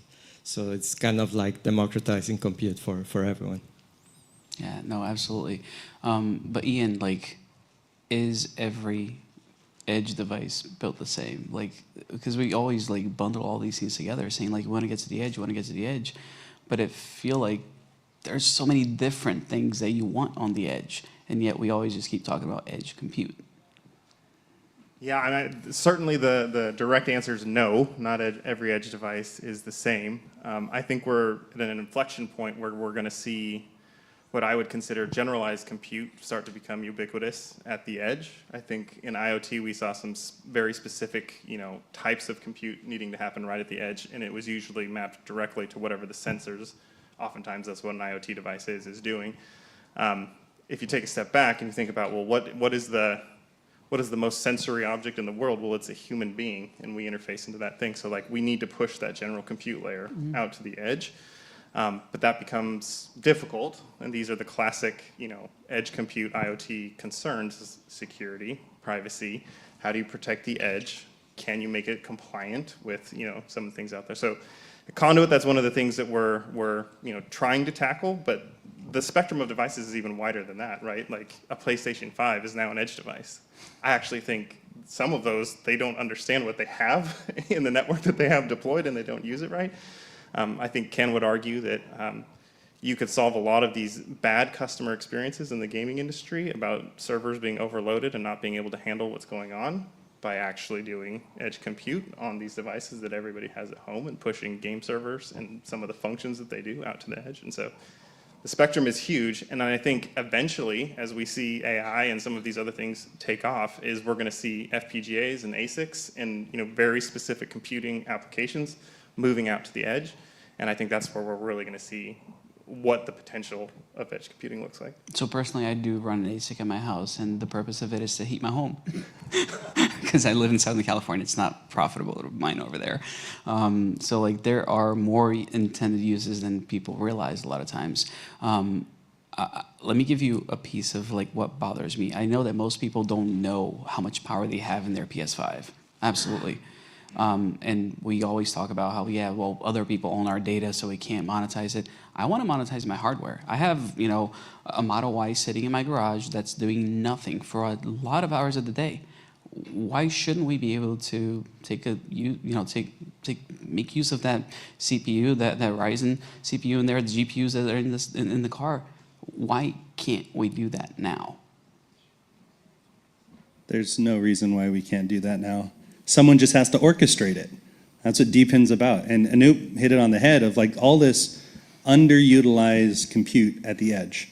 And it's significantly more than what we have at data centers, which is crazy. But like what we're doing at Tashi, we're kind of hitting it at two angles, right? We've got our consensus algorithm that we built that allows gamers to play games with each other without servers.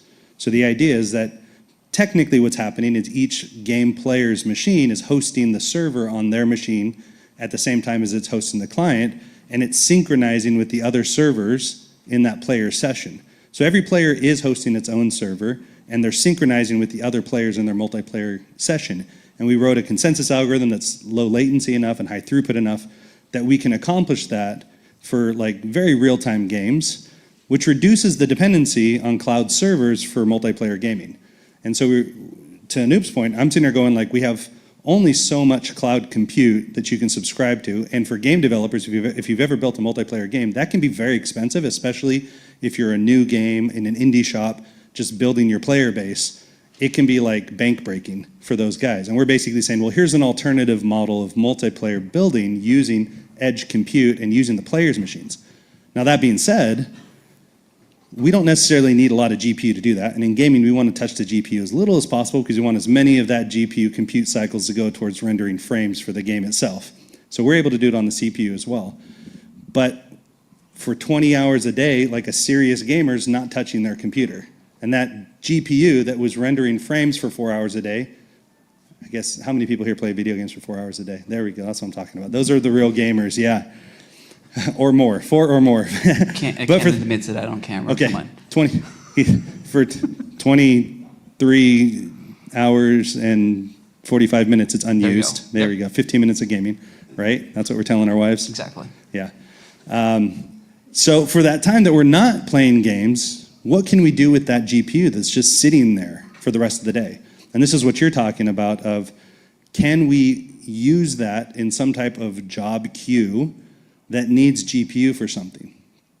And so this is where like people start talking naturally about AI. But there's all kinds of use cases that a gaming computer can do. And so with Tashi, we built a DePIN network. We've got an orchestration layer. And what we're trying to do is we're trying to take game infrastructure, game cloud infrastructure services and move those to the edge. So for us, game cloud infrastructure would be things like relay services, matchmaking, lobby, real-time chat, even consensus failover, because you want to be able to like have stable games too, because of from a consensus perspective. So there's all these services that we can provide that currently are provided in cloud gaming infrastructure companies, who, by the way, they have to pay for their servers and power, whether people are using them or not. So there's a reason why it's more expensive to do that at a data center. But if I've got all these computers that are just dynamically coming on and offline, and they're available for jobs, and then they're not available, and then they're available, and we've got an orchestration layer that's tracking all of that at millisecond time frames. When somebody says, hey, I need somebody to matchmake me, I can go, here's 4 nodes that can all participate in consensus, generate a random number, and this is how you're gonna get matchmake with somebody else, right? So we can do some stuff that just happens like real time, on the spot, using this orchestration layer. And the developers are already spending money. They're already spending $40 billion a year on gaming infrastructure. And we're saying, what if we could cut that cost in half? Okay, 20 billion is our TAM. Now, what if we can get like a 10% market penetration? Okay, so our SOM is $2 billion. The market already is there. The APIs map in perfectly.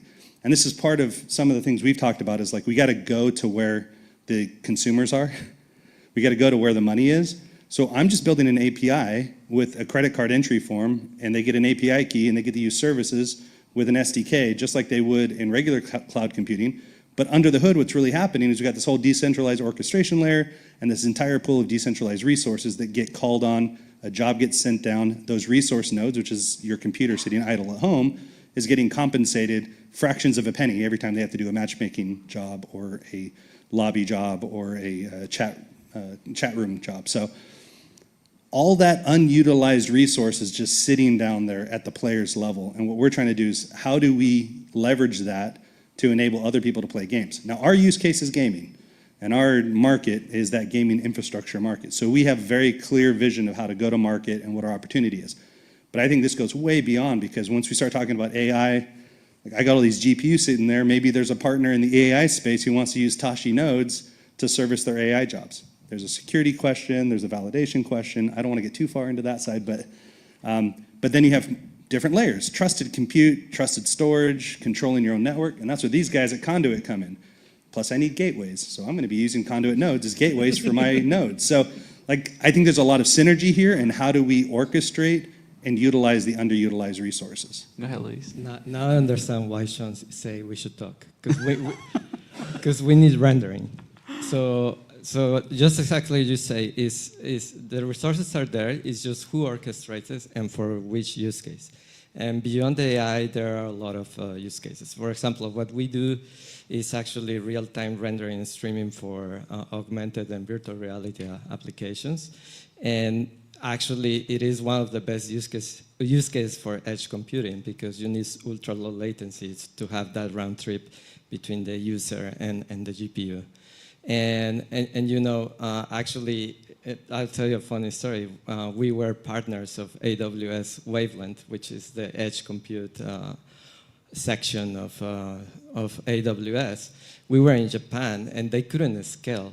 And we went the DePIN way, and now we have 7,000 GPUs that subscribe to our network. And actually, we can scale much faster than AWS. And your bill is what? Is it more expensive, or?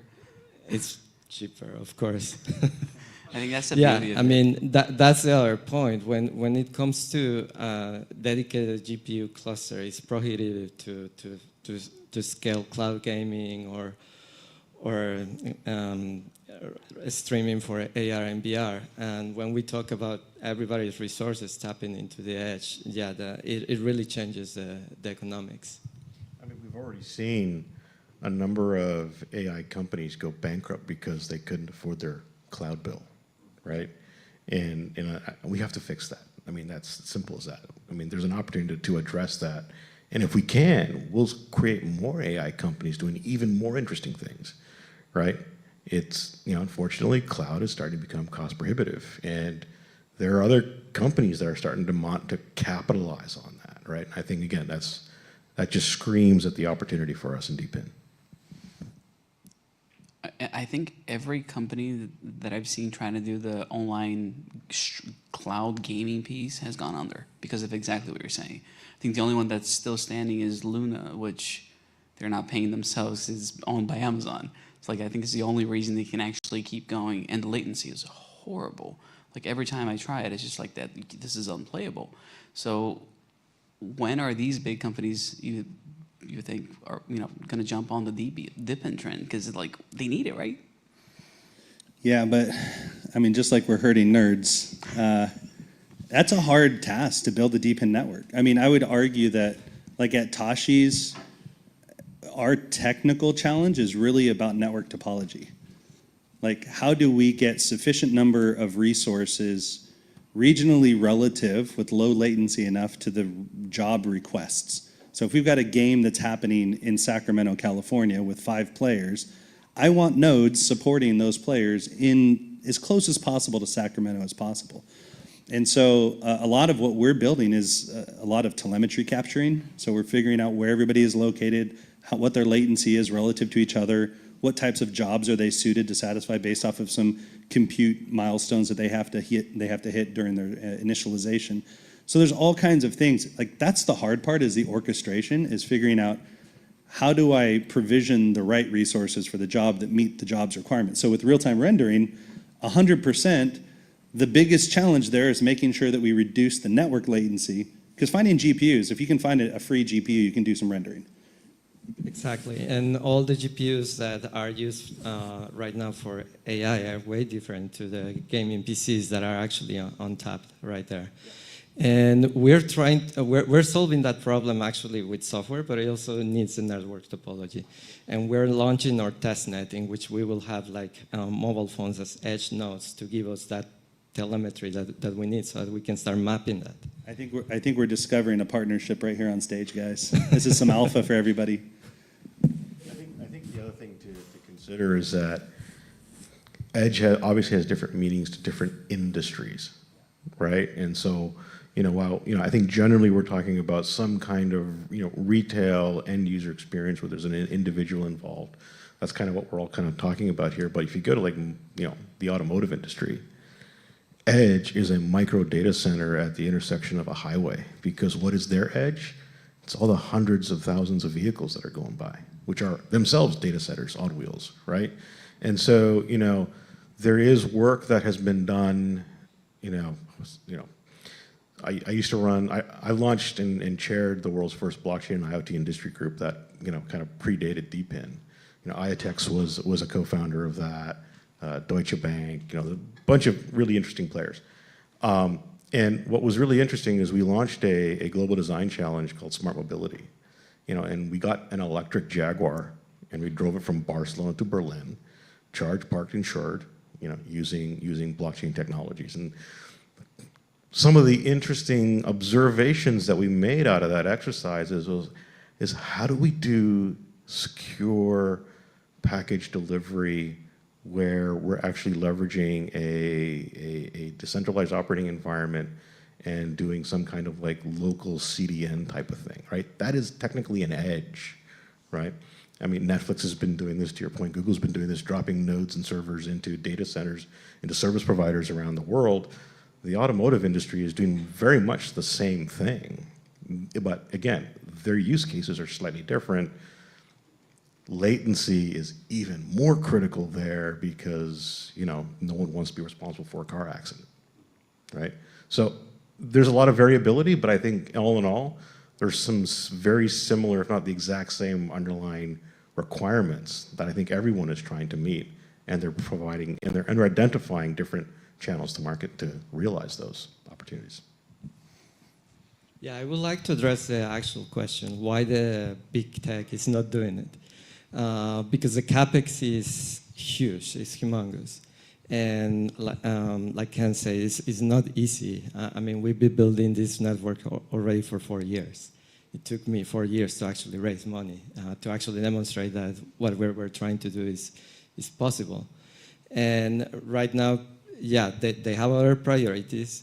And for unproven use cases that, yes, in the future will generate a lot of income, right now it does not justify for them the investment. So there's kind of that balance of the capital expenditure versus the actual upside. So that's why they have not decided to really go full in, which is an opportunity for startups like us. No, completely. It's a huge opportunity.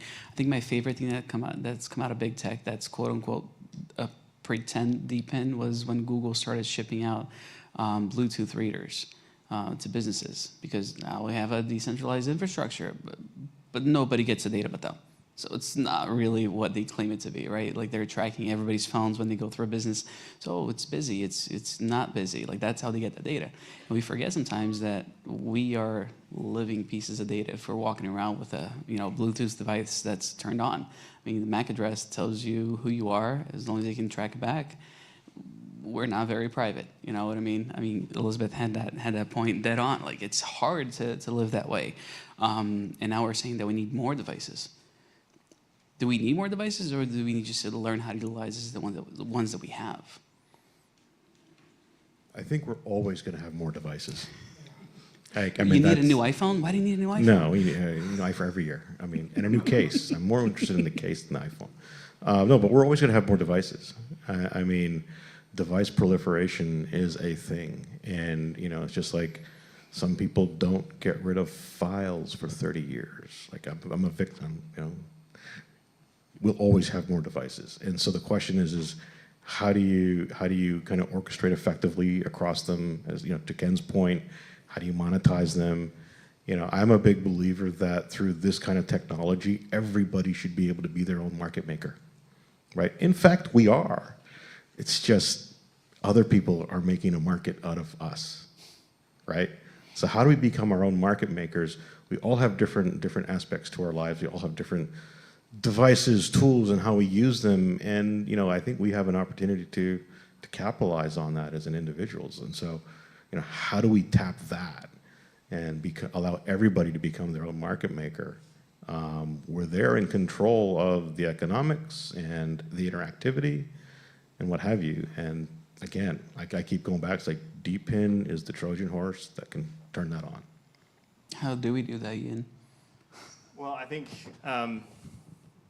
this also ties into the question that you asked before around why big tech or the centralized clouds aren't doing this. But I think we do it through a set of protocols and some standardization about how we do it. I think, and I think the reason that big tech hasn't done it yet is because it's going to look like 3 steps back for them before they can move forward, because they're going to have to figure out what is the other value-added service that I bring into this market if we can do that. And so, I really think the impetus is on us to go prove these protocols and these standards and that it can be done. I think tactically one of the things we can do is start figuring out how we build mesh overlays, and we can start building meshes of meshes, and then we can start ring fencing in these things that we say we think we can do, and we don't have to round trip out to a centralized cloud to do it, and I can go use my neighbor's compute and hardware. You guys can come and use the massive amount of GPUs that are sitting back there powering this screen. Just for the record here, you guys are looking at 10% of what this stage can do right now. Like this is a full-on, and now I'm missing the technology. What is it? With the Unreal? Unreal, yeah. This is the full Unreal Engine that integrates with those cameras, and when those two things come together, this screen and those cameras, like, you cannot tell. By the way, this is the same stage type. I'm stealing your thunder, Jonathan, sorry, but same stage type that The Mandalorian was filmed on, so if you guys have seen that, that's the capability of this stage here. But what powers that, and one of the reasons that we like talking to the Vosslers so much here, is that they've got a bank of GPUs, and they're like, we go home every night. We turn this whole thing off every night, and it doesn't make us any money. And it sounds like we may have had another use case here of like...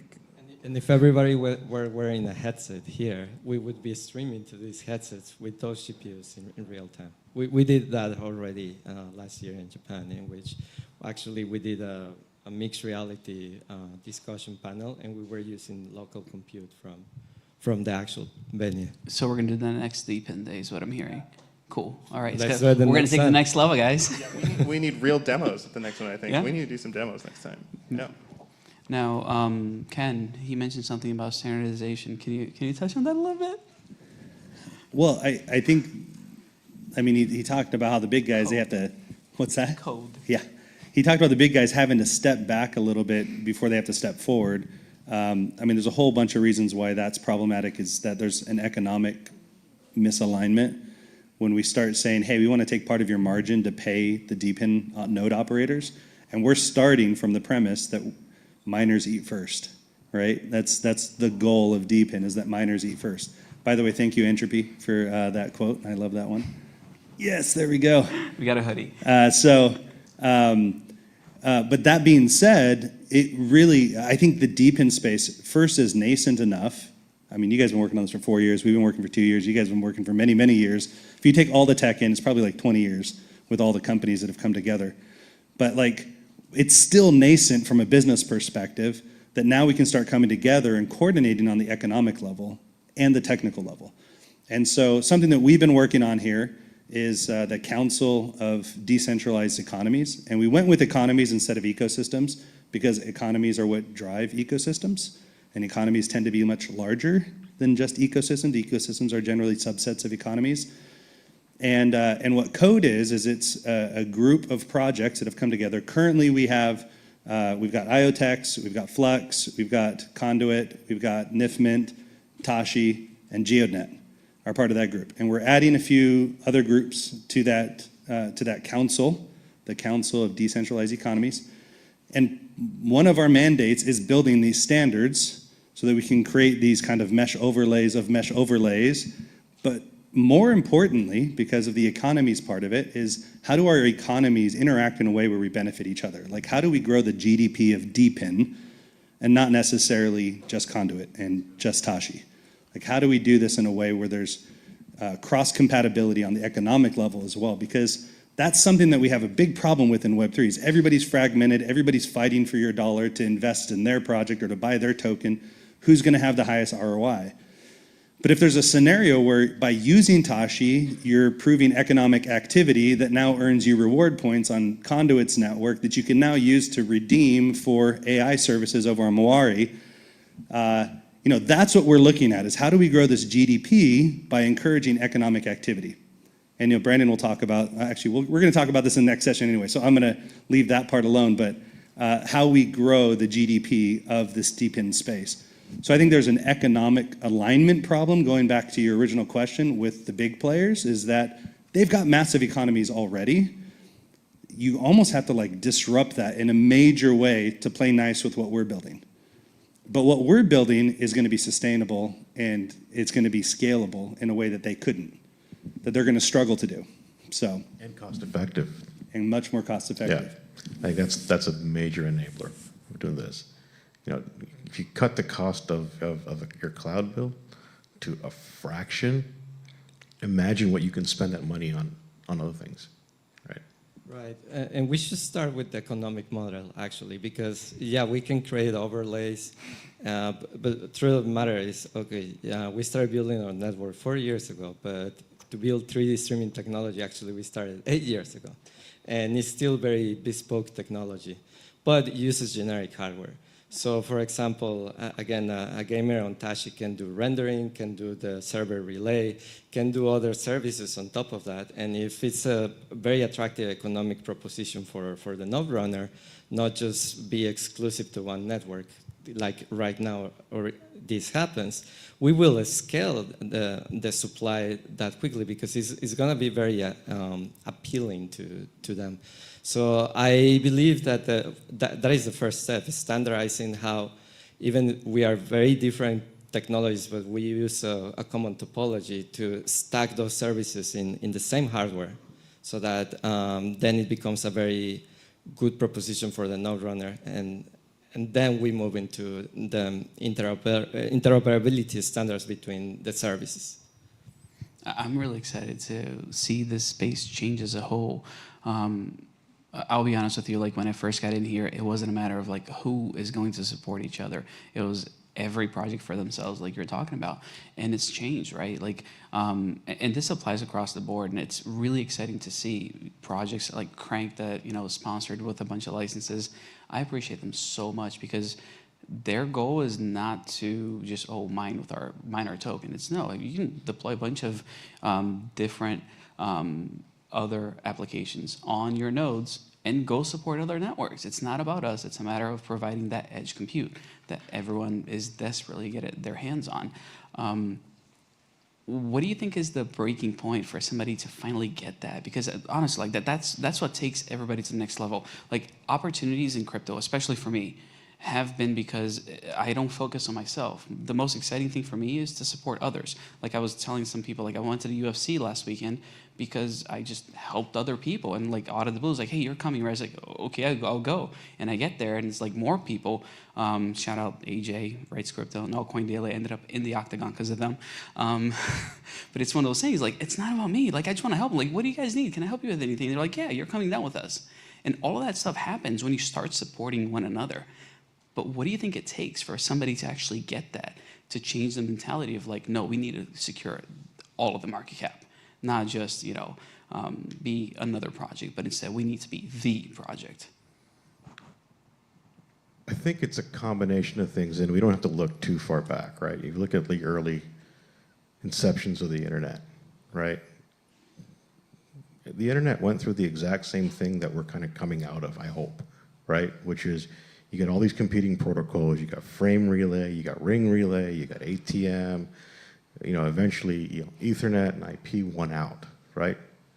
And to Ken's point, people realized that Ethernet and IP was the most cost-effective way to do the thing that all the other protocols were trying to do, but weren't cost-effective enough. They weren't operationally frictionless enough, right? And what happened? Well, IP is now the lowest common denominator for all communications, right? That has created a $25 trillion internet economy, right? So it's exactly to Ken's point, is we have to align the economics, right? And, you know, I've been in the blockchain space about 10 years now, and I'm seeing the exact same behaviors that we saw in the early days of the internet. I think we're coming to our senses a little bit, right? And I think now the question is how do we unlock those economics? Well, the protocol debates are, you know, that's a distraction. Like, if you're interested in having a protocol debate, you're not having the right conversation, right? And I think that's where we need to get to. And I think we're starting to get there. I mean, I'll just say this, like, I think is leading right into this, but I think we'll know that we've arrived when we stop talking about Web 2 and Web 3, and we're just like, this is the web, right? And I think we're really taking a look at, like, this is such a, you know, cliche term right now, but what is the new internet, right? We're realizing, looking back, that there were a few things that we could have done better, you know? There's some things that we need to standardize on so that we can move forward and not just get hung up on them. And I think we're right on the cusp of starting to change some of that and move into what will be just the next iteration of the web. We don't have to put a number on it because right now we have two really contentious numbers that really like to argue with each other. But the consumer doesn't care. We've all figured that out, right? Like, they're like, just make it work, guys. As long as the service is provided, yeah. Whether it comes from your neighbor's GPU or comes from the cloud, they don't care. They care about the price, and if it's cheaper, then it makes sense. Yeah, they don't care what it's called either. Yeah, and I think that's really one of the like qualifiers to be a member of Code, is that you need to be able to articulate what value you're generating to the end user in a way that, like Brandon says this all the time, that it's so nice when you're talking to people you know you're dealing with real businesses when the last thing that you talk about is the token. Because the token is part of the incentive model. Like, let's not forget that that's how we incentivize people to participate in the DePIN side. But DePIN is a little bit different than a lot of other of the Web 2 stuff or Web 3 stuff, because there's two sides to the DePIN market. You've got the people who are generating the demand, which is your consumers, and you've got the people who are generating the supply, which is your node operators or your suppliers. And you have to build both sides. Node operators are incentivized by simplicity and ROI. That's what they're looking at, simplicity and ROI. The consumers, the demand side, all they care about is like, give me a better service for less money. Like that's what they want. And as long as we're having those discussions, and as a project you can articulate that, like with Tashi I can talk about TAM and SOM and all that stuff, and we can talk exactly about who our market is and where we're going. But if you can articulate that as a project in the DePIN space, you're welcome to participate in code. I get a little hesitant because there's still kind of that Web3 leftover of people who, or projects, who are more marketing companies and token plays than they are like technology plays. And some of those are a little bit harder to have these discussions with, but I find that every time I come to DePIN Day, the last one time before that, this one, so both times, I end up meeting like a whole bunch of really interesting projects who can do that. And so that's what's really exciting is I think right now we have both kind of a maturing of the project landscape of everybody's starting to go, oh, wait a second, there's another project that actually understands how to build a real business and it has real value. Additionally, the technology is coming up. Like the fact that we have TPMs in different compute devices now, like it's pretty ubiquitous now. You couldn't even install Windows 11 without TPM2 enabled. Well, you could hack around it. But if you wanted the easiest experience, you had to have a TPM2 compatibility to install Windows 11. So TPM's everywhere. And I don't know that anybody's really using it to its full potential, but the fact that that technology exists for trusted compute, it means that we're kind of technologically maturing to a place as well where DePIN can actually become a reality in a kind of trusted edge compute environment. And I know with GPUs, most GPUs don't have TPMs in them, so it's a little bit harder with GPUs, but there are some newer GPUs that have talked about it. There's some ASIC style GPUs we talked about that might be able to do something similar. I guess not GPUs, but AI compute. Yeah, some ASIC style AI compute stuff that could offer the same type of trusted compute that is necessary for DePINs to really be successful. So it's both like a cultural shift that's happened in the Web3 space, people being really focused on business value, and a technological shift or a maturity that's happened that now allows us to tap into all of these things at the edge in a way that you kind of had to emulate with software previously, but that doesn't perform as well, and it's not as trustworthy, and there's all kinds of security concerns around software solutions at the edge. So, Setting the bar pretty low for code there. Basically, you have to have a real business model. I know, that's so crazy that that's the bar. Well, I think if you want to, if the baseline is the business model, right? And I agree with you. Like you have to be able to speak to a business model. If you look at the developer landscape, right? There are probably only about 100,000 developers in Web3. There's 30 million developers globally. Why are not we going after all software developers, right? I mean, that sounds like an impedance mismatch to me, a gross one. And I think there's an opportunity to do that. Go after all software developers, enable them to come on into these kinds of ecosystems and not put up the frictions of, oh, I got to learn a new programming language. Like, I mean, that's a roadblock right there, right? Let's let them do what they do best. There's not a single software developer that I have ever worked with in my entire career where I say, you need to use this programming language and this tool set.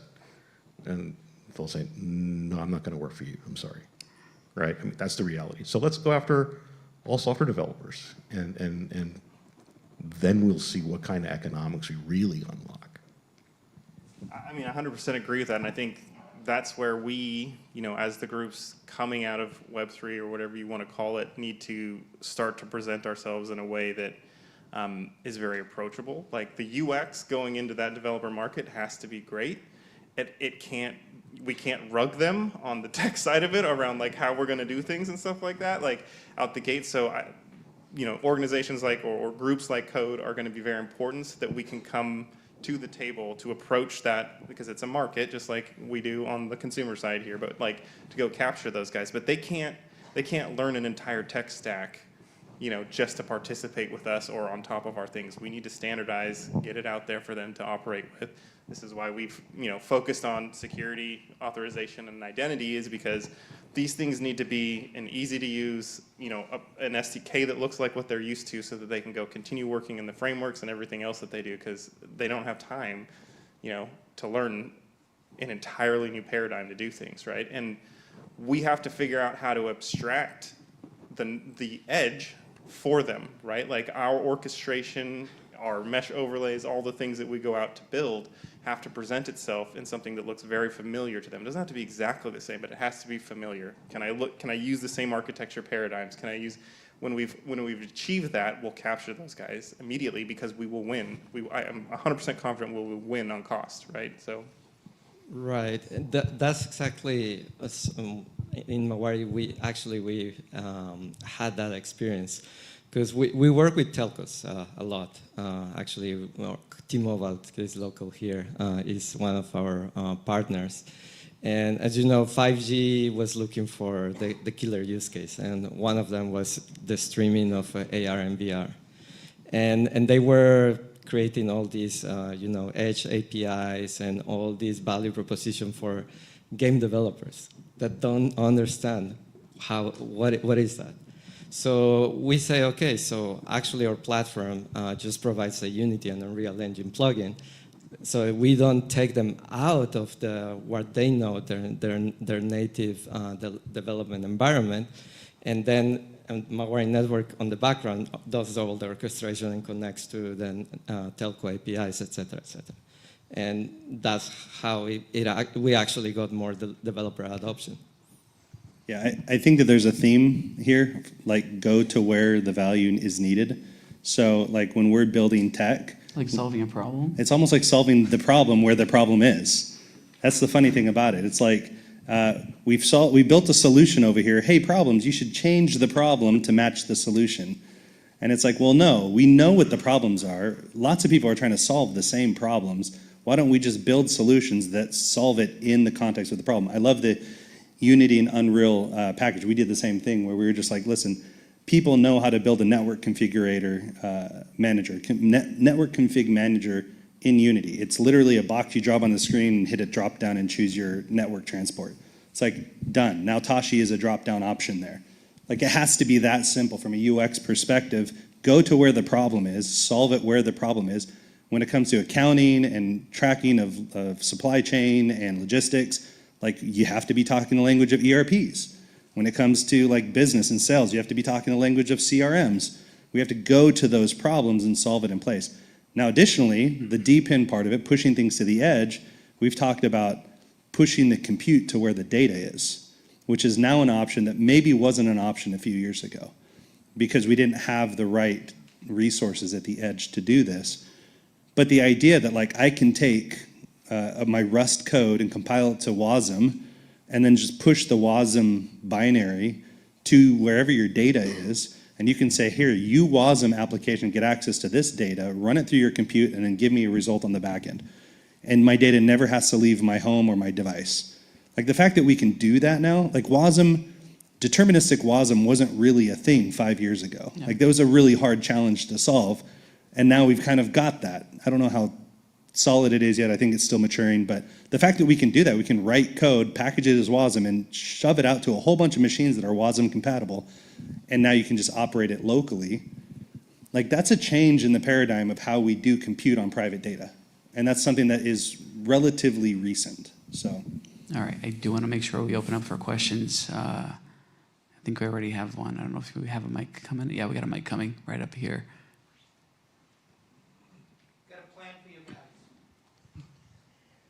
How did Wi-Fi become so ubiquitous? First, Intel had a Centrino chip, put it on the tablets, laptops. Do you remember that? What you need to do is work on a DePIN chip or an SDK that goes into a chip, right? First of all, you got TSMC down in Arizona. It's not a far flight, 2 hours. Talk to TSMC, right? Explain to them we want a specialized DePIN chip. By the way, I know the Chinese are working on this. So better late than never. You're all talking software when you should be talking hardware because we have a 4 nanometer semiconductor fab in Arizona. What are you guys talking about? You standardize the DePIN protocol in chip. Because the Chinese are making all the miners anyway right now. The question is, think we have resources in America to manufacture semiconductor chips to standardize your DePIN protocol, if you know, the DePIN protocol, and embed it as an SDK into the chip. What do you think? Does that make sense? I don't disagree one bit. Let's get All right, then let's get secure. Yeah, let's get secure compute on chip with these protocols built right in, baked right in. By the way, ARM is going to go down to Arizona too. And by the way, ARM is the second company you need to be talking to because they make all the protocol for all the chips. Did you pay this guy? I'm really a fan of having them all built here too. Let's do that. Qualcomm is all over this as Nobody well. pays me. I'm independent. No, I love it because I mean. Yeah, because nobody else will say it. I will. No, we're saying it. Just please stick around to the end. That's all I'm gonna say. Here we go, right here. I'm wondering how much underutilized compute is there at the edge? I know you guys mentioned that briefly, and I'm sitting here kind of trying to understand that. I mean, generically, there's about 50 times more compute at the edge than there is in cloud, and it's underutilized, period. Right? So imagine all of GCP, AWS, Azure, combine that times 50. Yeah, I mean, just think about like you work on a long day, you work 10 hours a day. There's 14 hours a day your work computer's not doing anything. That's the underutilized part. Yeah, specifically to 3D rendering, GPUs that can do rendering, we made that research, and it's 60 to 75%, because you don't use your computer all day.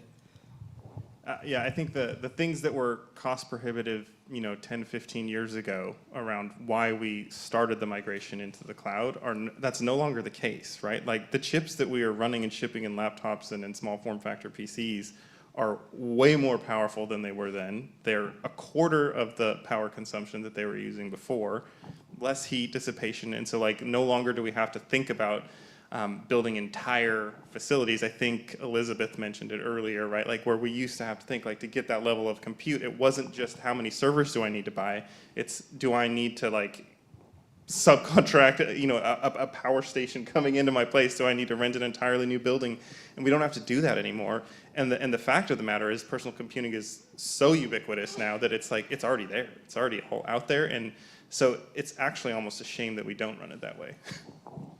I think one of the things that people forget is energy is critical here, right? And there are massive advancements in not only battery technology, but even small form factor nuclear reactors that are out now. Like this is not a figment of on a roadmap. Like these things are in production now, right? And so the idea that you now have low-cost energy that is reliable 24/7, 365,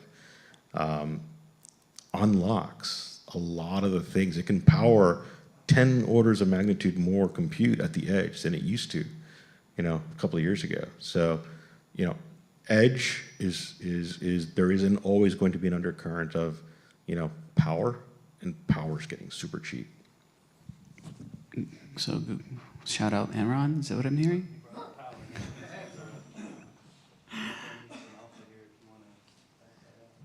You've been to bring a couple things together.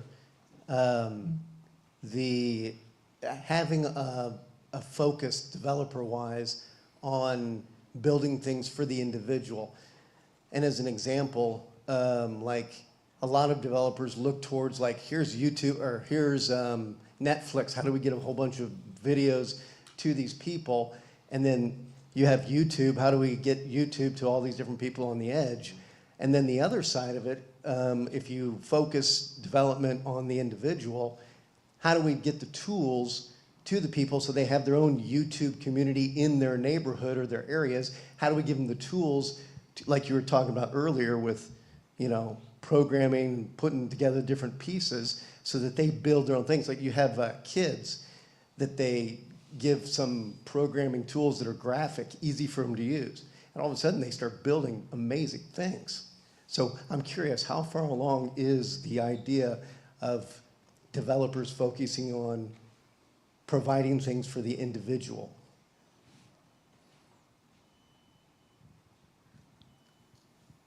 I think one of the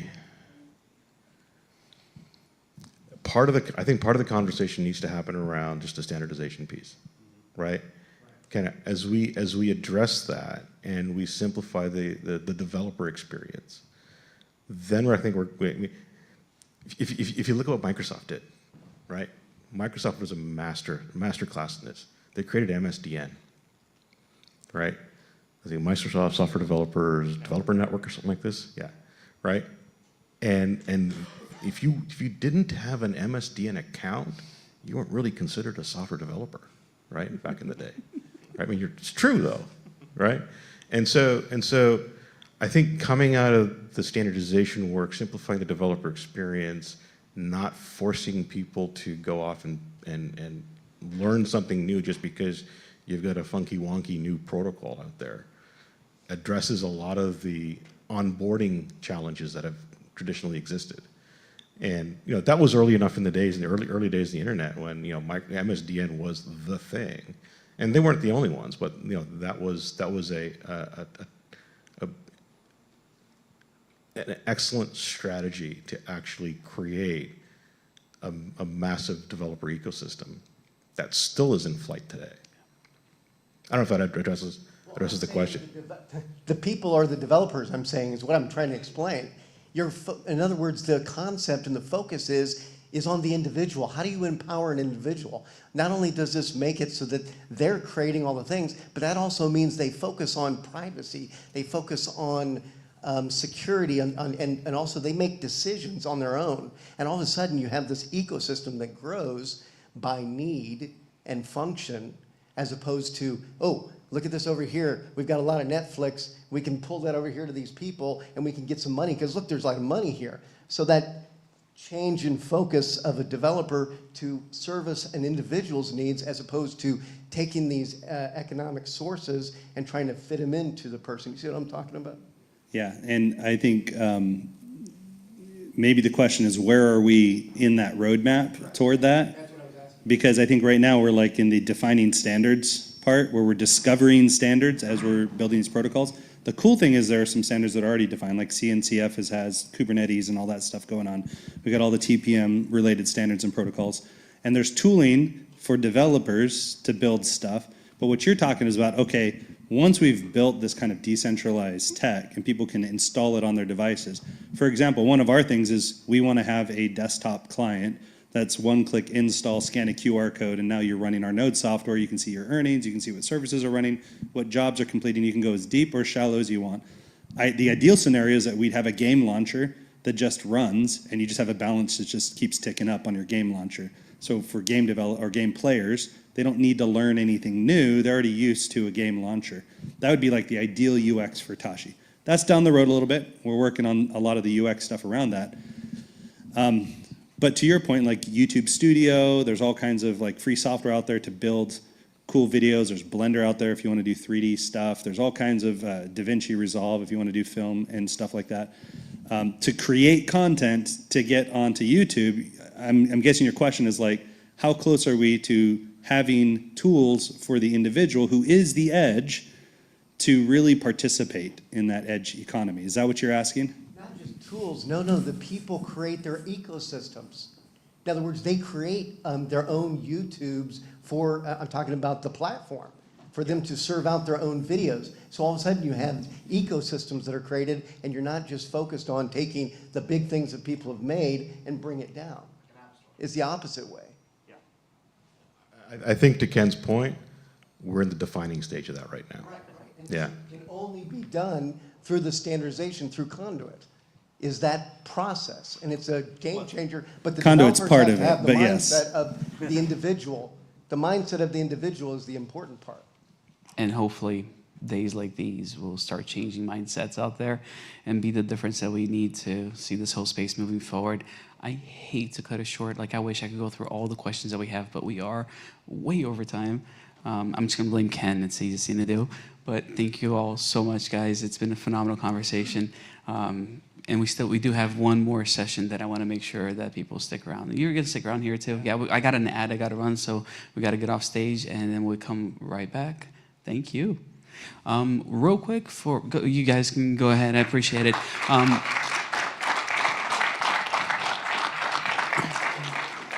Do you want an intro? Yeah, yeah. Come on up, Jonathan, if you want to intro this thing. He's not going to give himself enough credit. I just got to say, like, whatever he says, just times it by 10, because he's one of the big reasons this thing's actually happening in the first place. Thank you, man. Really appreciate it. Thank you, Action. It's been so amazing hosting you guys today. Thank you so much for sticking it out all this time. It is pretty exciting. We have about 55,000 people also watching and sticking it out as well. So a shout out for our online audience. Thank you so much for joining us. Just wanted to share a little bit about Vossler Studios here. I am Jonathan Vossler, the CEO of Vossler Media Group, and we just wanted to take a moment to show some of the work we do, but ultimately we would love to be able to host other gatherings. We have obviously an ability to capture anything that needs to be said or done, and then we love to broadcast. So as what we're doing today, we are broadcasting out into the world on many different platforms. And then we love to create. So that's obviously why we are being part of thought leadership and having some of those discussions and having thought leadership come and be able to share one with another and create that community. So that is what we do here at Vossler. And you can just go through a couple other slides. We gather, so you see we do many, many different events. If you ever want to do a fundraiser events, we actually do more fundraising events in this place than anything else. So we've raised tens of millions of dollars through here. We can go to the next one. We capture. So I think someone said it. Someone took my thunder, Ian. I think you were the one who said it, but this is a full virtual production studio. So we are able to fully function in Unreal. So if you want to do a reveal on Mars, well, we can do that and tell Elon, we made it before you. So we can do that. And then we broadcast. So we have a turnkey solutions here, and we have many different packages that we can offer. So with a click of a button, we're able to go live anywhere in the world. And then we create. So we have been in business for 20 years.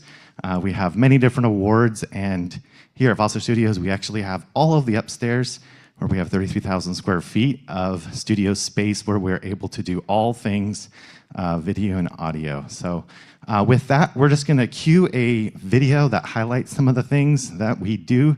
And then I think Genzio is coming up. So enjoy the video.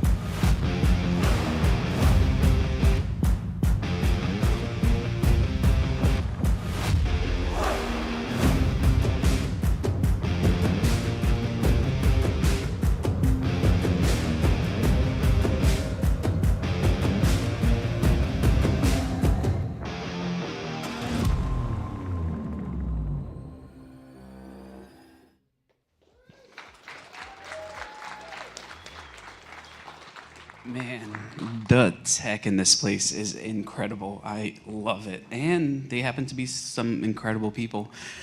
Appreciate what you guys do, Vosslers. Now, want to have a little quick chat with Genzio. Zach was going to get up here and just talk about Genzio, but we figured probably it'd be better if we had a little conversation instead. How's that? Yeah, thank you so much. And thank you so much for everyone coming and for attending online. This is our second DePIN day that we've had with all the groups together and streaming. And it's pretty amazing that I think this time, both in person and online, has doubled the size of last time. Considering this is, less than 6 months apart, it really shows kind of the growth of both the industry and the excitement here in Seattle and online. So I'm really excited to be with everyone. And for everyone watching online, I think we can hopefully say that we'll be doing a third one of these for sure. So I love it. Love to hear. You want to take a seat? Yeah. All right.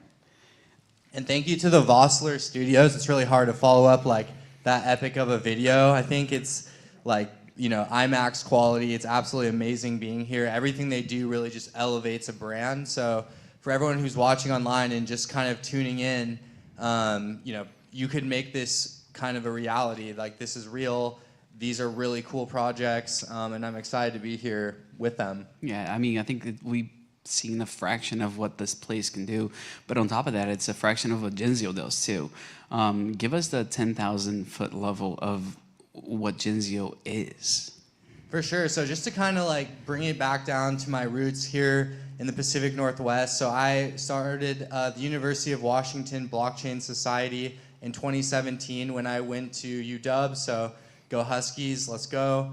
And graduated in 2020, worked at Ripple and OKX, and really realized that I think a lack of authentic media in the space was really at the time prevalent. And I think a lot of it was pay to play, as a lot of you may have seen who have been trying to get coverage in the space. You have a really cool project or idea, and immediately, there was certain people where you couldn't get your word out unless you paid a very high price. And I think having decentralized media outlets like social media is the future. And so I think we've really focused on getting our message out on those direct-to-consumer platforms like X, where we have something like 50,000 plus people watching right now.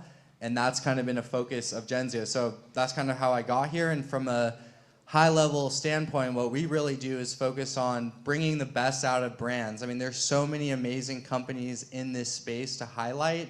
It's amazing work to be doing. I get to meet so many great founders, CEOs, and companies from all over the world. And what we really do is try to help them grow their brands both online and in person. And I think what I've realized is that if we're successful, these projects are successful too, because they're the ones who are building this amazing technology that you've seen showcased here today, whether through Conduit or others. We're really just bringing out and spotlighting it and highlighting it and bringing it in to your living room. So I think it's really an honor to get to work with so many different amazing projects for so long. And this is such a cool space because you can really interact with the people who are directly building the things that you use. I mean, I say this at most events, but the founders of most of these projects are very accessible and they have a lot of influence on what happens. And so your perspective and what happens and what you say to them can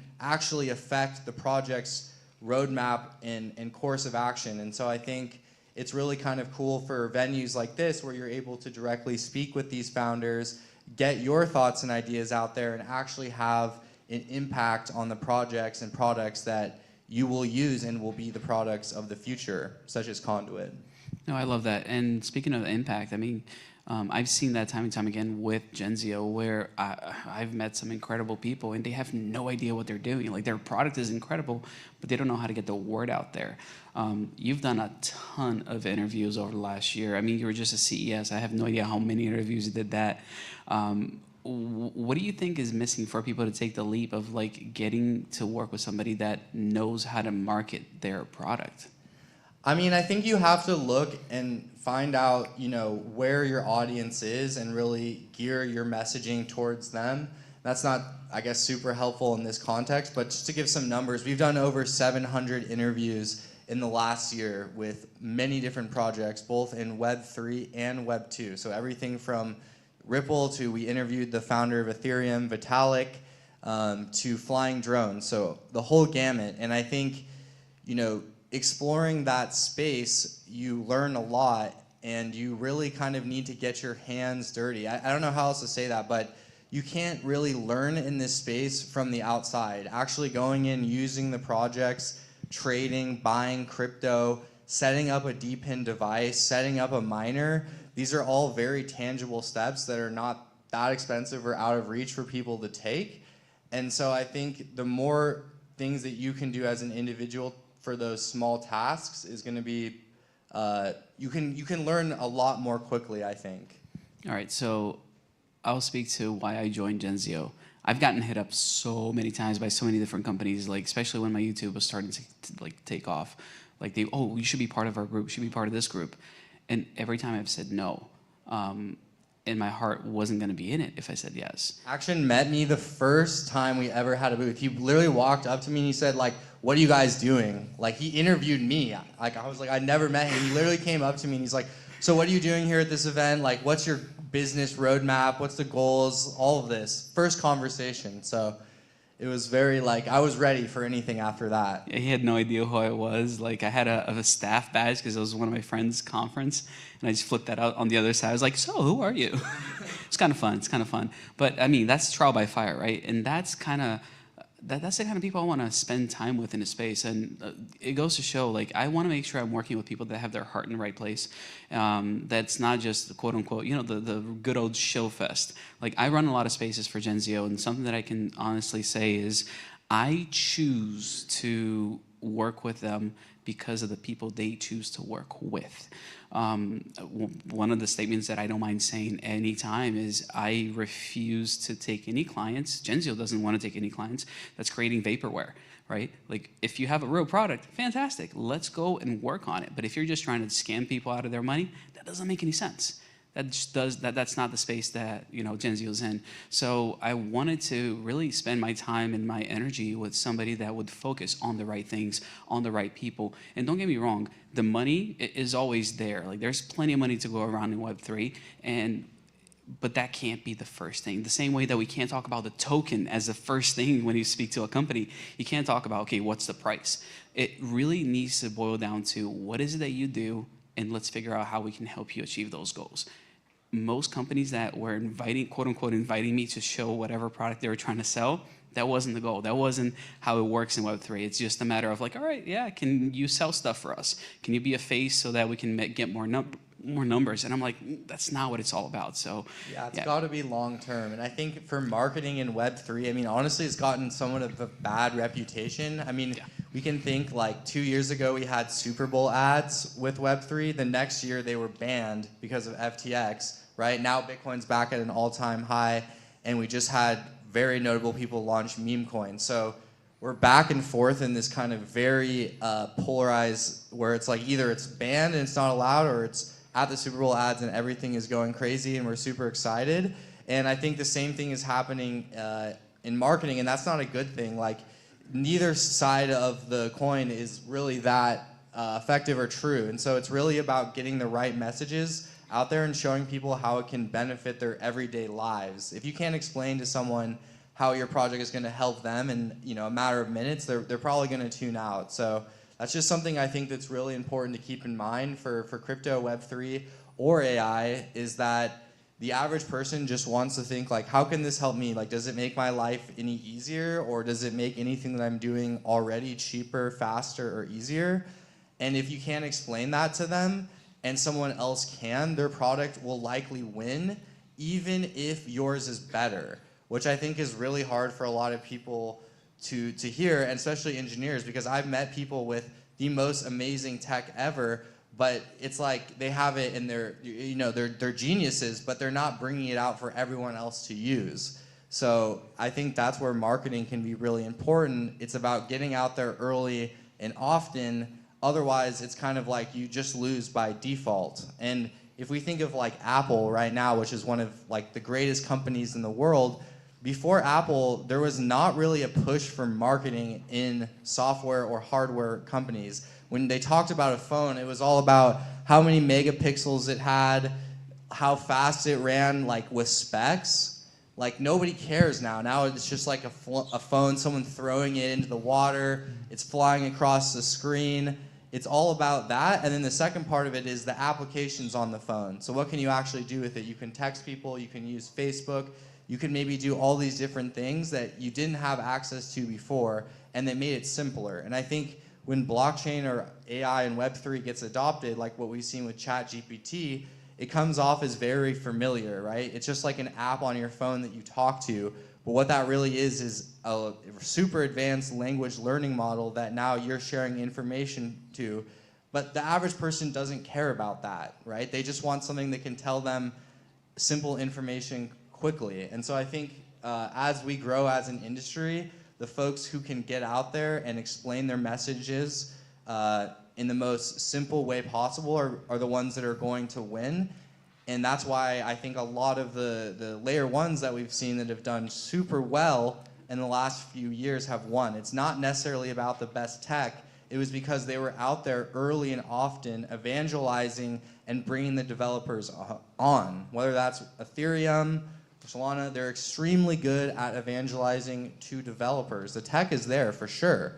But if they didn't have that developer outreach and approach to get them on board, there wouldn't be the amazing applications that we've seen today, like Solana Phone or these other things. It had to take the marketing and the ease of use to actually make people want to get involved. And I think we've already seen some winners in the space from those who have done that early and are now seeing the results, because there are a ton of applications on there that are doing amazing things. But when that initially started getting traction, they weren't talking about the technical aspects, they were more talking about the ease of use. And so I think as an industry grows and adopts, that's going to become more and more of a differentiator.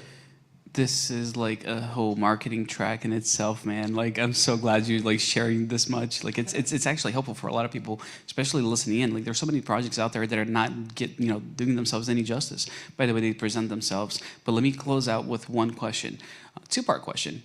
Who do you want to work with, and what can you provide them? I mean, I want to work with as many AI projects, I think, that are in the Web3 space, that are building cool things, that are consumer-facing. I think consumer-facing technology right now is extremely interesting, whether it's in healthcare or consumer-facing goods of any kind. And I think in terms of just how can we help them is we can grow their brands, we can help them get a lot of views like the companies here are getting, and that's ultimately going to help them get users and developers, which every company needs to survive. I mean, you don't have a company if you don't have some kind of customer or user at the end of the day. So I think that's really important. Helping people solve real problems.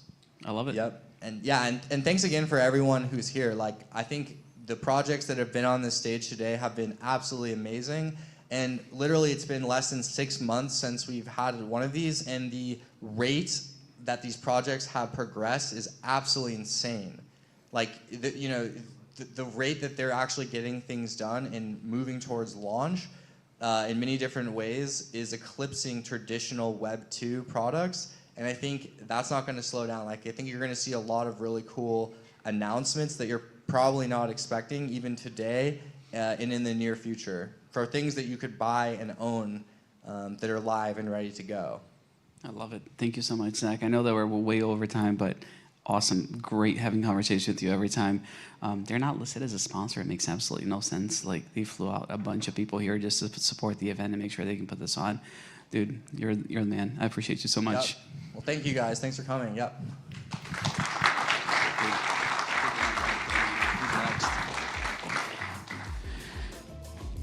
Are we ready for that business track? Oh, I do have my paper on me. I was going to say go by memory here, but we do have our last and final track. If I'm not mistaken, I believe we have the DePIN Unicorn GeoNet coming up. Mike, Brandon's coming up, I believe. Ken, are you? Yep, Ken, you're in this one. And Tyler.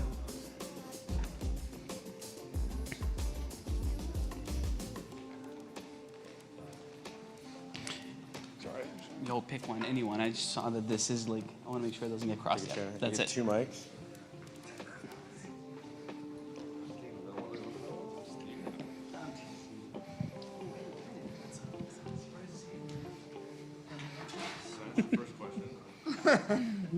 What's the first question? Who's going to be doing their next product release here at Vossler Studios? Is it? Oh, who's going to be GeoNet? Next product release? Yeah, this is a great space for a product release. We're saying product release at Vossler. I mean, that's that video. Mars, right? I mean, it's pretty cool. Yeah, make sure your mic's launch on. and everything. Yep, it's on. All right.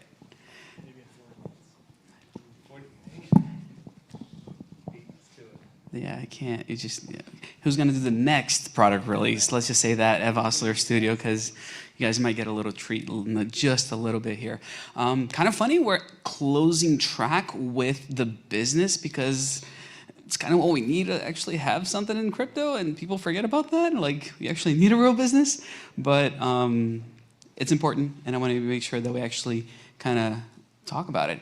All of you have been introduced to all these speakers up here. They are incredible people, and I just want to kick it off with you, Mike, if you don't mind. Like, I meant it. Like, you're a little unicorn in this Web3 world, because not only do you have a business model, but you're profitable. Like, I'm making a bunch of tokens right now. It's great. I love it. I mean, I've been with GeoNet for years now, and I couldn't be happier. What differentiates you from everybody else?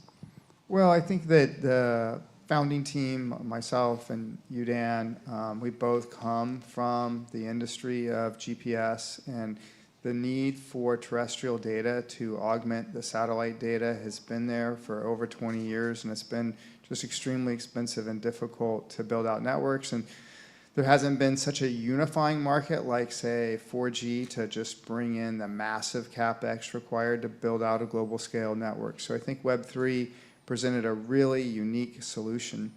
Prior to trying to do it with Web3, actually, you, Dan, and I tried to figure out how to do it with Web 2, and we looked at things like public storage and Crown Castle and American Tower, and we realized, it's going to take billions and billions of dollars, which we didn't have the type of reputation to raise.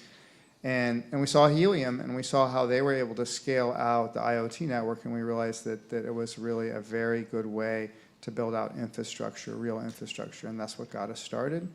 But I think maybe what's most unique about GeoNet is that there was a very good timing with respect to the need for high precision data, and at the same time the ability to actually put base stations in at a reasonable cost. Because just a few years ago, an RTK base station was besides all the CapEx to put the station in at a location, it was a $25,000 to $50,000 piece of hardware too. So due to advances in semiconductor technology, the silicon cost for what we do has come way down, and then the Web3 aspect and the blockchains like Polygon and Solana being there to actually be able to do the low-cost transactions needed to make DePIN. So all the things kind of came together at the same time to allow GeoNet to flourish. And then you have all the use cases around traditional use cases like mapping and survey, but new use cases like drones and robots that are really picking up the need for high accuracy geospatial data. So I think a lot of things in life come down to timing, and I think we've been fortunate enough to get a lot of the timing right with our product stack. That's awesome to hear. It's pretty cool just thinking about it. Like, I've seen you in Dubai, I've seen Ken in Singapore and all these different places. So like, we've seen a lot of people trying to build a lot of stuff in this space. Like, I know you have that experience, but I feel like business is still not the main focus. Why don't people yet understand the need to focus on the actual business, to actually solve a real problem? Like, what's missing? Like, are they still chasing that, pink elephant of liquidity, that launch token number go up? Are we still there? Like, what's going on? Yes. Dang, that sucks. Yeah. Oh, wait, you did that last DePIN day too. Yeah, I mean, okay, so most projects that I see have this grand vision. Sometimes the technology is not there yet. Kind of to Mike's point, is that they've got this great vision of how they want to solve a problem, and they demonstrate the vision, but there's kind of a few pieces that might be missing. Part of it might be technology. The other part might be the market. Like, there's a reason Facebook still exists and has multiple billions of users despite the security concerns. It's the ease of use and network effects of Facebook. That's why people are there. There's a convenience component, and there's a network effects component. Like, that's why it still exists. We have had multiple opportunities to have secure versions of Facebook or more privacy-preserving versions of Facebook that just never get even the light of day, because there's that friction of, like, my friends aren't there and it's not easy to use, right? And so I think a lot of people have really good ideas, but not great go-to-market strategies, and in some cases, not a market that exists. Like, they want to create the market as part of their vision, and that's orders of magnitude harder to create a market than it is to like step into a market with a solution that solves an existing problem. So I commend a lot of projects who've gone out and tried to solve some of these problems, but sometimes it just turns into a token play because there is no market or the technology is not there yet. I don't want to put you on the spot, Tyler, but you have a pretty cool podcast that I got to check out last night. You talk to a lot of people. These guys on stage have been on. We've had IoTex, we've had GeoNet. We do a weekly happy hour that is sort of more of a conversation, and Ken and Brandon have been on a few times. So yeah, we've gotten a chance to chat with a lot of people. This is something that I've really been kind of inspired by over the last few years. So I've been in crypto for a little longer than I, like to tell people because I should have more money than I do, but I don't. And so I started We've all gotten right at some point. It's okay. So I started in 2017 and I came from a traditional finance background. And so when I saw all the ICO booms, and then I got super disenfranchised with, NFTs and DeFi and all this stuff. And it was interesting, but it just didn't really move the needle. And so at first, I came out of the trough of disillusionment within DePIN. I'm like, okay, we're going to just reward people for setting up radios. I'm like, this seems like a scam. And then you sort of seen the model work. And so I started the podcast a few years ago, and really it was around, once I got over that, this is a scam, this is going to be actually impactful. And so I wanted to try to push the education side of the space forward. And we've really seen an interesting transition over the few years where it started with, does this work as a way to validate or sort of bootstrap supply? We've seen that happen in real time.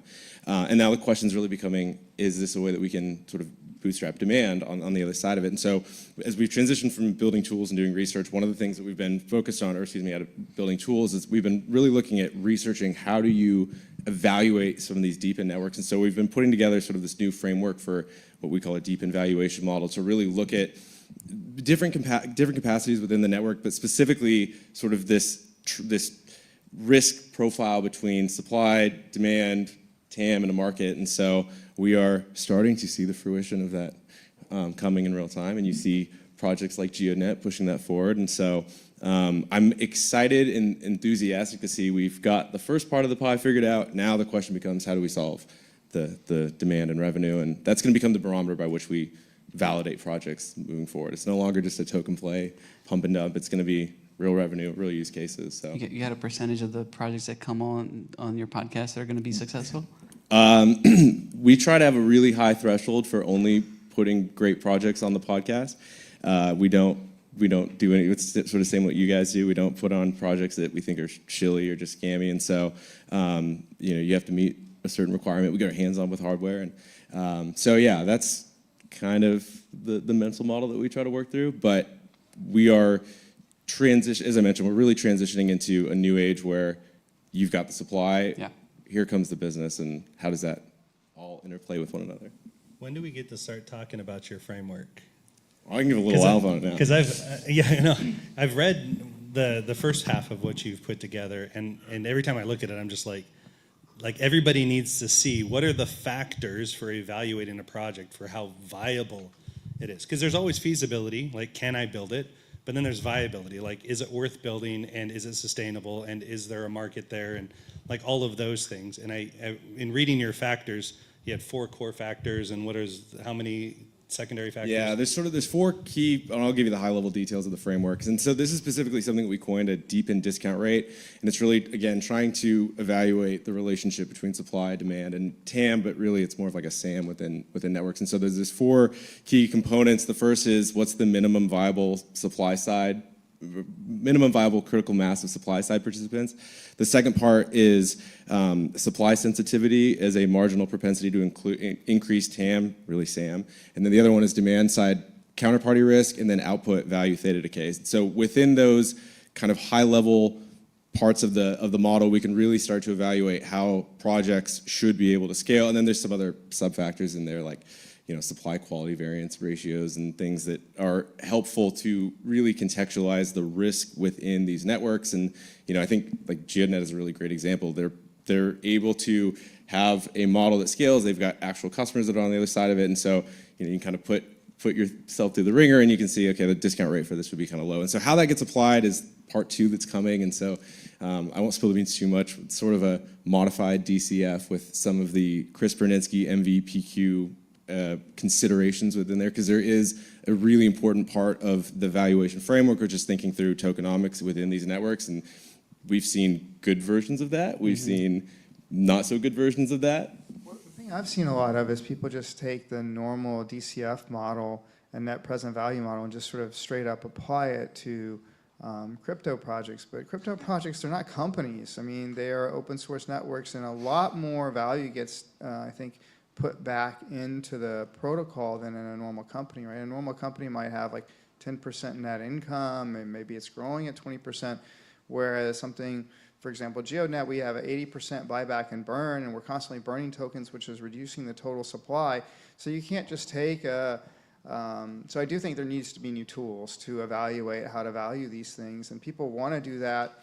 I don't think anyone really does. I mean, I think, you know, Masari and Blockworks provide some very good frameworks to help you think about these things, but I don't think there's really a state-of-the-art for valuing Web3 protocols and doing valuation analysis. And that is a shame, because I think that it makes it very hard to understand where real value is, and so hence everything sort of reverts to speculation. And certainly with a huge supply of really fun meme coins out there, then you just have lots and lots of speculation, and everything, the whole industry just becomes sort of affected by that. And that's fine in a bull market, but it sort of really sucks in a bear market. It also really makes it hard for projects to differentiate themselves when everything is sort of driven by speculation and who has the most volume. So volume is just this massively important metric in Web3, but it can be so misleading with so many exchanges that, you know, is the volume numbers really trustworthy and so forth. So it would be amazing, Tyler, if you could come up with an industry-leading kind of benchmark on how to value things, because I think it's completely missing in Web3, completely missing. Thank you. We're on our way, right? I think the important thing to also note is that very few of the previous crypto projects could even be applied to a framework like this. And that's, true, right? So, but what I want to get to that is, my statement in that is that that's a differentiator in DePIN alone, right there, is that you have real products, you have real double-sided market, you have supply and demand, and you have the ability to generate real revenue. If we can start there, then as we talked about, the token becomes a mechanism for mutualized value or capture of value. That's it. It doesn't become the thing that we're speculated upon. By the way, there's speculation in every market, but there's never been a market in the history of our world in which has been fully built on speculation that sustains. Ever. So what are some examples? That's not a market. That's, you know, but like if we talk about economies, if we talk about like things that actually affect people's lives, and that's all that I want to work on. I'm assuming by, you know, these guys and their characters the same way. I'm worried about things for the next generation. My son's sitting over there in the seats. Hi, buddy.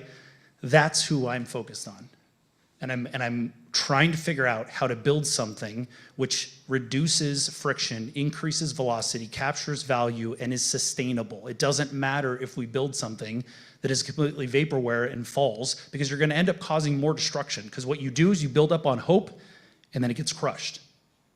And that's what's happening in a lot of the space here. And so why I'm so excited about DePIN is because we actually have the ability to build something on a firm foundation and be strong in it and build real business models.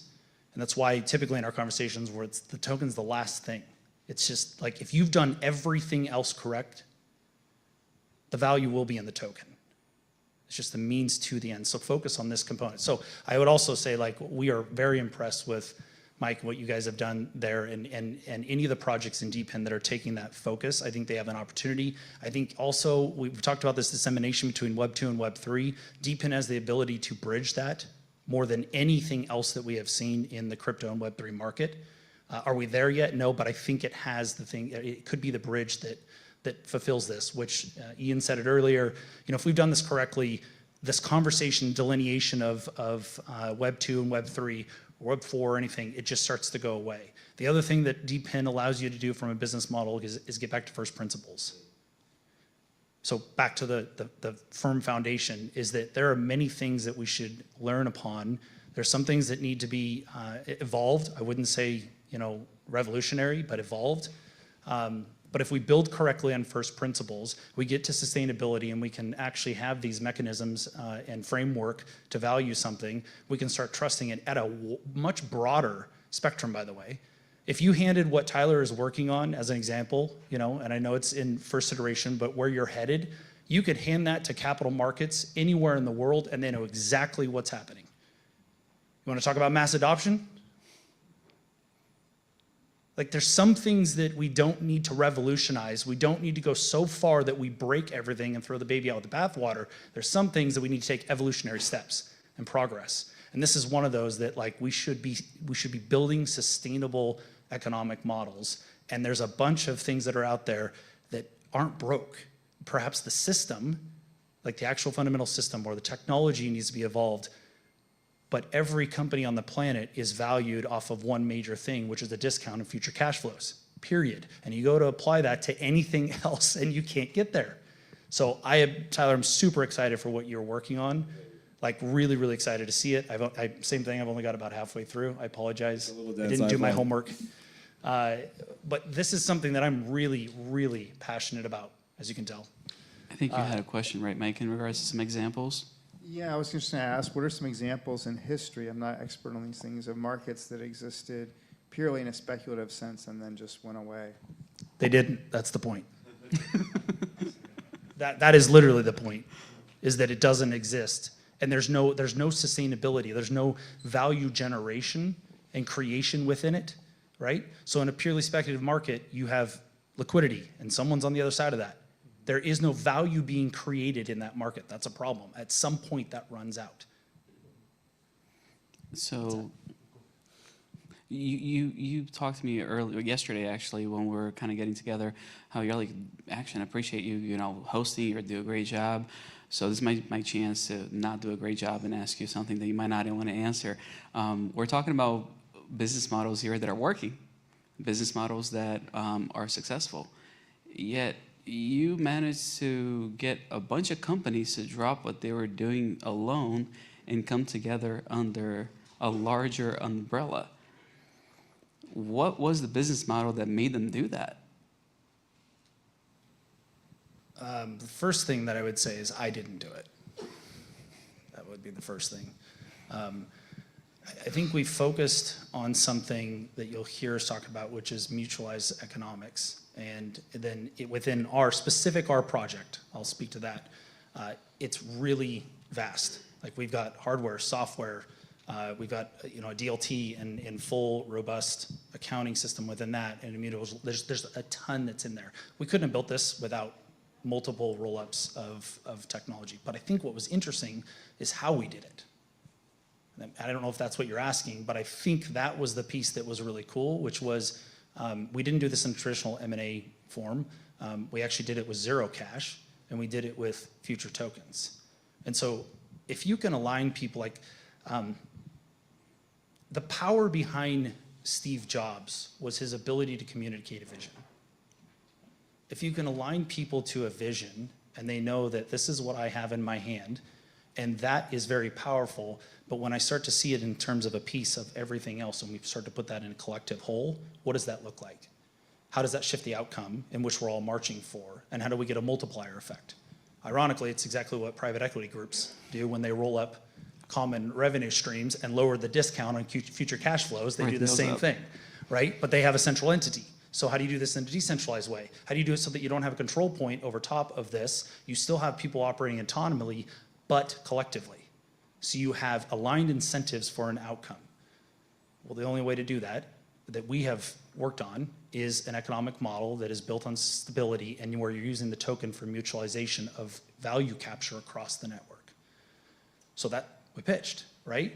And that was what kind of collectively came together. And I think what we are hoping for is that that's just the start of an actual model in which others are like, I'd love to participate in that.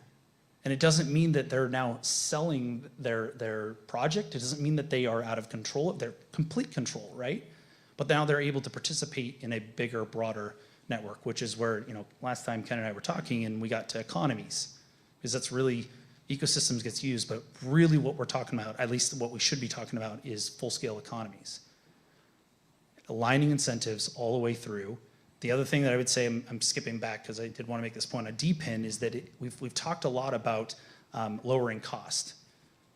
Very true. I would also say the velocity of deployment, very true. But the other one that's interesting is that you actually can turn cost centers into profit centers. That's not just lowering cost. That's taking something that was a net cost on someone's balance sheet and saying, no, that's now a profit center. That is powerful. And if you can prove that that's a sustainable model, you're going to be able to move people over very quickly. And when I say people, I'm not even talking about individuals either. I'm talking about other small businesses, corporations, all of these things, because they're all dealing with the same thing, which is if it's a cost side, they've got to figure out how to increase EBITDA. Well, okay, well, you've only got so many levers here. I think DePIN has a real play to do that. I'll pause there. No, that was phenomenal. I mean, that's exactly what I was wondering. Sure. My name's Chris Mann. 1 second. Let me get you a mic real quick. Thank you, Jonathan. My name is Chris Van Hoff, and my company's Next Act. And I'm not, like a lot of people here, I'm not a developer. My background is finance and accounting and economics, but I've had a lot of tech experience, and I have seen for a long time the value that something like this could have. Having a DePIN platform, having this velocity that Brandon referred to. But the thing that I could never find until I met up with Brandon and Scott Nelson and all the other people involved with the Conduit Network was this is the first group that had really focused on value generation, to Brandon's point. And to, going back to the last session, someone who had an actual business model that made sense for a non-developer.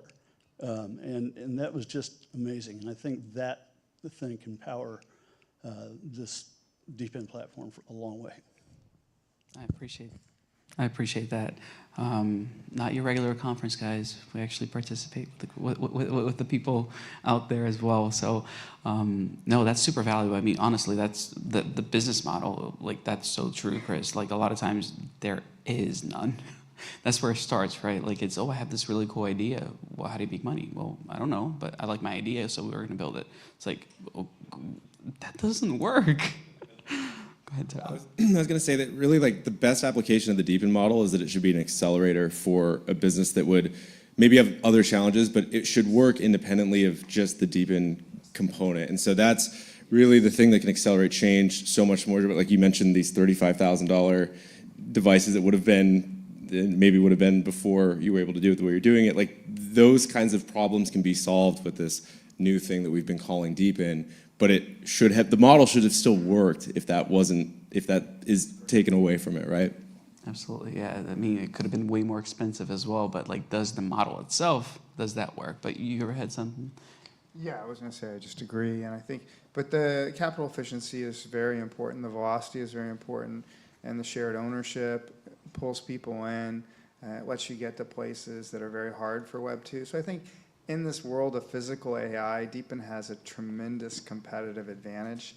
And I think if you think about where the big Web 2 companies are good at, they are going to have, big structural advantages potentially in a lot of traditional applications, but physical AI applications, you can't do that in a centralized way. I mean, you've got to take the equipment out into the field. You've got to be all over the world. These are things that are very difficult for traditional Web 2 companies to do.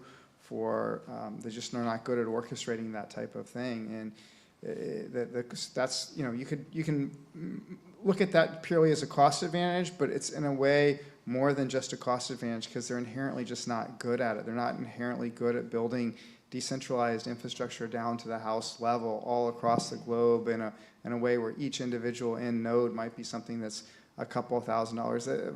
Verizon or any of these traditional big Web 2 companies, that they're just not set up to do that. They don't have operating systems to do that. And so Web 3 and DePIN have a fundamental advantage, and then they become fundamental enablers for physical AI, which is going to be just an absolutely mother of all markets, because it touches on things like automotive and transportation and logistics and aviation, all these things that are just being transformed by robotics. This is going to be absolutely mother of all markets, and DePIN is going to be right at the center of it. So it's quite a huge opportunity. I might even take that further, Mike, which is the Web 2. We get asked this question all the time, which is, well, they're behemoths. They can go solve this problem. They can, but they're not going to solve it the same way. So they can solve it technologically, but they're not going to solve it with the incentive and the economic model. Why? Because they have a fiduciary responsibility to their shareholders to drive value back to the corporation, not to participants. That is a very distinct advantage that these decentralized models have, because they legally can't. It's not a technological play here. They can solve that. It's the incentive to capture people. And one of the analogies that I like, not analogies, stories I like giving, which was so fascinating to me, is over in Africa, where they're trying to solve a lot of last mile telco issues and connectivity issues. They continue having a lot of the locals tear down billions of dollars worth of infrastructure, because these individuals are trying to survive. And so they will turn around and piecemeal everything out that they tear down and sell it. If you took a DePIN model like that and took the same families that are doing that trying to survive and allowed them to be participants, they wouldn't tear down the infrastructure, they would protect it. And you've just flipped the problem completely on its head, not only increasing and injecting incredible amount of GDP and growth into that economy, but the problem that they keep trying to solve, they're trying to solve it the wrong way. Bring people in, let them be a part of building the wall, and they will protect the wall that now they are vested in. Can I make a really poignant example of that particular thing? So one of my friends and colleagues works on another DePIN network, and he was actually working for a Chinese company setting up telecom infrastructure in Africa. And he actually got shot there in Africa while he was building it. So these things, there is real turning it around. It's things, DePIN can do things that Web 2 is inherently not good at, either due to because of the decentralization, geopolitical pressures, the participatory model. It has tremendous advantage, and it addresses very, very large scale markets and opportunities around AI. So I think it's going to, in the long run, it could very well be the biggest crypto market of all time. I've said that. I think it'll be bigger than all of crypto. I was just gonna put my hat or my vote in the hat, saying I think so too. You guys are in the right place, guys. Ken's been quiet. We need to hear. Me too. My vote as well. Are you still awake? But, well, I mean, you have so many good things to say. I don't want to interrupt it. Just like you and Mike, like make it happen. Like like I agree with everything that's being said, and I think that's, you know, in the last session we talked about standards and protocols at a technical level, and I know you always talk about like tokens. The last thing we talk about. When I talk to Tyler, that's all we talk about these days is our token, but only because we want to incentivize the right behaviors. We want to build the right economic models that aligns incentives so that we all end up with the same positive outcome for everybody. And so I think, you know, another function of code, I'm going to shill code again, is that exactly this, where we were talking about technically figuring out how we align the standards and protocols, but also economically, how do we align the projects in a way where, you know, we can have different tokenomic models, but still we're able to participate in the same ecosystem. We're going to be able to benefit from each other. How do we align that across projects? I'm curious to see where that goes, because I know we've talked, and I think the Tashi conduit alignment can happen pretty easily. I'm curious to see once we start adding a GeoNet and a Flux and everybody else into that equation, like how does that play well with everybody? But that's why we have code. I think when you have something like code, where we now have technical alignment and economic alignment, like what we see with Web3 crypto right now is like peanuts compared to what could be. But I don't see anybody else really doing that, and I'm not sure why. Like in the Web3 space, maybe just because nobody has business models and they're just marketing companies trying to shill their coin. No. Because meme coins are really easy. Meme coins, and you know what? I think meme coins have a utility, and it's called a popularity contest. Like that's its utility. Like, but don't expect to make any money with meme coins. It's just a cool indicator to watch. One of the things that Brandon mentioned to me, and it stuck with me, because he said, we've built through not one bull, not one bear, but bulls and bears. And sort of the stick-to-itiveness to not become distracted by the shilly meme coin pump and dump, I think is difficult to say. And to DePIN's credit, they've done a fairly good job of really staying focused, getting back to first principles, solving problems in a way that can happen faster than you do in other types of models. And so I think, to your guys' credit, you have not gotten distracted, and I think the space as a whole has done a fairly good job of that. And so, as an enthusiast, as someone who's trying to push DePIN forward, I'm appreciative because we've not had that in a lot of other sectors, whether it's meme coins or DeFi or any of these other kind of trends that came and went within the crypto space. So it gets me excited. That's why I keep doing what I'm doing, because I'm passionate about it and I'm seeing it happen in real time. And we just got to keep spreading the good word in that sense. I love it. I am curious though, does anybody out there have any questions in regards to this crazy DePIN business that we're all kind of a part of?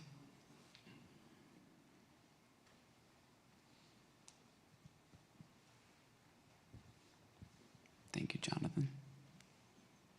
I have a question for Ken. Is there anything in the world that is pushing the economy of gamers to demand providers of gaming servers and that kind of stuff to then decentralize and use something like Hitachi? The answer to that is yes. There is an EU petition, and I always forget the exact name of it, but it's like "Don't Kill My Game" is like the name of the petition. And the whole thing about it is like gamers think about the 20 years they've been playing World of Warcraft at $14, $13 a month. And they're asking, do I have any consumer rights for the amount of time and money I've put into this game? And the reality is that if you read Blizzard's contract, I've read the EULA on all of their games, and it straight up says like, this all belongs to us, we can rip it away from you at any time, you have no rights, right? But in the EU, they're signing a petition to try to push against that model. Now here's the challenge is when you create a mandate that says game developers, you have to allow a way for game players to own their assets and to continue playing the game beyond the commercial life of the game, you add burden to the game developer. You start adding additional costs of development and potentially as much as 20% additional costs to the development of a game. And when a game is operating on 3 to 5% margins, like you're just killing game studios. So now there's a counter push from the game studios going like, listen, if we pass this petition, we're all out of business in Europe. So there's like this hard thing and a rock trying to figure out how we're going to solve this consumer rights and like immortal game type concept. Well, here's the thing. This is one of the reasons why we went after gaming as Tashi is if you build using Tashi technology, not only are you decreasing your actual costs, by the way, you're creating profit centers. That's what Brandon was talking about earlier. So now as a developer, if you incentivize your players appropriately and they become nodes in your system, all they want is virtual rewards in your game, but the developers now have revenue coming in tokens, which could offset their infrastructure costs and potentially even make them money above and beyond their infrastructure costs. So not only are we doing that from a business perspective, but additionally, if you build using Tashi both from what we call a player mesh, so it's the actual game sessions, and a DePIN side, which is the reliability and consistency of the games operating and the longevity, it almost becomes trivial for a game developer to be like, all right, I'm done supporting this game. I'm now going to hand this game off to the developer or to the community and just let it keep running on the DePIN. As long as somebody's paying for the DePIN costs, the game keeps running. So we create these immortal games. We actually call them forever games, or sometimes we just call them immortals. And potentially, if there's a revenue model built in for the developer from the DePIN level, the developer is now earning additional revenue in perpetuity off of that game based off how popular it continues to be after they ended the commercial life of that game. They've handed it off. So it could almost change the entire business model of how game development works. Like right now, game developers are like, okay, I've got a $100 million budget. We're going to sell for $500 million. And then like now we're going to start working on the next project, right? That's how they do that. Plus they have all their costs along the way. So they're going to have additional incurred costs. But in the end, if they can walk away with 3 to 5% margin, they're like, yes, we're happy. And they're just going to keep cranking game after game after game. Now you have people who actually care about their game going, listen, my last 3 successful games are going to be funding my next game that I'm passionate about, and I'm going to put time and effort into making it enjoyable for the players. And by the way, I've decreased my costs significantly, so now instead of 3 to 5% margins, maybe I have 40% margins to put more time and energy into the existing games so that players get what they're always wanting, which is like, they want more attention, they want more content, they want better quality netcode. They want all these things from the developers, but developers are on a crunch to get to the next project once they release this project because of how the game industry works. And what we're doing is we're basically saying, if we shift the economics, if we change your relationship with your cloud providers to now being an edge provider, and now you get to participate in the economics of this, now you get to build the game that you want, support it as long as you want. When you're ready to retire or move on to the next game, hand it off to the community. The community gets to keep enjoying the game, and you get to go build the next thing or go right off into the sunset. But you can't do that without DePIN. We can't do this without the aligned economics for that specific outcome. So that EU petition that's happening in Europe right now, it's like that rock and a hard place situation that's going on. Like, we just solved all of that with Tashi. Now, whether or not they all adopt it is a different question, but this is, it kind of shows you like there's definitely a demand for this type of solution. Funny, you went after a business model that is actually required, like people are actually using it, huh? I would also argue that incentivizes them to have a different behavior for how they develop the games. And instead of monetizing every single thing and charging the player, they are now focused on making the game a lot better so more players continue to keep playing the game because it continues to bring in more revenue without them having a cost center. I love that that's exactly where your mind went, because that's exactly right. Right now, loot boxes. Like, people hate loot boxes. They hate the buying cosmetics. They hate the battle pass. But everybody buys it because they want the thing. But what happens if you can be like, hey, player, when you're not playing your game for 20 hours a day, go be a node for me. And every time you earn Tashi, send it to my account as the developer. And every time you do that, I'm going to just reward you with an in-game loot drop, right? Or an in-game cosmetic. As a player, I don't care about earning Tashi. I just want to play a game and I want the best loot. And so now you kind of flip the entire model to, there is a reason for the developer to provide those things for free to the players. For free, it's digital and it's work that has to get, design work that has to get done. But there's a reason for them to create additional content without having all of the microtransaction stuff that everybody hates about multiplayer games right now. And single player games. I'm surprised single player games do that too. It's just, it makes no sense. Boggles my mind that single player games have like cosmetics that you have to buy.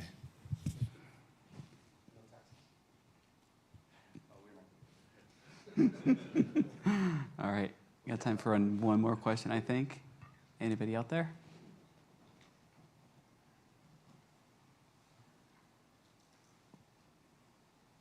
All in the back, Jonathan. I was just wondering, what is typically the format people get paid out for on GeoNet, running a mining rig? You get paid out in the GOD token. So currently, I think the max mining rate, if you're in an empty hex and you're the first in, you set up a perfect station, you're earning 24 GOD a day. And then if multiple miners enter into that hex, that they split. But if you've been the first miner in and you have established your station as having a very high reliability, you earn an NFT, which protects your earnings, and then subsequent people split. So there's a sort of first mover advantage to get into a hex to sort of expand our coverage footprint, and that NFT stays with you in that hex for the lifetime, so you're sort of protected for your earnings for being the first guy or gal to establish coverage in an area, or a high quality coverage. So we're trying to focus on building the network out in a structured way that delivers very high quality coverage. And then, you get our native token GOD, and can go from there. It's TGE'd, so it's liquid. So the path to get from that token to like USD? You can use Radium or QuickSwap or Uniswap or the couple of centralized exchanges that we're on today. All right, great, thank you. I was going to give, it's a little loud there. I was going to give one quick show. Mike and I recently did a podcast episode. If you do want to go learn more about what they're doing, it would be worth your time, because I learned a ton on that conversation and it was a lot of fun. So that was a good one. That was a terrible pitch, Tyler. Where did they go? Twitter is probably the best. So our Twitter handle is at DePIN Unleashed. It's Unleashing DePIN, but DePIN Unleashed is our at. I won't bore you with the details as to why that is. I got rugged from Twitter. And then we've done a few of the happy hour live streams. Those are also on our platform, so you can go listen to the very engaging conversations we've had around financial related components, business related components to DePIN. So those are all out there in the wild for people to go check out if you want to. I did, and it's good. All right. If we don't have any more questions, we got something pretty awesome coming up. So thank you guys. This was a great conversation. That's what we need in this space. And you should give yourself a round of applause for making it this far. We are going to take a very short break just to prepare something on stage. So if you're able to stick around for like 3 or 4 more minutes, we're going to go into the final session. You do not want to miss this. So like 4 or 5 minutes max, and we'll be kicking off the final session of the day. Thank you guys so much.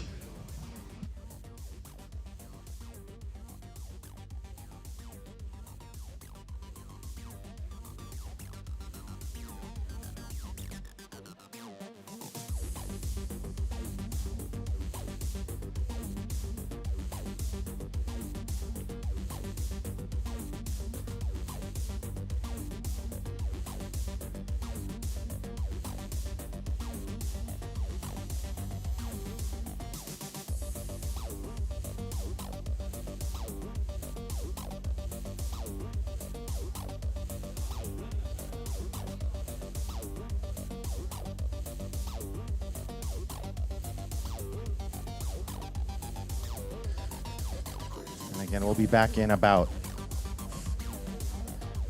5 minutes or less. So a quick bathroom break as we prepare on stage. Thank you so much.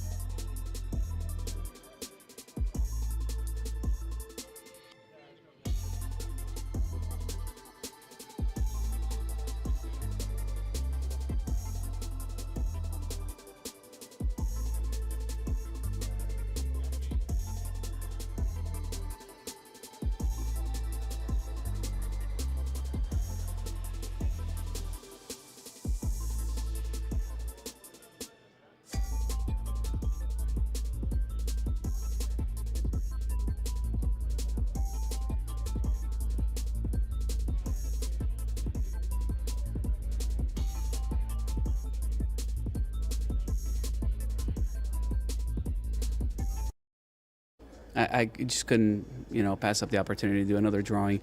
So I believe that I do have that SkyX that I got to give away. I'm going to go ahead and share my screen. And let's pick another one. So this is going to be for SkyX. Here we go. I love being able to just, pause and just come in here and give you guys stuff. This is the best. And Ryan Bond. I haven't taken people off the list, and I'm so happy that we're getting new people every time. So this is super exciting. Congrats, Ryan. Got yourself a little SkyX over there. All right, we're looking good. This is gonna be. We're getting ready here for the final session. I'm gonna leak stuff. You okay with that? Like, all right. So there's a little show and tell. You guys are gonna get to see things that like nobody has seen this stuff. It's gonna be the first time that's gonna be displayed. So you all are in for a treat, guys. Got to tell you. I'm in for a bigger treat because I'm here. I get to see it in person, but you are going to see some new tech that has not been displayed anywhere else. And it goes to show, when I talked about a project a few months ago, it wasn't just something made up. It's real, and it's gotten built. And it's a little, I can see it getting set up on the stage right over there. So this is going to be a fun one. Again, thank you for everybody that's been tuned in. It's been a phenomenal day. It makes no sense for us to do this if you guys weren't here, if you guys weren't actually participating, not only watching the stream, but commenting, telling us what you think about the event. So we're definitely going to follow up with you all. I want to make sure that you all get exactly what you need. Not only miners. Oh, let's do, you know what? I got a little bit of time. Let's do some crank miners while we're at it. Let's do 5. Let me see how many I can get through. I got 5 more crank miners to give away. You can walk behind me. It's okay. Don't worry. Don't worry. Some people are camera shy out here. All right, that's crank miner going to. All right, Jeff.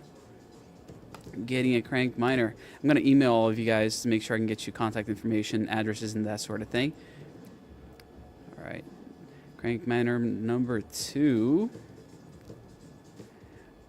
Andre. All right, that's number 2. Number 3, crank miner.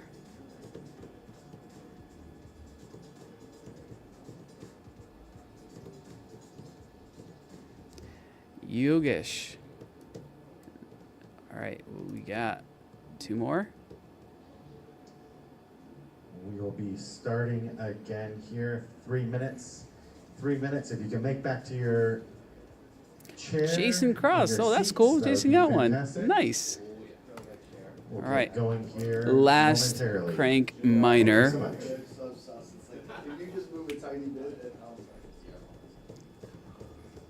Looking good.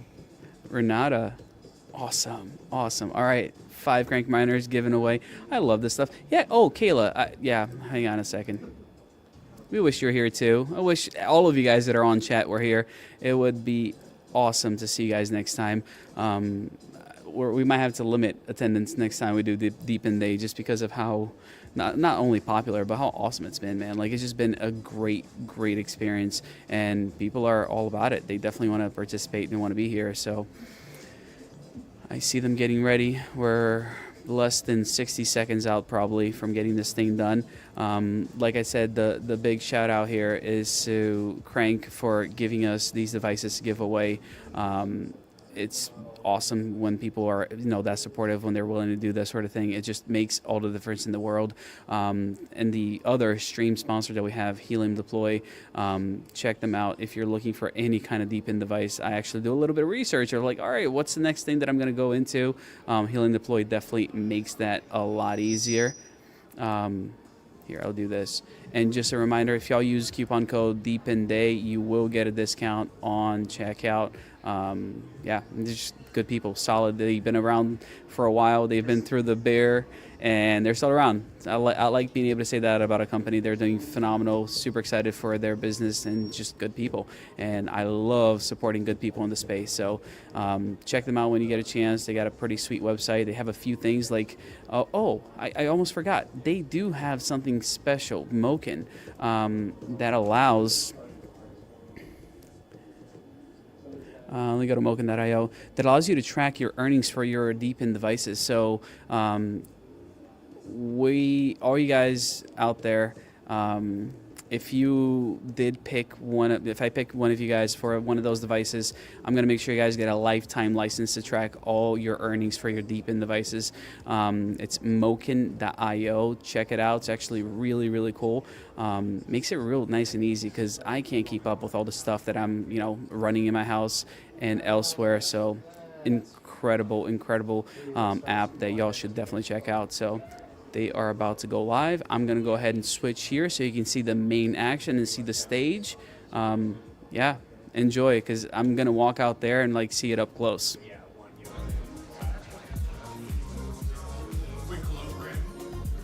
What's that? Hi. What's your wife's name?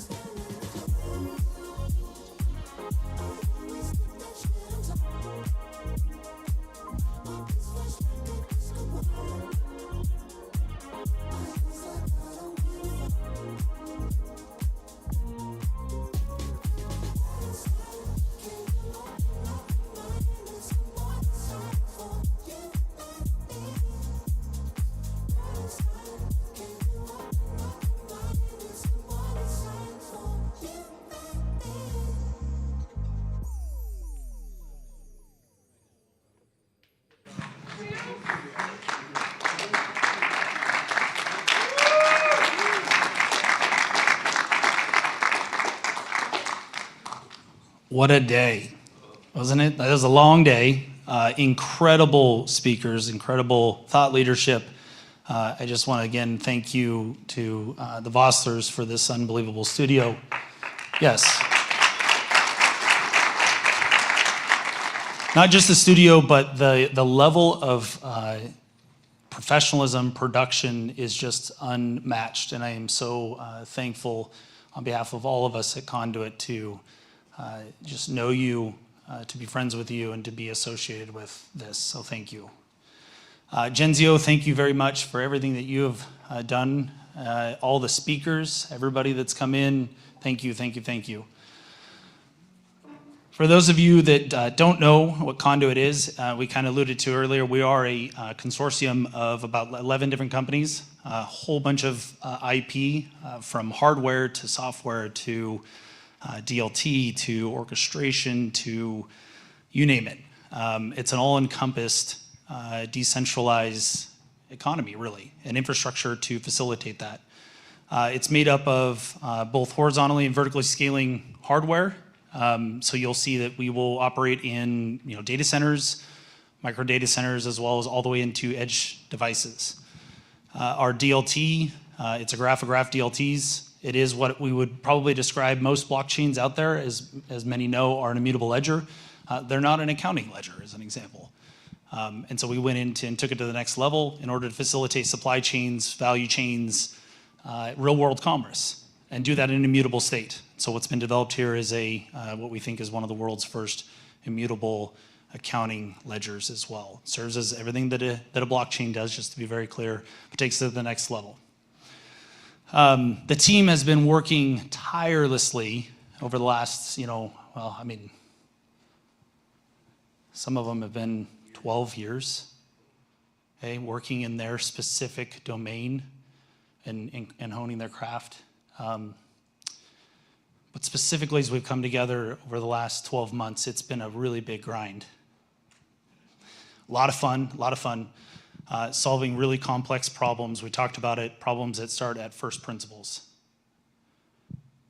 And we're getting very close to a launch here. And we're also getting very close to shipping our first edge device. Right now it's on track for March. But what we wanted to share with you today is the first pre-production device of our conduit core. This is probably the most secure and one of the most powerful and versatile edge devices that exists in the world, at least that we know of, top to bottom. Not only does it have a highly secure NIST and FIPS rated device in it, in the secure enclave level, you also have general compute, so you can do lots of different functions that you would need for compute at the edge, which you've heard all today, all the different use cases that occurs.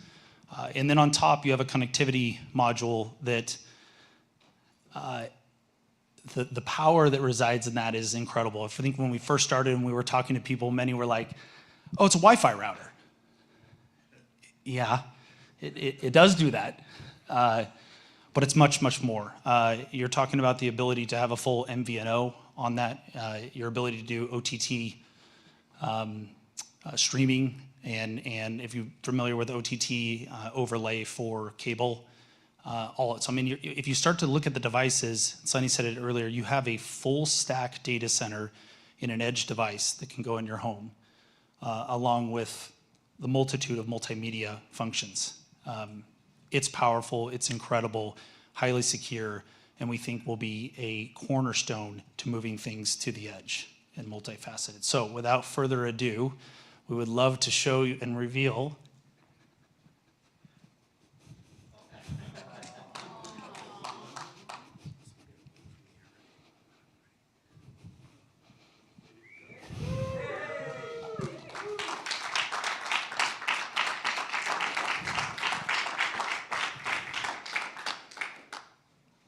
man, it's sexy. It's so sexy. I forgot to add that as I was, walking through all the specs of secure and powerful. I completely forgot sexy. I'm sorry, Sunny. I'm sorry. Sunny's worked immensely, not just on the capabilities here, but also on the design, and it really is wonderful. So, top component is the connectivity module. Second one is your secure enclave, and third is compute. These are fully stackable, modular. You can continue to add. The only restrictions at some point that you're going to get is where are you connecting it to? What's is it a 20 amp, 120? What's the voltage? That's going to be your restriction here. If we go through the first screen, can you guys see that? Oh yeah, look at that. That's awesome. You've got an activity monitor, so you've got things like GPU capacity, memory, storage. It's also displaying the different VMs that are running on that specific device, as well as backups. So whether that's a power backup, some other backup, any type of redundancy that's for the device. The next one is kind of your overview of your earnings. I think this is probably what everyone's really interested in. What is this device doing? Right, so you've got the serial number, you've got name, you've got what is it to the next block. In our case, we are a proof of economic activity. That's fitting for the session we just got out of and my passion for mutualized economics, right? The algorithm is a proof of economic activity. And so this will measure how close you are to capturing the next block as you mine. And then the last one is average CND per day. And that's it. Three screens, super simple. The whole point of this, Ken also talked about it earlier, the point of this is taking something extremely complex in capabilities and making it plug and play. So that anybody can turn around, plug this in at home, and start participating. So there's a lot of other things that we can do across our network in different form factors, right? So like the data center, as an example, we wouldn't have a plug and play type of interaction with that. We're solving for more complex business concepts, but for this in-home unit, we're super excited. And then if anybody doesn't know, we're also very excited about this. We talked about economics earlier, and some would say tokenomics. Thanks, Jonathan. On this device, as I did say, it's the most secure, one of the most powerful, diverse, and sexy devices out there. It's not cheap. To pull that off, it takes some decent costs to get that done. And we realize that. And so one of the other things that we designed into the network is the ROI pool. And what we did there was that 23.3% of all the tokens mined across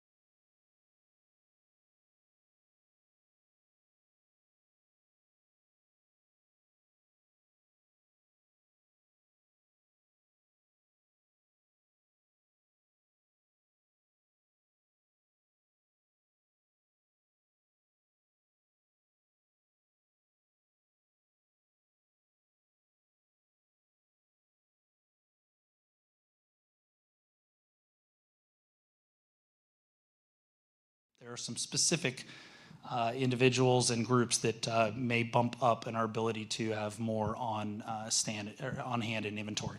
But right now it's made to order. What else? I will also say we are, let's see, again, looking to launch the network, do our first mining here probably somewhere in the next 4 weeks or so. It's a moving target, as everybody knows, on launches. There's a lot of variables that we're trying to get shored up. But I can tell you the team is absolutely marching towards that. And at that point, we will have, the original mining event. Network will go live, devices will be distributed, and we'll be up and running, which has been a long haul for Conduit. Again, I want to thank everybody for this entire day, the time that we spent here. This is really, really special to get to share in this setting, to be in this setting. Different than other conferences. I don't know if some of you may have heard throughout the day, we had over 55,000 live viewers online this event, which is, that's like a football stadium, right? Which is really, really cool. But thank you all for coming in person. The team will be here afterwards. If you have any questions, please come talk to us, ask us. We'd love to meet with you. And again, thank you so much. And with that, I will close DePIN Day 2025.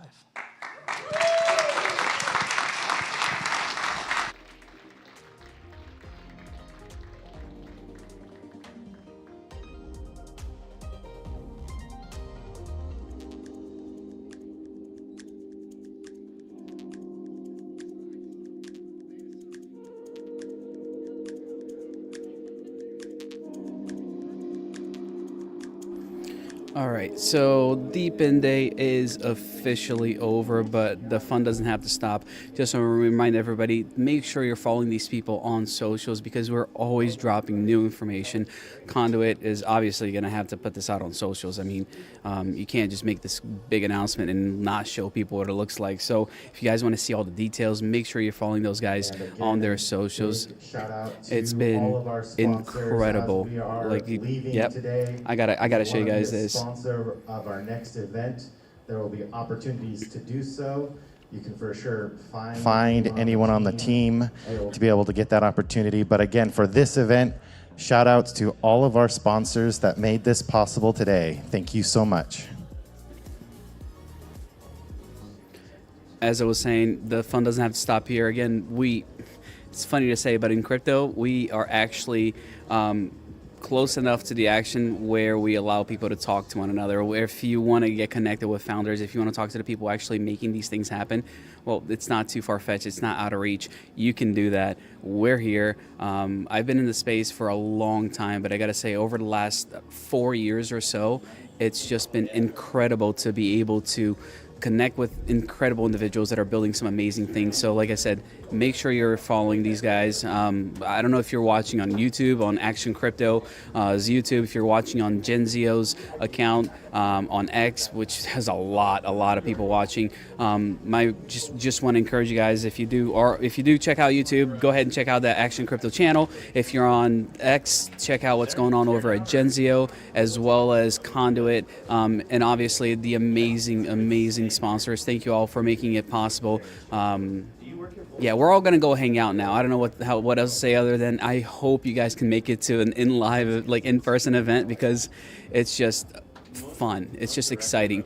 If you all enjoyed it online, I can promise you, give it a shot if you're able to come out to Seattle for the next one, because there definitely will be another one. If not, next event most of us are going to be at is going to be over at ETH Denver. Genzio actually is the one that runs all the media for ETH Denver. You will see us everywhere, from the floor of ETH Denver to the karate combat fight that's happening in Denver. Just super excited to be able to bring you guys quality content from people that actually care about what's happening in this space. Thank you so much. It's been a phenomenal day, and we couldn't have done without all you guys that joined in and listened to what all of these incredible panelists and speakers had to say. So thank you all so much, and I can't wait to do this again. Take care.